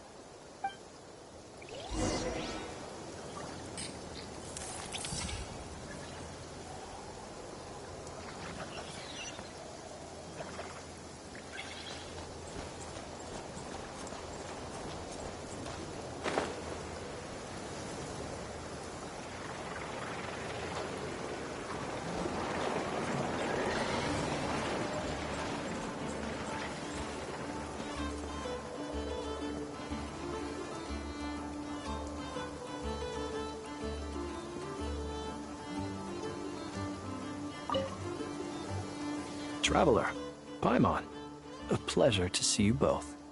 Twins! How's everything coming along? Fairly well, if I do say so myself. Personally, I am ready to confront Dottore head-on. Ooh, you sound much more serious than usual. To be honest, I am not usually fond of exercising my full strength. For one thing, it's hardly conducive to maintaining a low profile. Besides, I believe one should have the right to choose when to show their hand. I am conserving my strength until the moment of battle is upon us. Anything to boost our chances of victory. Seeing you get into the zone like this really puts Paimon at ease. Huh, Traveler? I consider it an honor to have your trust. Rest well. I look forward to seeing you both in your element during the battle.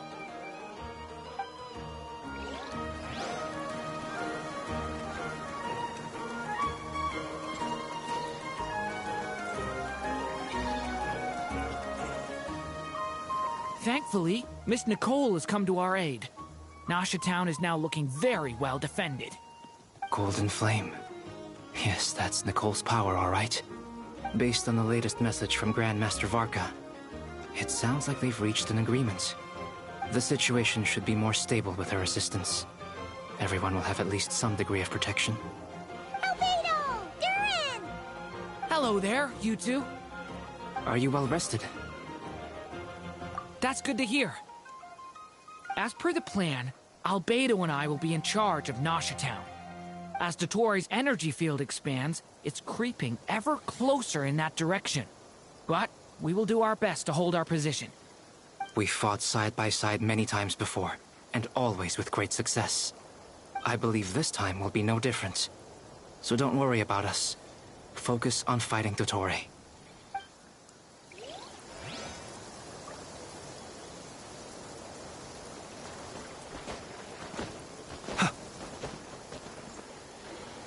Yes, Miss Moonchanter? What are you staring at? You always address me in the strangest ways.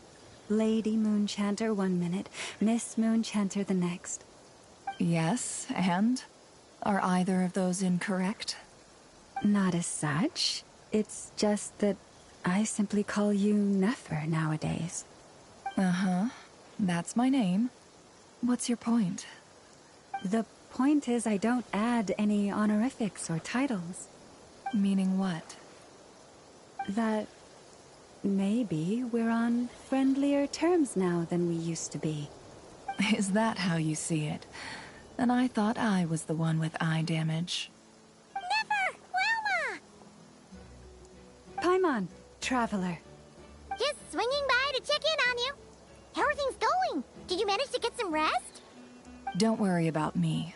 I won't slow us down. And I give my all to ensure our victory. Ah, yes. Allow me to give you two a quick checkup. All done. You're both in good shape. You're welcome. You'll have your work cut out for you in this battle against Dottore, so make sure to get some rest in first. Paimon will keep an eye on him, don't you worry. I'm glad to hear it. Take good care of yourself, too, Paimon. Sure thing!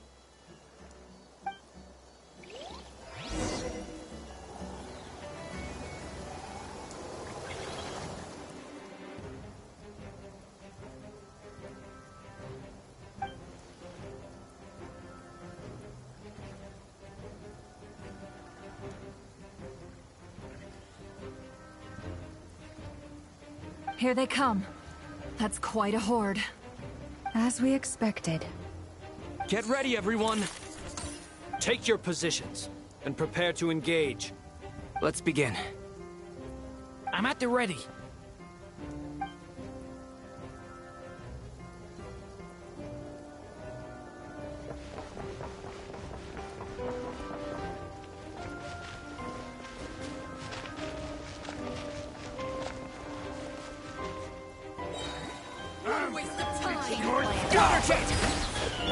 Observe. Beware the creatures of the night. Are you quite finished?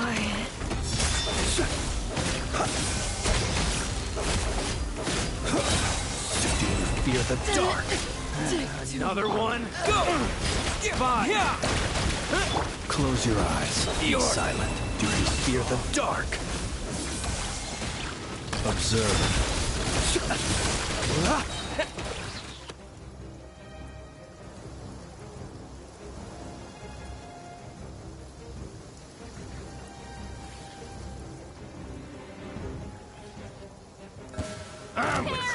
Your skull! Poor lost lamb. Can't hide the truth. It all adds up.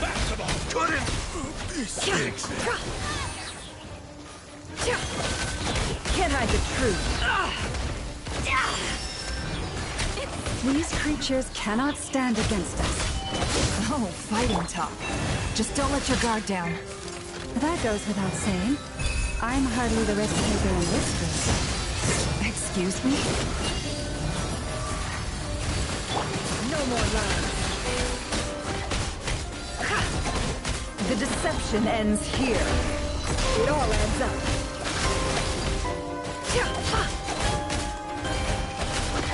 It all falls into place.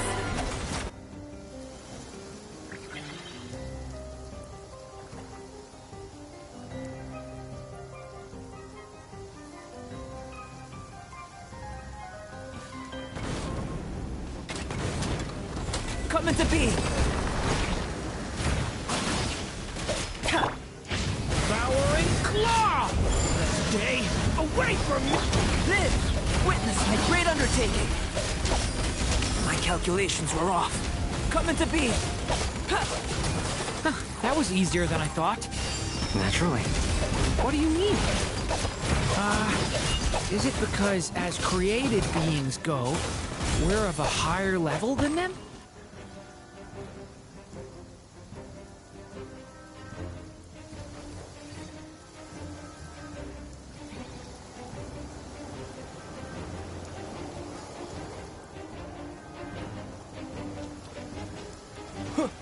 Go!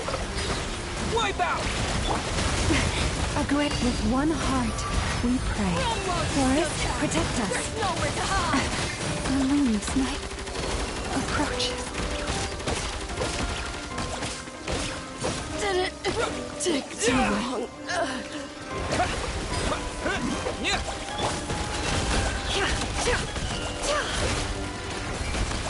People have always used fire to drive away wild beasts. Wouldn't a lantern work just as well? You read my mind, my dear friend. I was just about to say that. All right then, dear friend. Bring the light!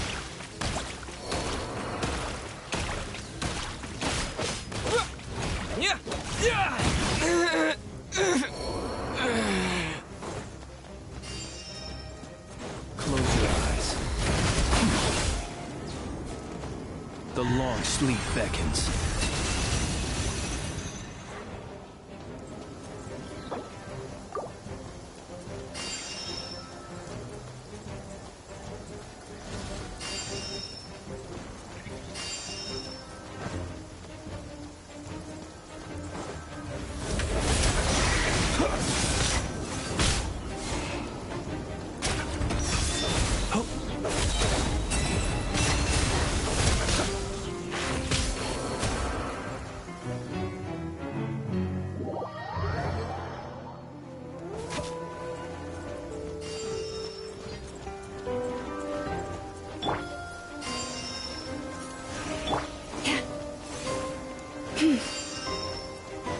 Leave this place.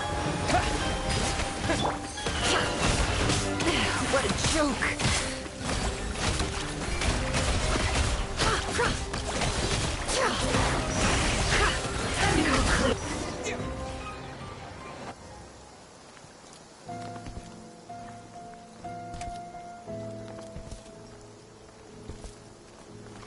You're looking well.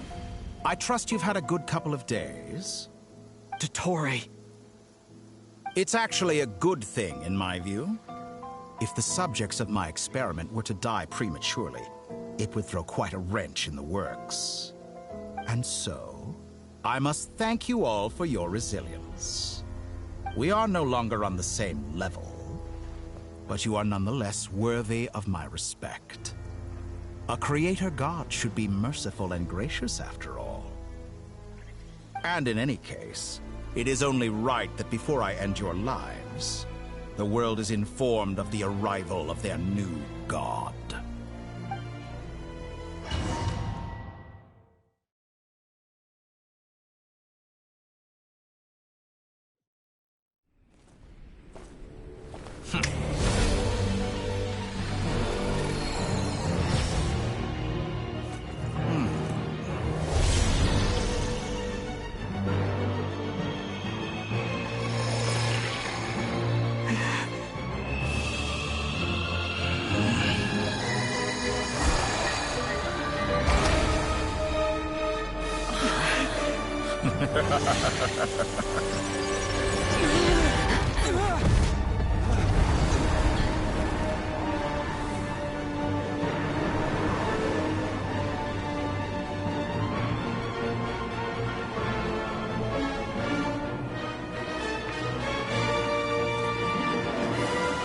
The experiment begins.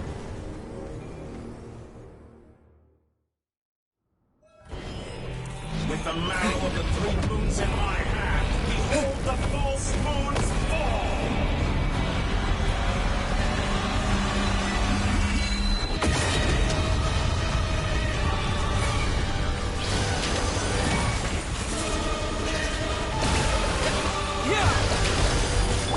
Can I the truth? The deception ends here. It all falls into place. Did you honestly think that would hit me? You poor lost by the frostmoon of old. Reverse. Be silent.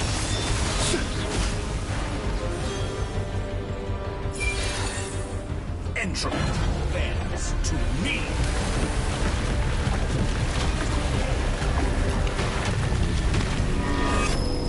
Stalling for time.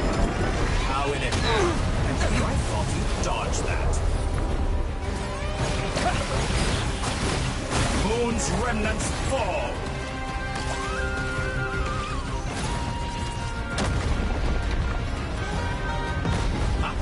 First, like an ant in my palm. Oh, I've been moved inside another space, and it's sealed off. Looking at the structure of it, it seems like Dottore intends to trap us here. There's no exit.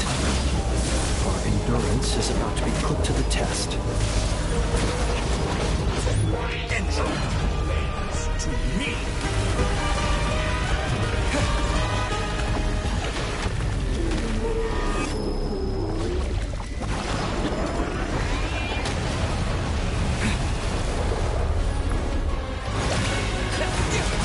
No more lies. Can't hide the...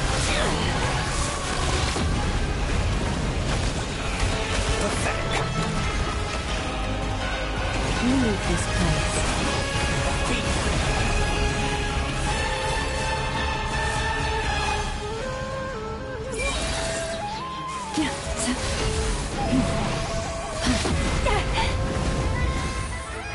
No more lies. With the marrow of the demons in my hand, behold the false moons fall!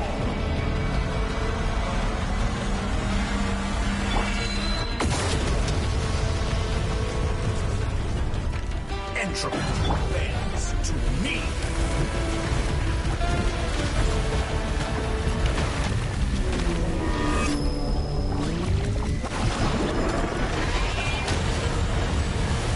Did you go? Bombs away!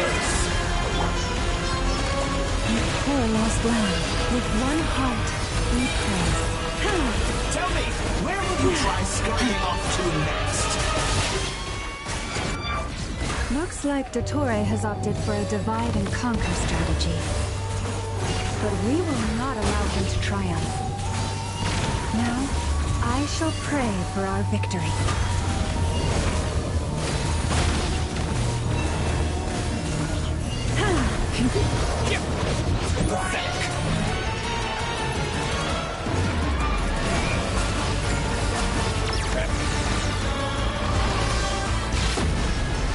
Good, keep it up. Did you honestly think that would hit me? Entropy bends to me.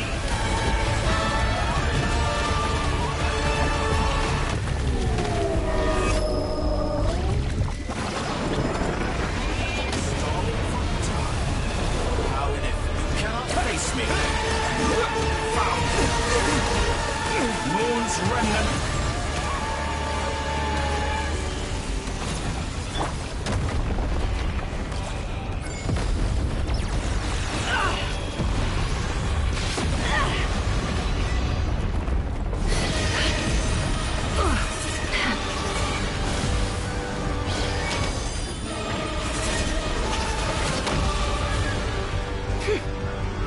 Pathetic. Can't hide the truth. Be annihilated! That which cannot stand against it. What's this supposed to be? A knockoff version of the space Columbina got trapped in? There really is no way out. We'll see about that, Dottore.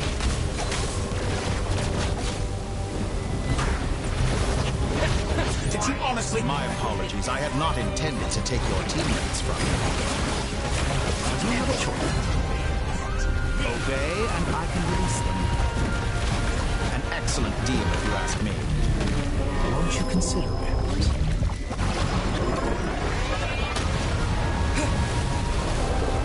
You cannot face me.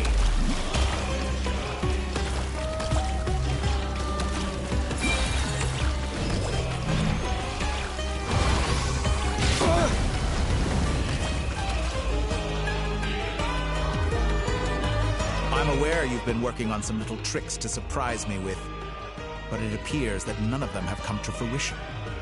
My guess would be that you're trying to bring Columbina back. But then, where is Centrum? Or are you trying to buy time for her? I always found their friendship to be a curious phenomenon.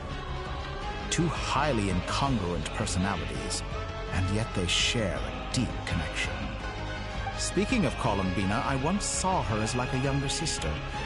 We got along quite amicably while she was with the Fatui. But then one day she suddenly decided she would refuse to take part in any further experiments. To this day, I truly don't understand what I could have done to upset her so much. It's such a pity. I could have had a sister, a family. But alas, she grew to dislike me. You're not fit to be family to her. That I can't deny. So many people, all obsessed with playing out the same tired old dramas. This world is rotten to the core.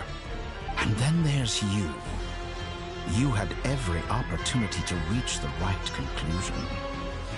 The thought of killing you off like this?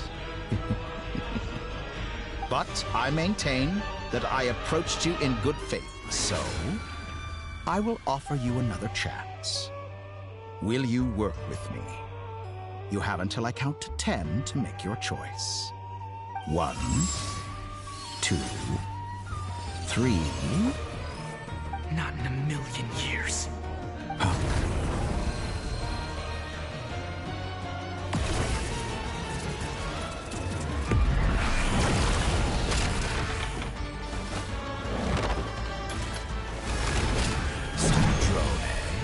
What a pleasant surprise.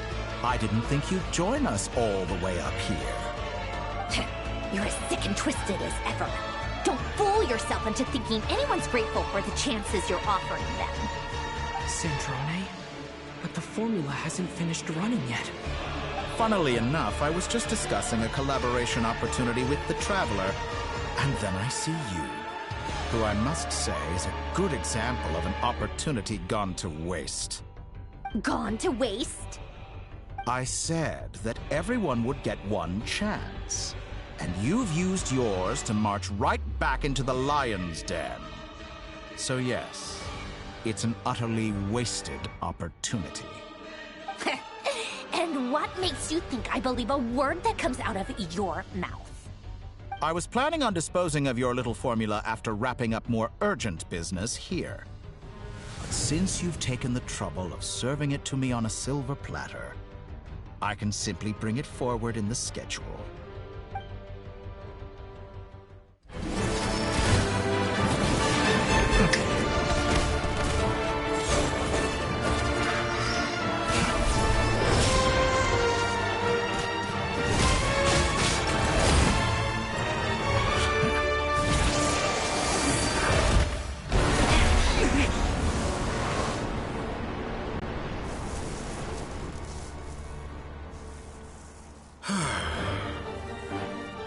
Is this your life's work?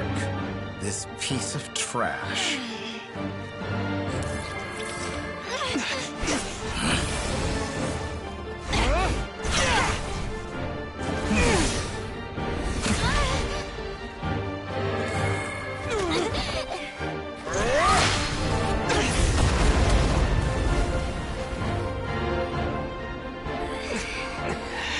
Your formula runs too slowly, Sandrone.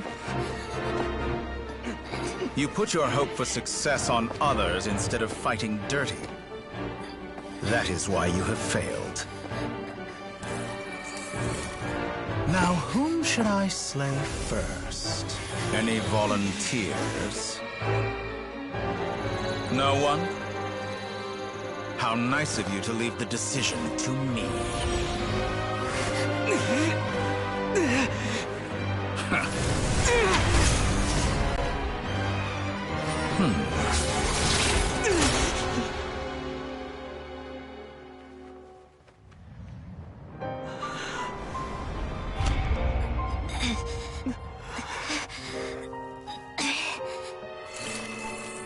Oh, how unexpected.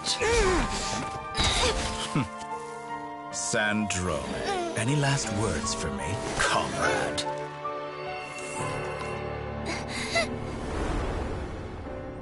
Is there anything you wish for? Not really.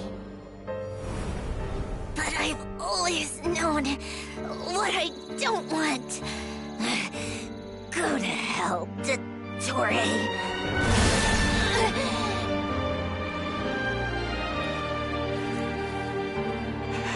No!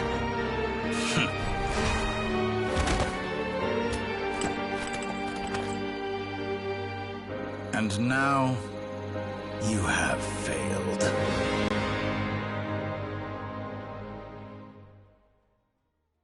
Sandrone! Now you see how fragile mechanical contraptions are. Just a gentle tap, and they fall to pieces. However keen of an inventor Sandrone may have been, her death spells the end of the formula that was running inside her body. Of course, I have to commend her for making it this far. As her colleague, I have to admire her stubborn tenacity. Now, it is time for you to take your place by my side. My count was interrupted, but the second chance I extended to you still stands. Once again, you are welcome to join me. By now, I'm sure you have gained a greater appreciation for the power and authority I wield. What is stopping you from embracing a new world of endless possibilities? Not in the mood to talk? As you wish. You seem less talkative than usual today. I'll change the topic to something more apropos. Sandrone was always like this, never trusting anyone, always so reluctant to share her research with them. Objectively speaking, she had her strengths. It is remarkable how she extracted and even optimized the world formula from so much data. But her inability to trust was her undoing. Had she allowed someone else to monitor or run the formula for her, you might still have a chance at victory even now. But regrettably, she was a stubborn fool. As much as it pains me, she had to go. Dottore, maybe this is news to you, but people can change. Columbina surprised you when she escaped. And I think Sandrone would surprise you too. Change? You can twist the truth however you want, but I see it clear as day. You're the one who can't trust other people. Is that how you see me? By this point, what can you hope to do about it?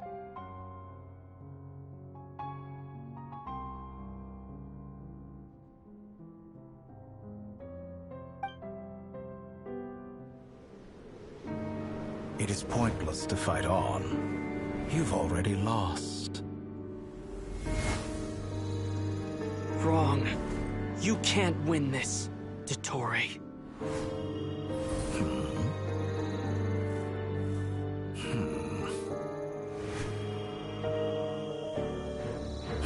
What?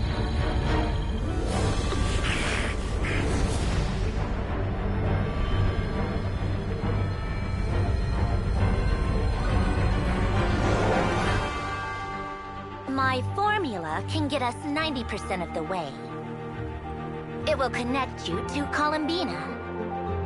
Then, I will bring the formula's output to the Traveler's side. For the last 10%, do whatever it takes. Just bring the moon down.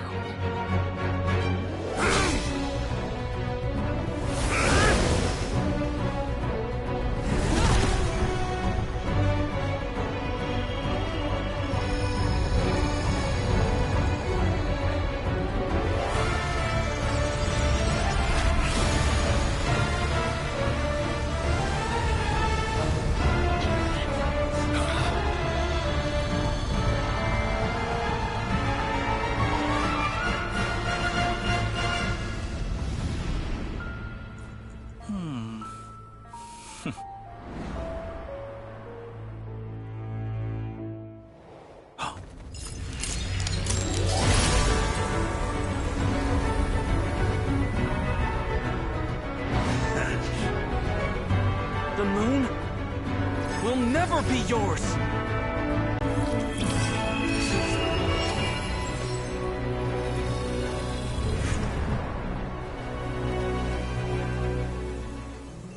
I turn my body into moonlight and pour it over Nod-Krai. My soul, I leave here to inform my future friends. Lastly, I will hide the Trilune Authority within the Frost Moon. And when my body, soul, and authority are reunited,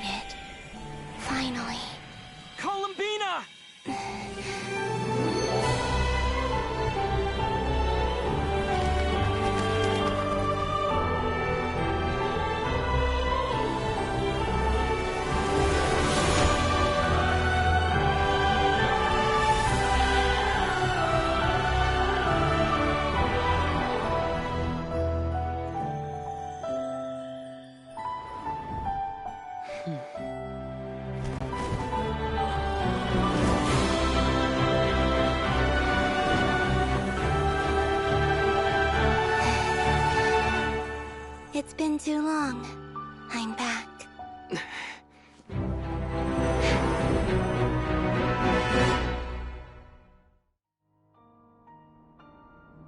Stay focused on the battle, Traveler. What a touching reunion. Though I personally find myself repulsed by the sight of weaklings huddled together for war. Now, you're quite finished patting yourselves on the back. Show me how hard you can strike. Or you drown! Watch out, Columbina! He can manipulate space itself! I know. Wait for the right moment. We'll strike together. Moon's remnant!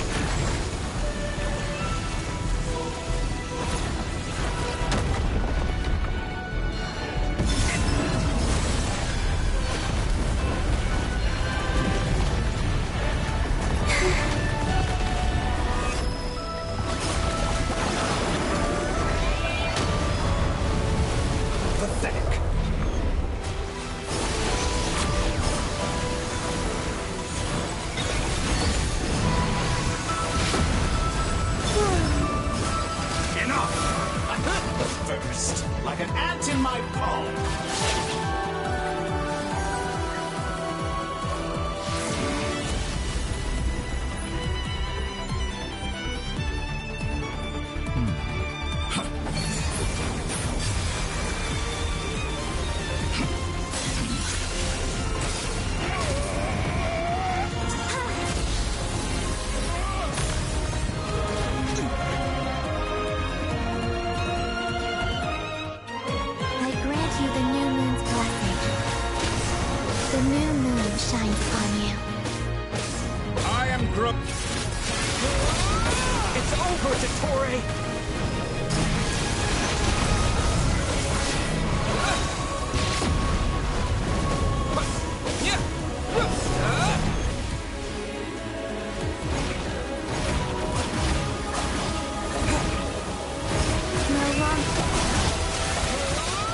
Time to pay for your heinous crimes!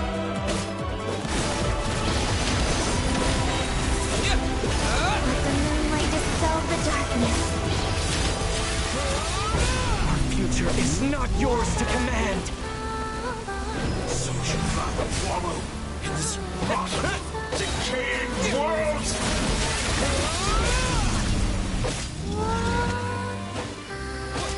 So you'd rather wallow in this rotten, decaying world?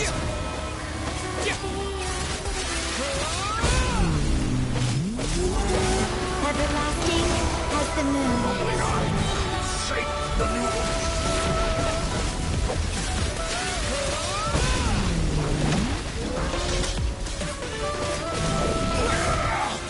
So close. I was so close to the new. Willfully blind. How can you be so satisfied with your fate?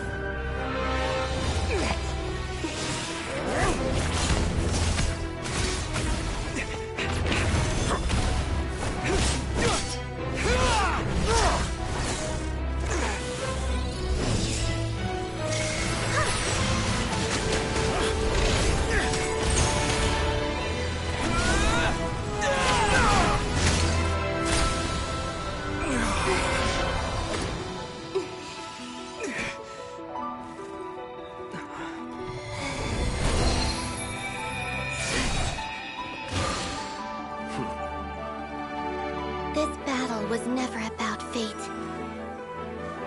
It's about friends, family, and the home you stole from them. So dull. Only the weak rely on each other for comfort. You shall see. Once I transcend fate, you will be nothing but fodder for my grand experiment! That will never happen.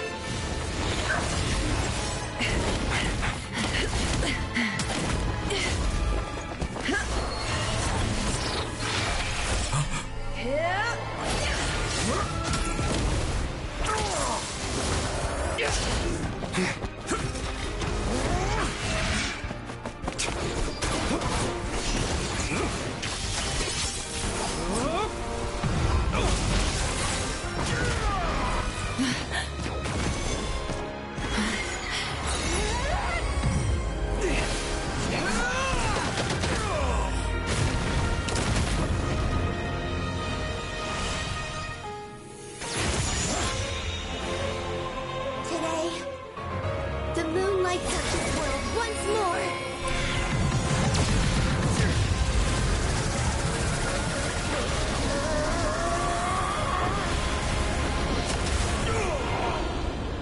This loathsome world.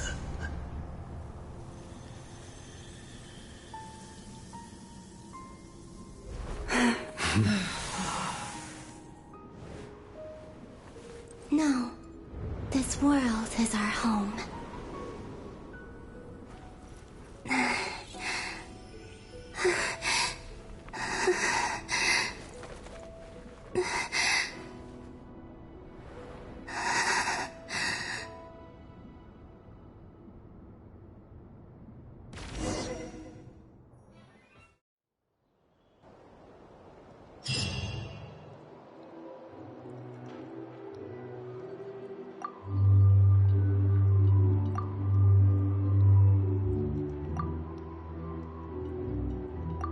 No, you're doing it wrong. The moon looks like this now. What are you drawing, children? The new moon, Mom.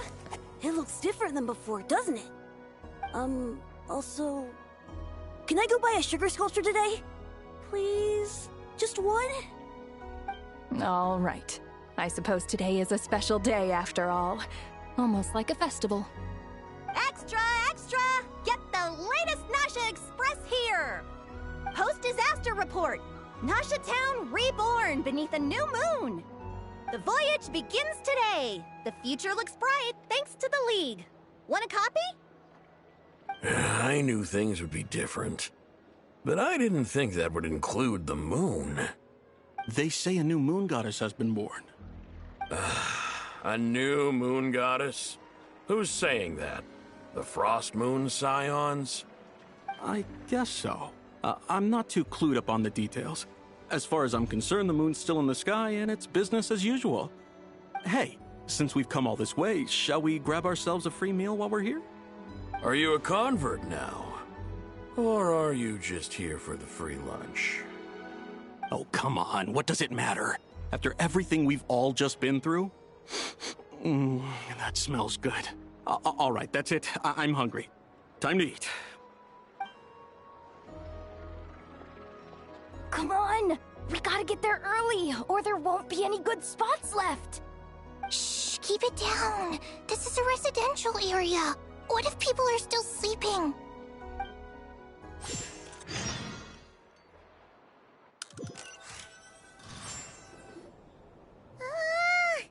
Why is it so noisy outside?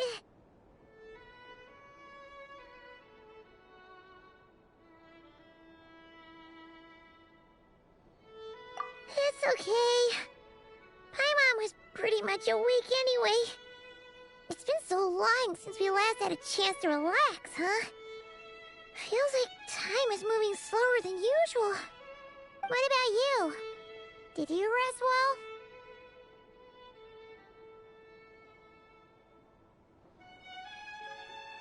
Still winding down from everything that's happened? Or are you wondering how our friends are doing? Or is it about what Dotori said to you?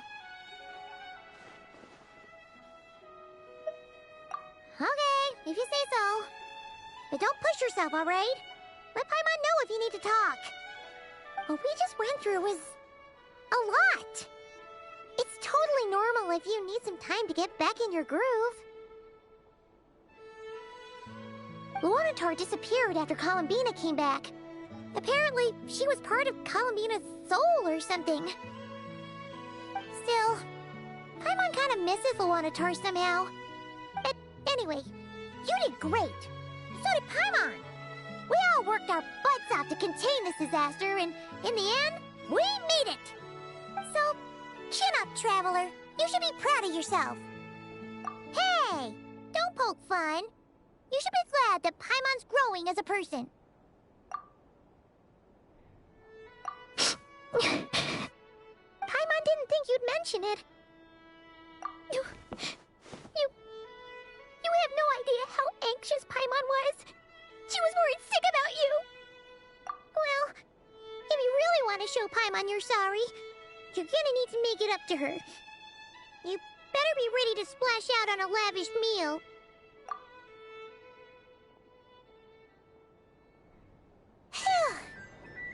Okay. Paimon's full now. Huh? Oh, well... Hey there, Traveler and Paimon.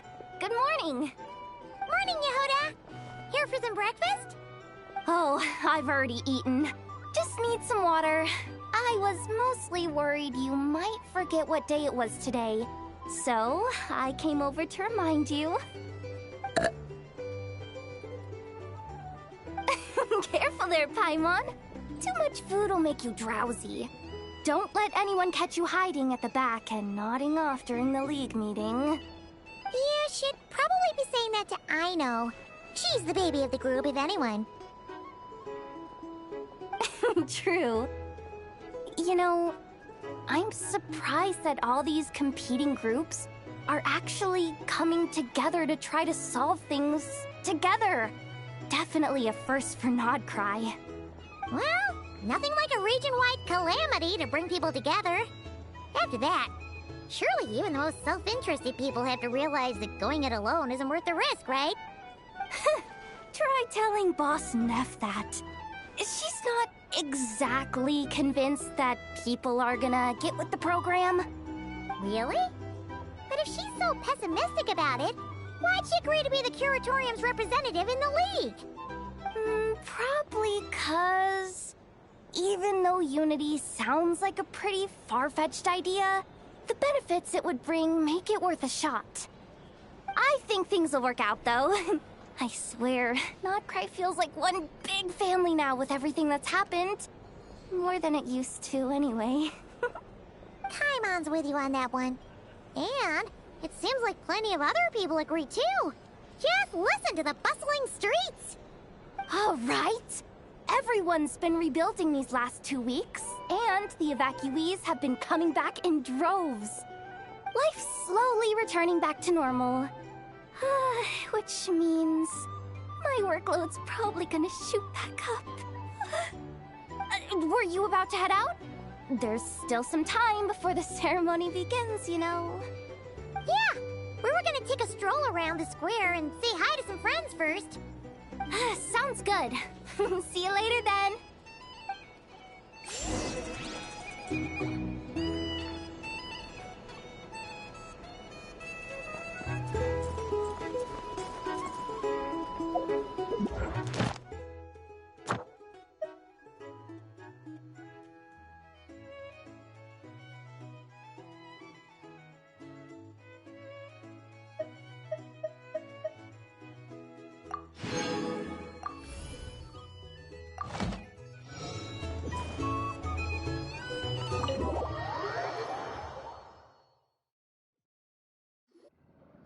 Please accept today's boon.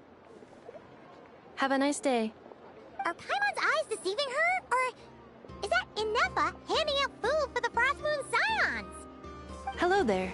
Would you like a feast of the moon, along with some snacks of the day? So, what's new, Inefa? It was only a few days ago when we last saw you, but it looks like you've joined the Frostmoon Scions in that time. And Aino too?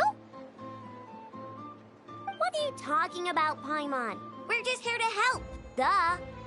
In the wake of the disaster, it's all hands on deck. We responded to Lama's request for support.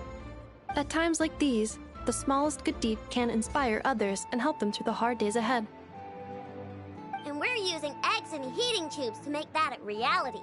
In true Krumkake Crab Shop style! Enough! Did you hear that? The Traveler said I did good. The Traveler! That's because it's true, I know. Proposal. If you can resist eating today's dessert, I will provide you with compliments, too. No way! Well, that proposal got shot down quickly. I need something to get me through the hard times too, you know. Mom! Yes, dear. Go right ahead. Excuse me. Could I take a photo with the robot lady? She helped us get safely out of Nod-Krai, and she helped us get back home too. She's the best. Of course she is! And since I'm the whiz kid who built her, that makes me even better than best, right? But you stole my snacks, though. Oops. Shall we move to the open space near the center? The view there is better. Thank you! Aren't you the better pick for this job, Flint? You underestimate yourself yet again, Master Ilua. Not at all. I rarely come by Nasha Town. I don't know any of the big shots here. All in good time. Socializing is a step-by-step journey. But you're much further ahead on that road, aren't you? You're not seeing the full picture. You know the truth now. My friends do not understand my habits. There is no question about it. The Lightkeepers need a representative in the League. Someone who is upright, cares about other people, and can realize their self-worth through group action. You say it like you wouldn't make the cut. I am most flattered that you think I would. Sigh a little less, Master Ilua, and have more faith in yourself. All the Lightkeepers agree that you're a very promising young man. That is precisely why Starshina and Nikita felt safe delegating such important work to you. I'm sure we all also agree that we would sooner die of dehydration than manage to wrangle anything out of you in a discussion. My apologies. I am not in the habit of bringing water with me when I go out. Whatever. I'll take the job. By the way, who else is part of this? Oh, it's quite the who's who of Nod-Krai. There's the Moon Chanter of the Frostmoon Scions, the boss of the Curatorium of Secrets, a representative of the Voynich Guild, and even someone from the adorable Kromkake craft shop. I'm sure you will find speaking with them to be a genuine pleasure. If you say so. I've never done this work before, so I'm honestly a little scared of making mistakes. But I'll do it. Not only is it our duty as Lightkeepers, but because I want to make Nod-Krai a more welcoming place. An admirable attitude to take. The beacons are lit, Ilua. We're but one step away from breaking through the blizzard. We have the chance to band together and build our shared homeland into an Elysium. This is unprecedented for Nod-Krai. An opportunity not to be missed. Yeah. You're right. I'll do my best. Quite a few familiar faces have arrived. Let's go, shall we?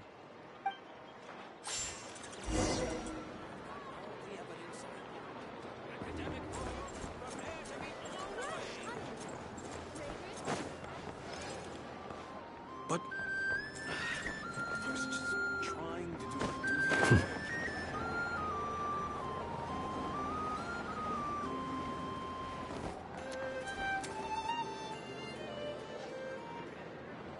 Wow! Everyone's here! You seem well rested. I know no one's asked, but I'm sure you all want to know, so let me just say, we're doing great. Thanks. Well, great, but not perfect. Starting to lose my mind from boredom. Can't drink a drop of alcohol while I'm waiting for my wounds to heal. I'm sure you had a sneaky swig or two. Wait, how'd you find out? I'm sure you must be missing Mondstadt after all these years away, Grandmaster. Yeah, you could say that again. Every time I get news from Mondstadt, it makes me want to go back and see the place for myself. Honestly, once things are wrapped up here, I think it'll be time to head back home. Hey, looks like someone's taking the stage. Can everyone see okay? Anyone need a boost? I'll just listen from the back. It's fine. You're taking this pretty seriously, huh, Durin? Well, it's not every day that I get the chance to see how people speak in official settings. Soak it up like a sponge. I'll make sure you get a chance to practice for yourself later down the line. Actually, I know just the thing. You can debrief the Knights of Favonius for me. Mr. Varka, are you forgetting that I'm not a Knight of Favonius? I can knight you. Any particular title you'd like? Is he joking? I really can't tell. You'll have to figure this one out for yourself. It'll be a good learning experience. It is my honor to host the opening ceremony for the League, and to have this opportunity to speak to you all in my capacity as Voynich Guild representative. Could this person also have been pushed onto the big stage by the real big shots? Guess I'm not the only one then. We come here today, having weathered the trials and hardships of yesterday, and having learned from them the importance of unity and cooperation. All right, here we go. Uh-oh, looks like Aino's off in Dreamland already. Wait, Boss is looking kinda drowsy too. What's up with her? Come on, get this speech over with already. Nod-Krai is our home, the land we rely on for survival. And as we chart a course for the future, may we persevere through the storms ahead as we sail towards a new era of prosperity, freedom, and hope.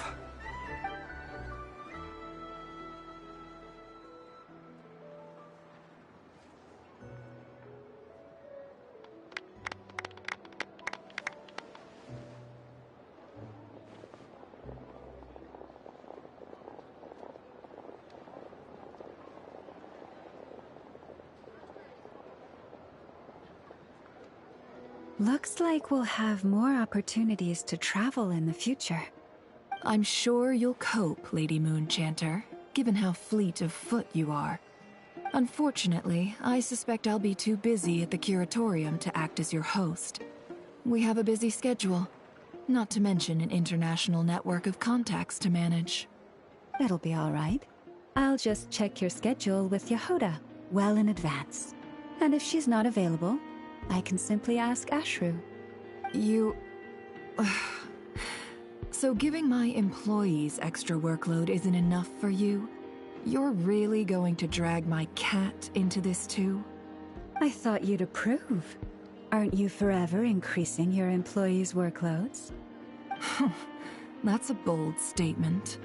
Are all the Frostmoon Scions feeling more audacious now that your moon goddess has returned? Columbina's return has brought joy to all who care about her. That includes both you and me.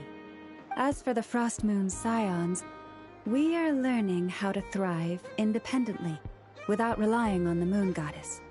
It is up to us to make our home a more livable place. Joining the League is one of the steps we are trying towards that end. I like the word try.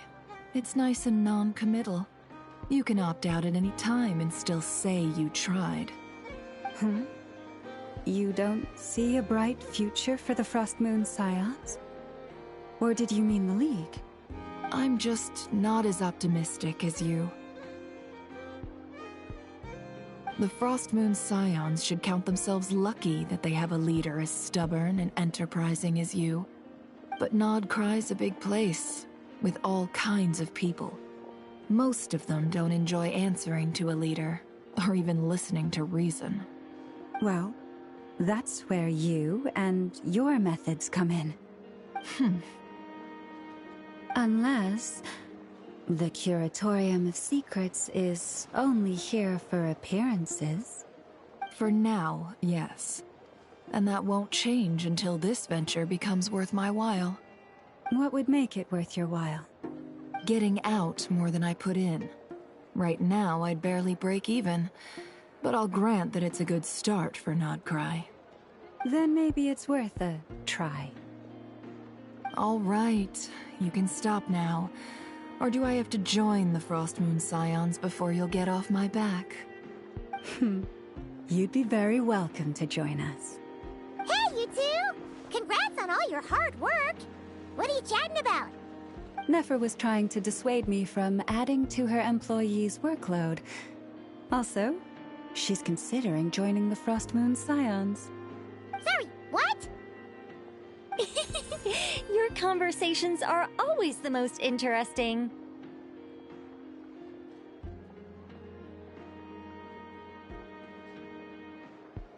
Would you two care to join me for some tea before heading to your next destination?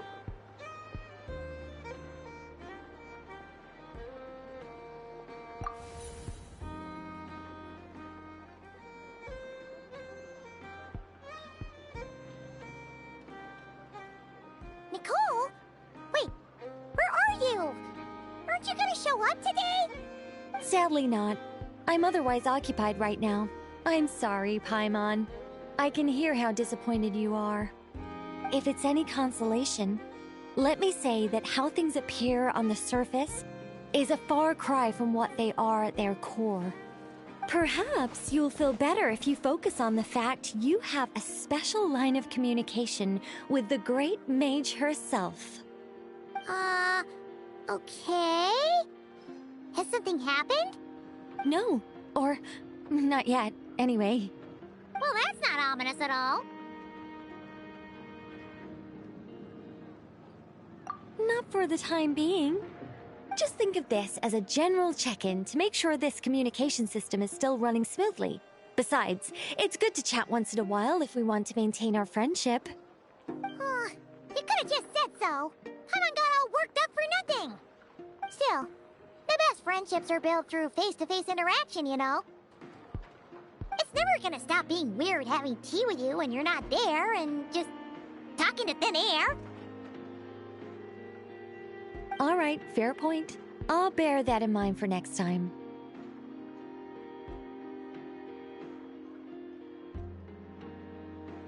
Yeah. Any update on that crisis at the world's borders? Alice just informed me that they had their work cut out for them. And now everyone's thoroughly exhausted. But they did finally get things back under control. Still, we can't let our guard down yet. The disruption caused by this disaster has made Teyvat easier to detect from the outside universe. She plans to wait for things to stabilize, then reschedule her Mondstadt vacation plans. As for me, I agree with Hat Guy's perspective. This is a time when many new variables are emerging, and the situation is changing constantly. Plus, most of this change is for the worse. We have to remain vigilant and ensure that the embers of chaos are not rekindled. I did notice that the energy in Nod-Krai changed somewhat after the War of Funerary Flame, but since it was still aligned with the Light Realm, I never gave it a second thought. It looks like I'll have to examine the connections between phenomena I observe more closely in the future. Just doing my duty. It's more or less second nature by now. Of course. To give you the full picture, I'd have to start with the substance from which angels were formed. Never mind. Paimon's right. Showing off my knowledge would be much more satisfying in person. By the way, you did receive the gifts from the Hexen Circle, yes? I'm not trying to claim credit or anything, but my pride demands that I at least mention it. They're quite similar to the protective talisman that Alice gave Dory, but with some very special enhancements. Oh!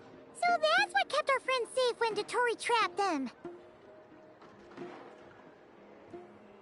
Indeed. We went to great lengths to make sure they were invisible to his eyes. I'm so happy they came in handy. Still, not fishing for gratitude, by the way. I just want you to be aware that sometimes your friends may be protecting you in ways you cannot perceive. Anyway, I'll contact you if anything else crops up. If not, you know what they say, no news is good news. Oh, my angelic instincts are tingling. They say you should head to the docks next. Your friends are about to board their ship home.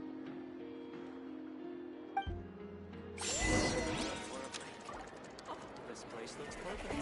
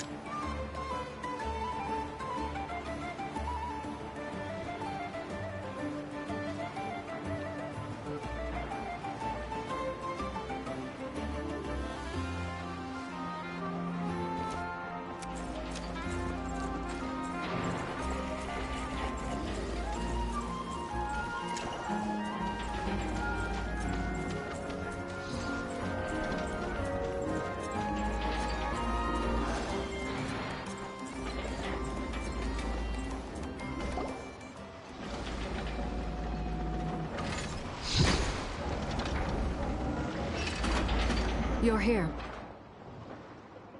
You're here too, Hat Guy! Are you heading back together? No. I'm bound for Sumeru, and she for Fontaine. We just happened to cross paths at the harbor. Everything seems fine.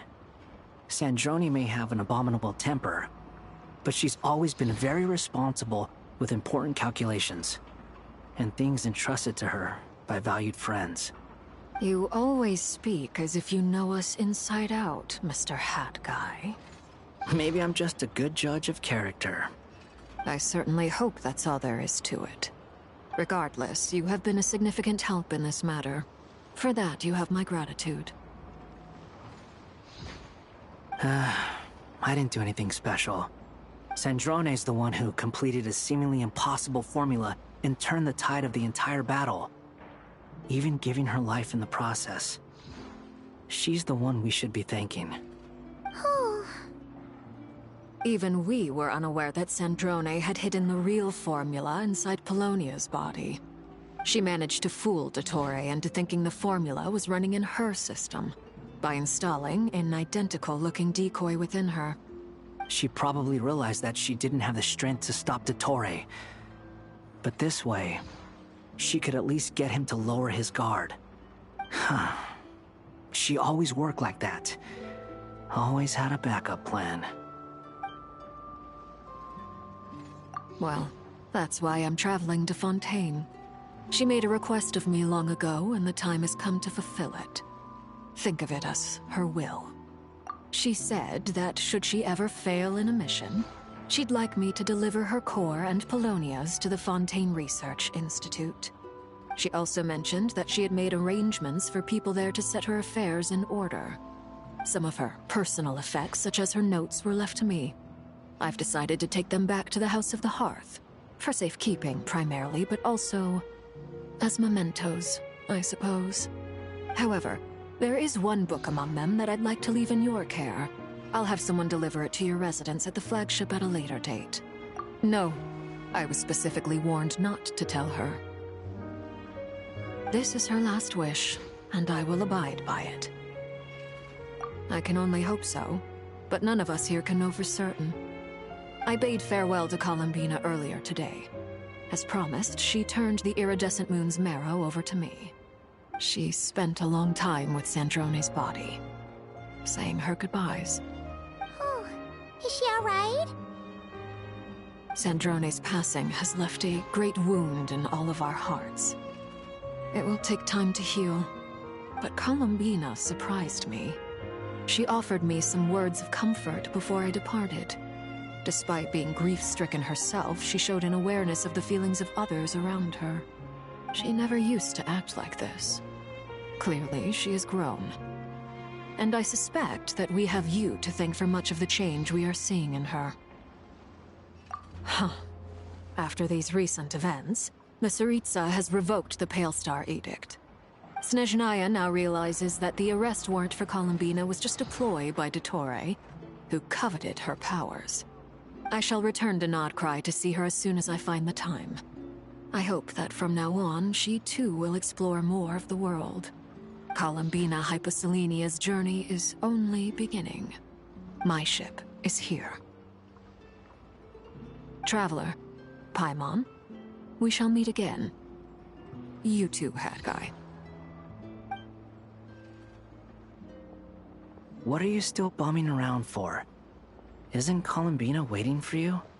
I thought today was the day you'd agreed with her to go find out the truth about your sibling. You're afraid you won't like the truth when you see it. Well, this is new. I was starting to think that nothing could scare you. Don't say that! Wouldn't you be if you were in this situation? Fair point. But I'd say I have more experience facing up to unpleasant truths than the Traveler. They say blood's thicker than water. I know how much you need your family back. More than you need any of your friends. And I'm sure that all your real friends understand that too. No matter what the truth turns out to be, they will stick by you and support you, whatever decision you make. Finding the truth is important. But more important still is what you choose to do once you've found it. At least, that's the life lesson I've learned from my experience, grappling with the truth. What? Now that Dottoro's dead and gone? A little, I guess. But it hasn't solved everything. Maybe I regret not getting to end his life with my own hands. Or maybe it's something else. But for whatever reason, I still feel like I have a chip on my shoulder. Either way, I'm going back to Sumeru. Lesser Lord Kusanali is gonna need help dealing with all the chaos Dottori left in his wake.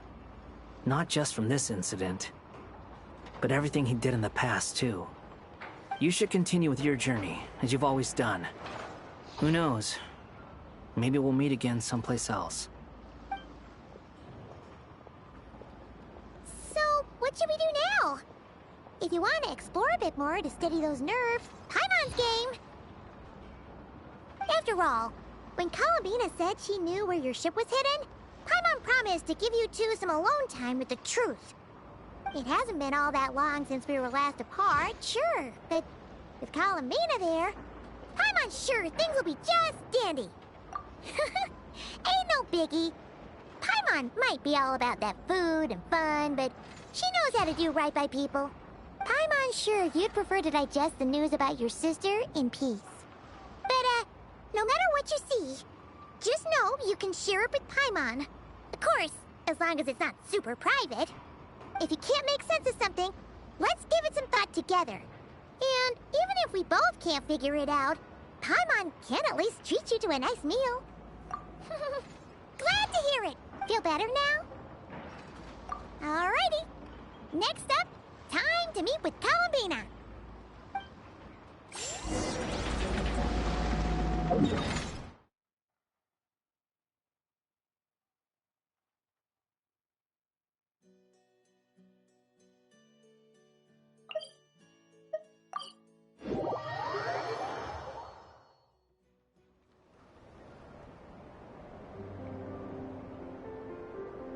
Columbina, we're here! Can't quite believe we're meeting out here. We've gotten used to walking over to Silver Moon Hall whenever we go see you. Well, you're still welcome to go there whenever you want to see me. It's just, now that it's all over, I've decided to make some changes. Try and fit in with the Frost Moon Scions, like Lama suggested. The older generation are still timid around me.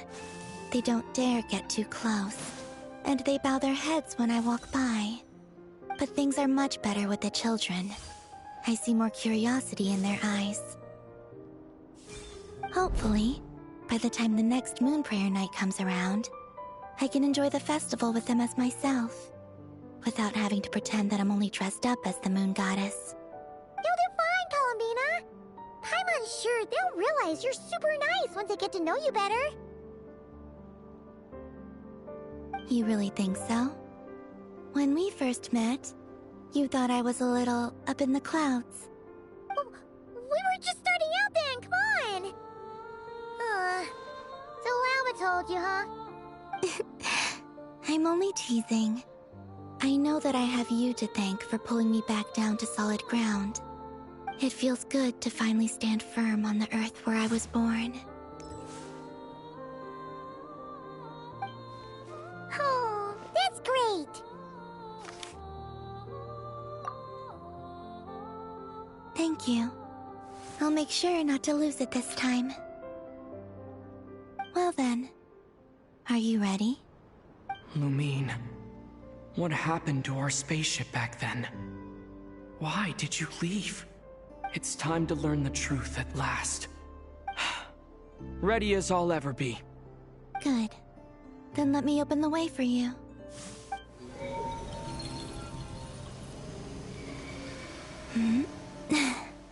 Where does this lead? To our shared destination. Huh?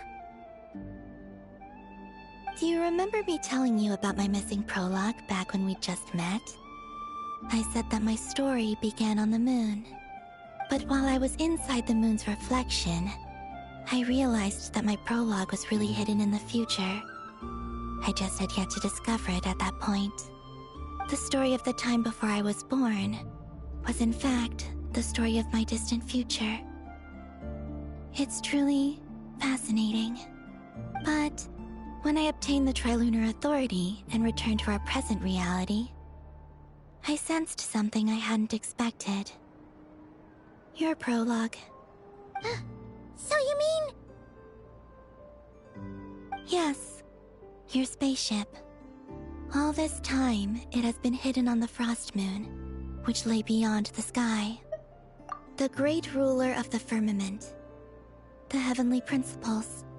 Wait, them? Why would they do that? I don't know. Perhaps your ship contains something that is incompatible with Teyvat. Or something that cannot be known. Oh, did I pick a bad time to say this? I know it must have been hard to work up the courage to do this. Maybe I should have waited until you were on the moon, with no chance to back out. That would have been kind of mean, you know.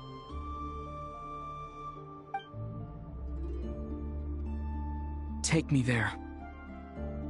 Oh? Whatever is hiding in that ship, it belongs to me and Lumine. Those memories belong to us. No one else has the right to decide whether I should or shouldn't know about it. Not even the heavenly principles. Very well. Then let's go. You two take care, alright? And don't forget to come back soon! Rest assured, Paimon. We will. Traveler, after you. Thinking about the story that we'll find hidden on the moon? Yes. And hoping that it has a happy ending. Stories like that don't exist, you know? You don't believe in happy endings? I don't believe in endings.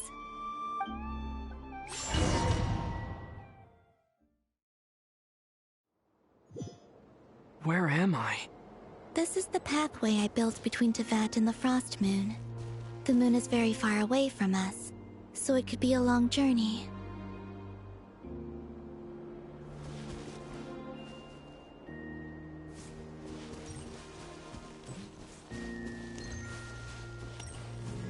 After I obtained the Trilunar Authority, I unwittingly saw past events from many of my friends' lives. One was Lauma. She was so young when they chose her to be the Moon Chanter. From then on, the Frost Moon Scions looked to her to bring messages from their goddess. But, for better or worse, I had left Hisi Island before she was ever born. It was not until much, much later that she met me. I think it's for the best. Because of the way things turned out, you had the opportunity to become friends. You're right. In that sense, I think we were both very lucky.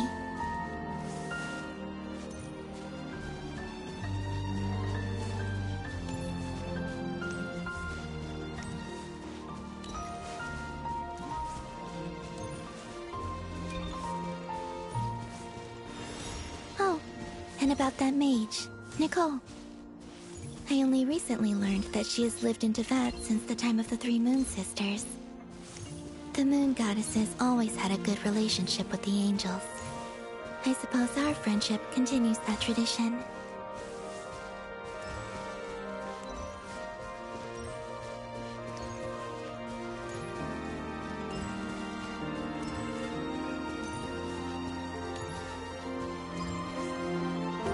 And then, there's Zandrone. I never knew that much about her, beyond the fact that she was created by someone called the Lord Artificer. She, too, suffered for a long time before joining the Fatui.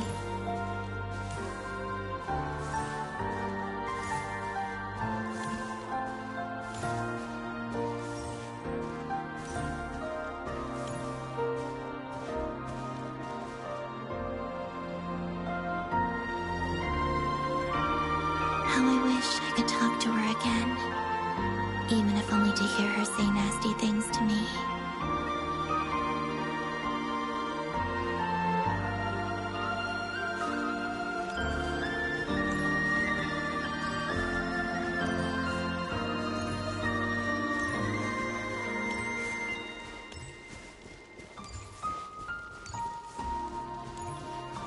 Also, I saw your siblings' story.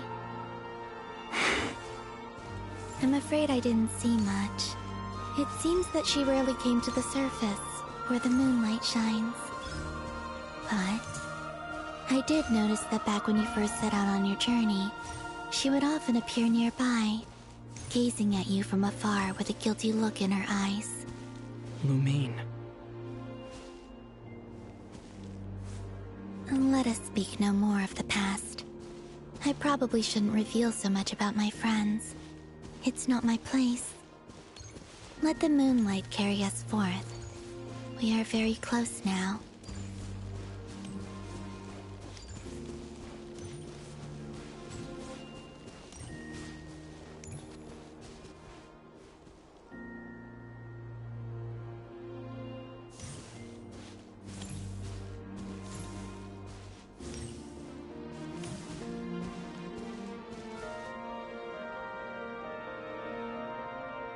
After this, I'd like to bring some Kuhenki to the moon as well. If they're willing, of course. What about your other friends? Will you bring them to visit too? Certainly. But I'll need to tidy the place up first. This home hasn't received any guests in a long, long time.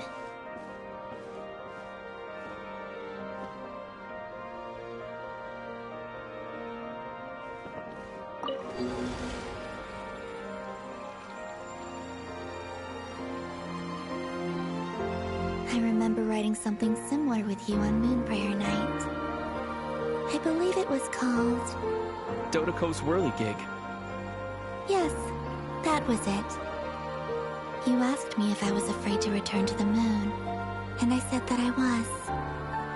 The idea that I had gained something precious, only to lose it so quickly. That frightened me. But I'm not afraid anymore. Besides, this time, we're traveling together.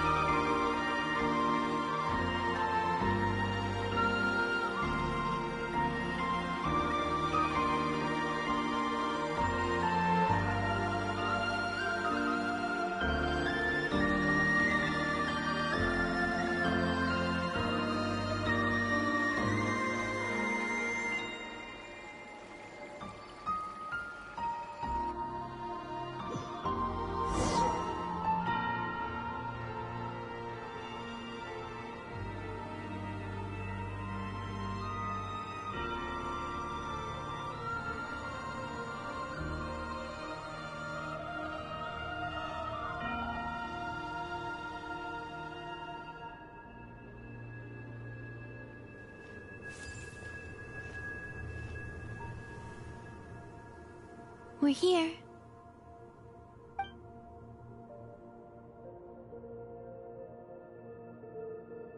Over there.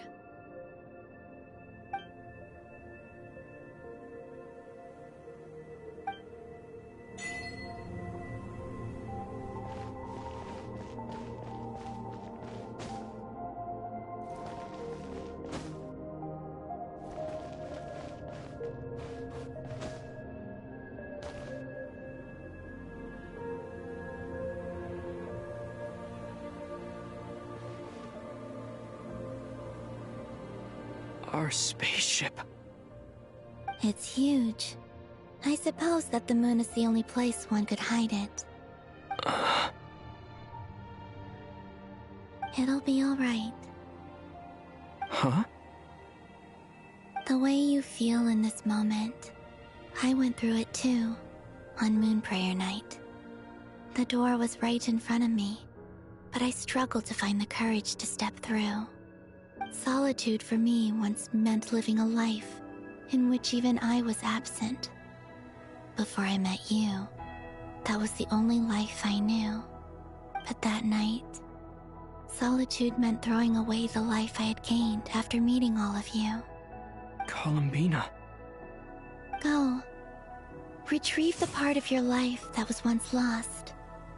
Trust me, you will lose nothing by doing so. Look, Teyvat is right there. All of our friends are down there, waiting for us. You're right. Thanks, Columbina.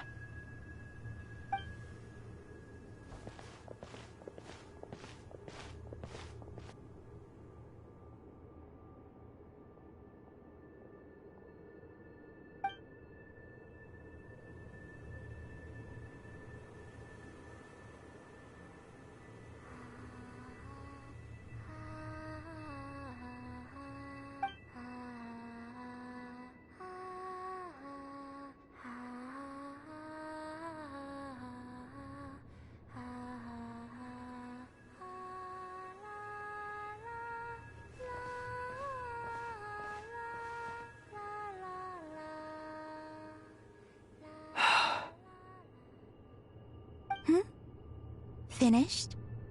Yeah. Why did you take your eye mask off? Well, since my return, I've decided to take more opportunities to see the world with my own eyes. Besides, I've always wondered how Teyvat looks from the moon. And what do you think? It's beautiful. I could spend a whole day here just gazing at it.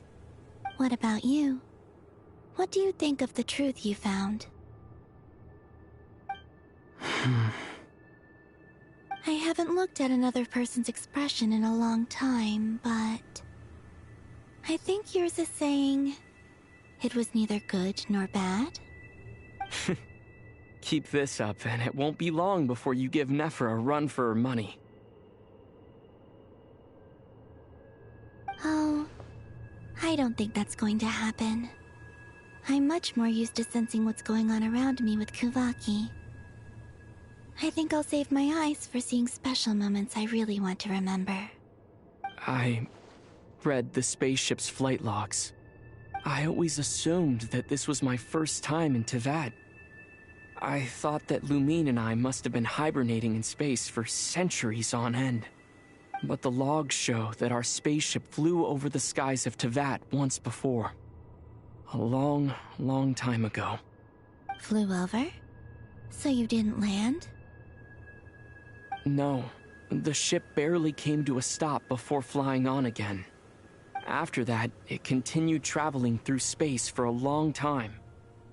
Some of the data is corrupted, but I suspect that it kept flying for thousands of years. It was only after that that the ship made a forced landing in Nod-Krai.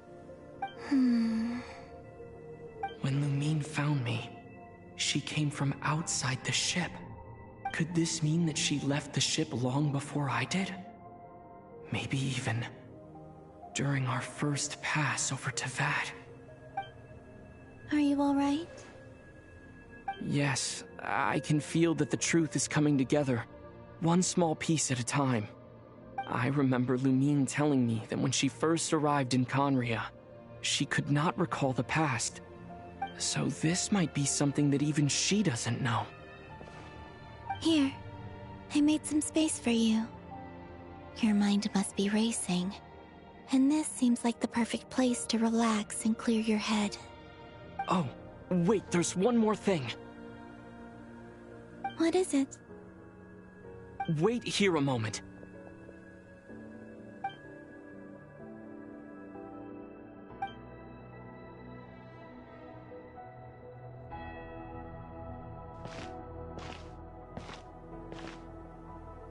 Hey, Columbina.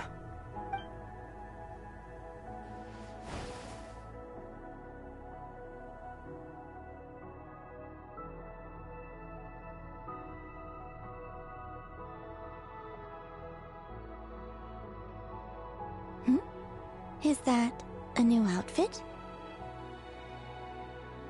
An old one, technically. It's been in a cabinet inside the ship this whole time.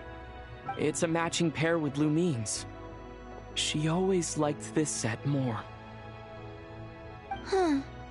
I don't think there's a huge difference. Really? Yes, it's still the same you. You're the same person, no matter what clothes you wear. Only Columbina would make an observation like that. Traveler, do you consider Teyvat your home? Home is wherever Lumine is. But then after all the time I've spent here, and everything I've been through, yes, I'd say it's my home. Would you change your answer if Teyvat changed appearance?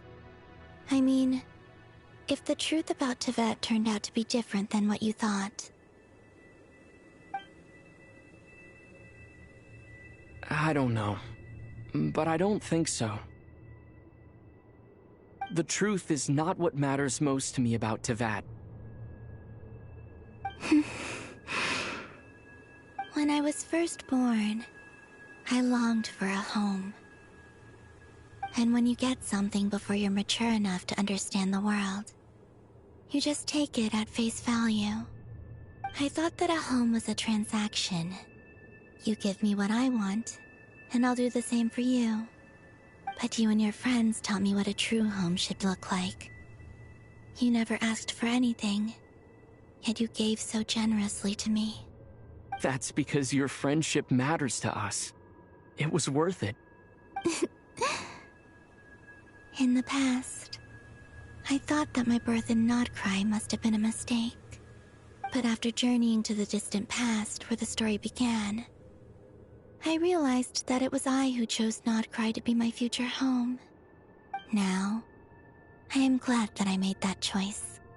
I'm sure your friends are just as glad. In fact, I intend to make the same choice today as I did back then. What do you mean? Well, I've given the Eternal Moon's Marrow to Lauma, and the Iridescent Moon's Marrow to Arlecchino. And now, I shall return my Kuvagi to Nod-Krai again, that it may continue to protect my chosen home. Wait, but what about your body? Oh, are you worried that I'll disappear again? I won't. Not this time. The Frost Moon has now entered the fall sky, and I am the Tri-Lune Goddess. I am only returning to Nod-Krai the part of me that it needs. I am giving what I can, because my home is worth it. Oh, and I have something for you, too. For me? Yes. Come closer.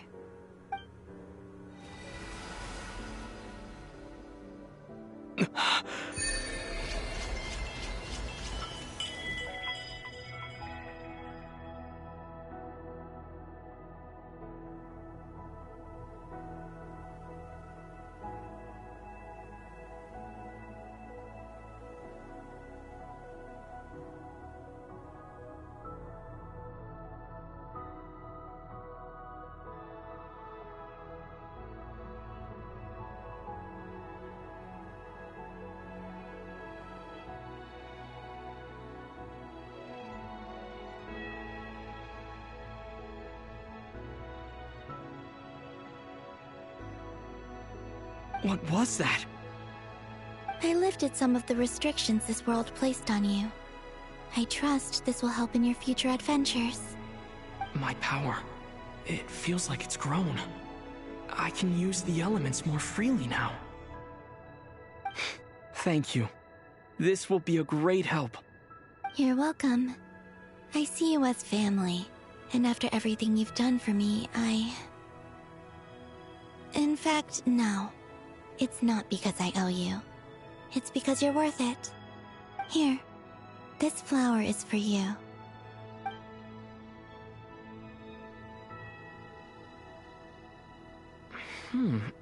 Isn't this a moon prayer blossom? Yes. Don't worry. You will never see these flowers lose their color again. I'm finally discovering the joy of giving. How I wish I'd learned this sooner. Hey, better late than never. What are you thinking about now? Why don't you take a guess? You get... one shot. I don't think I'll get it in one guess. But I'm sure it's a happy thought. That's kind of a sneaky answer. I can't say you got it wrong. Down into that, the moon seems so far away. I felt it might always lie beyond my reach. But on the moon, everything feels so close by. The haze that once enshrouded the skies has finally been dispersed. I feel like a traveler on a winter's night, starting a new chapter in my tale by the warmth of a bonfire. I don't have a lot of luggage, but I do have a lot of hope for the future. Well, what's next? Next? To start with, I want to stay here just a little longer. After that, let's return home and continue our journey.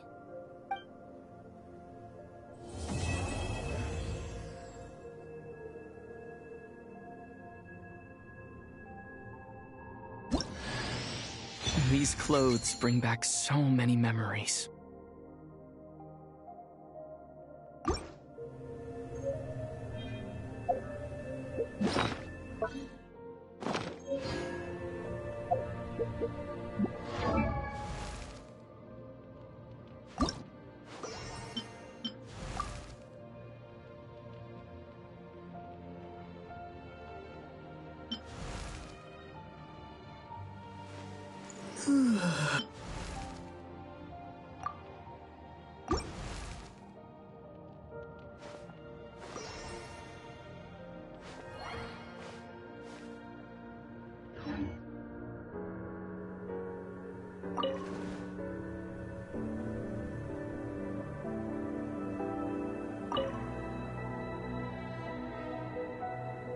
The journey goes on, for you and for me. Like I said, this is not the end. I don't believe there has to be an ending. Oh, is that your next destination? Most people would probably tell you to pack some warm clothes. But I experience things differently than most people, so I can't know how cold it is. In fact, it is home to quite a wondrous heat source. I think they call it Kreshnik's torch. Every city in Snezhnaya is built around one of those. I sensed the energy it gave off as I was passing by on a railway train.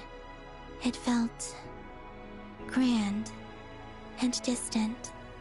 I also recommend the Korolievsky troupe in Snezhnograd. They give performances quite regularly, and entry was free for harbingers. I liked them a lot. Ice cold and sharp. Crystal clear in some ways, yet profoundly unfathomable in others. Like the thick layer of ice on top of a frozen lake. That's just the impression that Tsaritsa gives me. I was never able to glimpse what truly lies beneath that icy exterior. In fact, I don't think the people of Snezhnaya even know what kind of power their god wields. Maybe that's because the Tsaritsa herself has never acknowledged, nor accepted that power. There's Regrator, the Rooster, and the Jester. Between them, they control a lot of what happens in Snezhnaya, but I can never wrap my head around how exactly power is split between them. I just know they are each responsible for many specific domains. I noticed that the Rooster and Regrator often appear to get along on the surface, while working against each other in secret. And theirs is not a friendly rivalry. but I wasn't particularly interested, so I tended to keep my distance.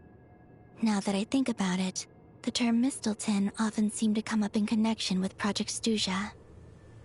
Once things settle down in Nod-Krai, I'd like to explore the world beyond Snezhnaya. You've told me so many stories about the other places you've been to, and all the friends you've made there. I'm curious to visit those nations and see them for myself. It would also help me learn more about the journey that has made you into the person you are today. Okay. As you continue on your journey, don't forget to gaze up at the moon once in a while. It is, after all, no longer an illusion. It shall cast down its true moonlight, connecting us in truth.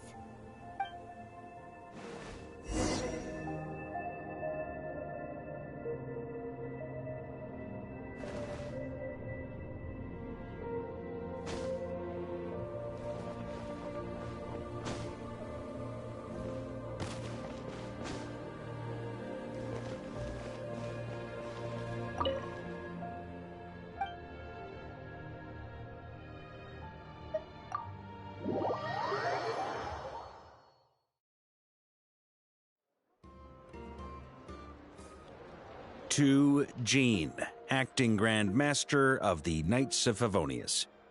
Ugh, this preamble is such a pain to write. It's probably high time we got rid of this acting business.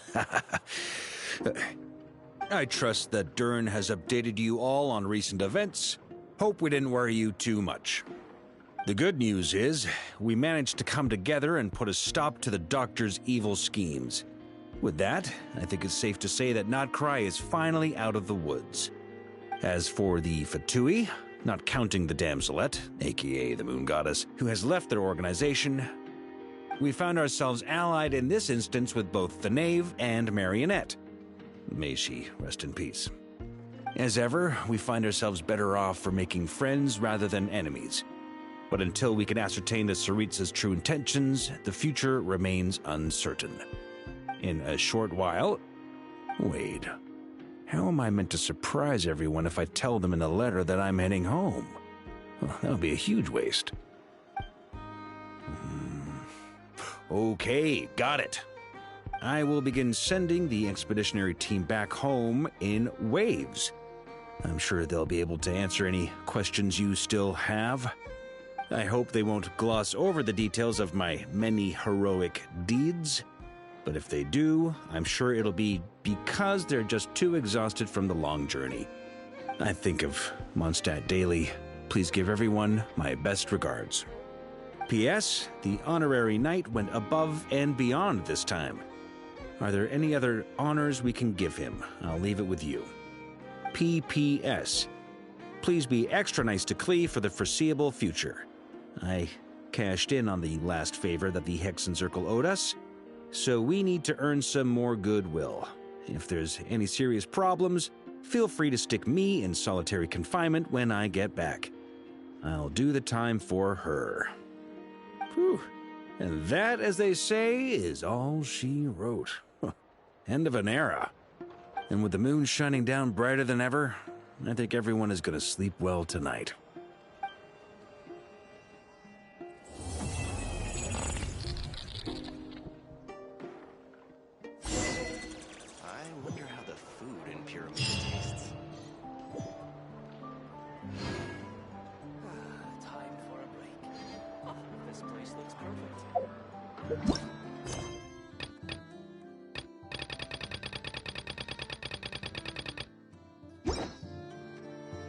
Trust me. He knows more than me.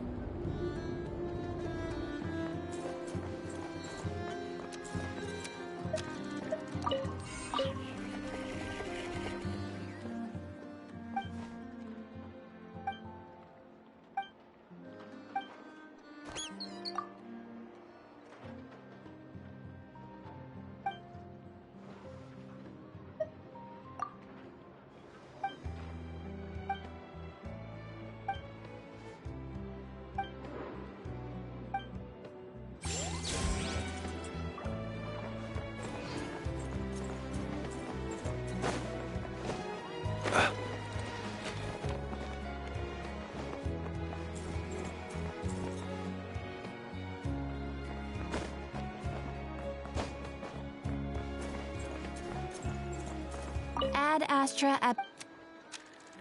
Thank you for completing today's commissions.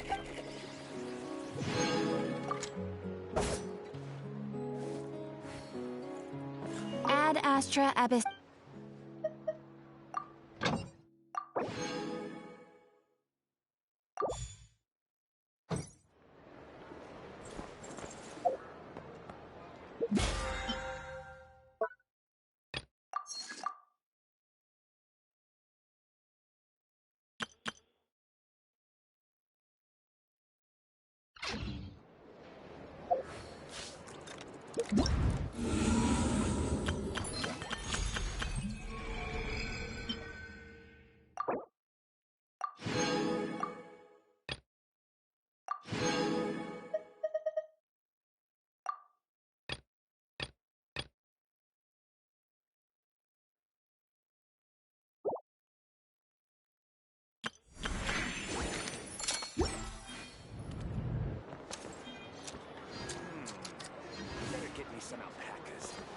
This land holds nothing but promise for adventurers from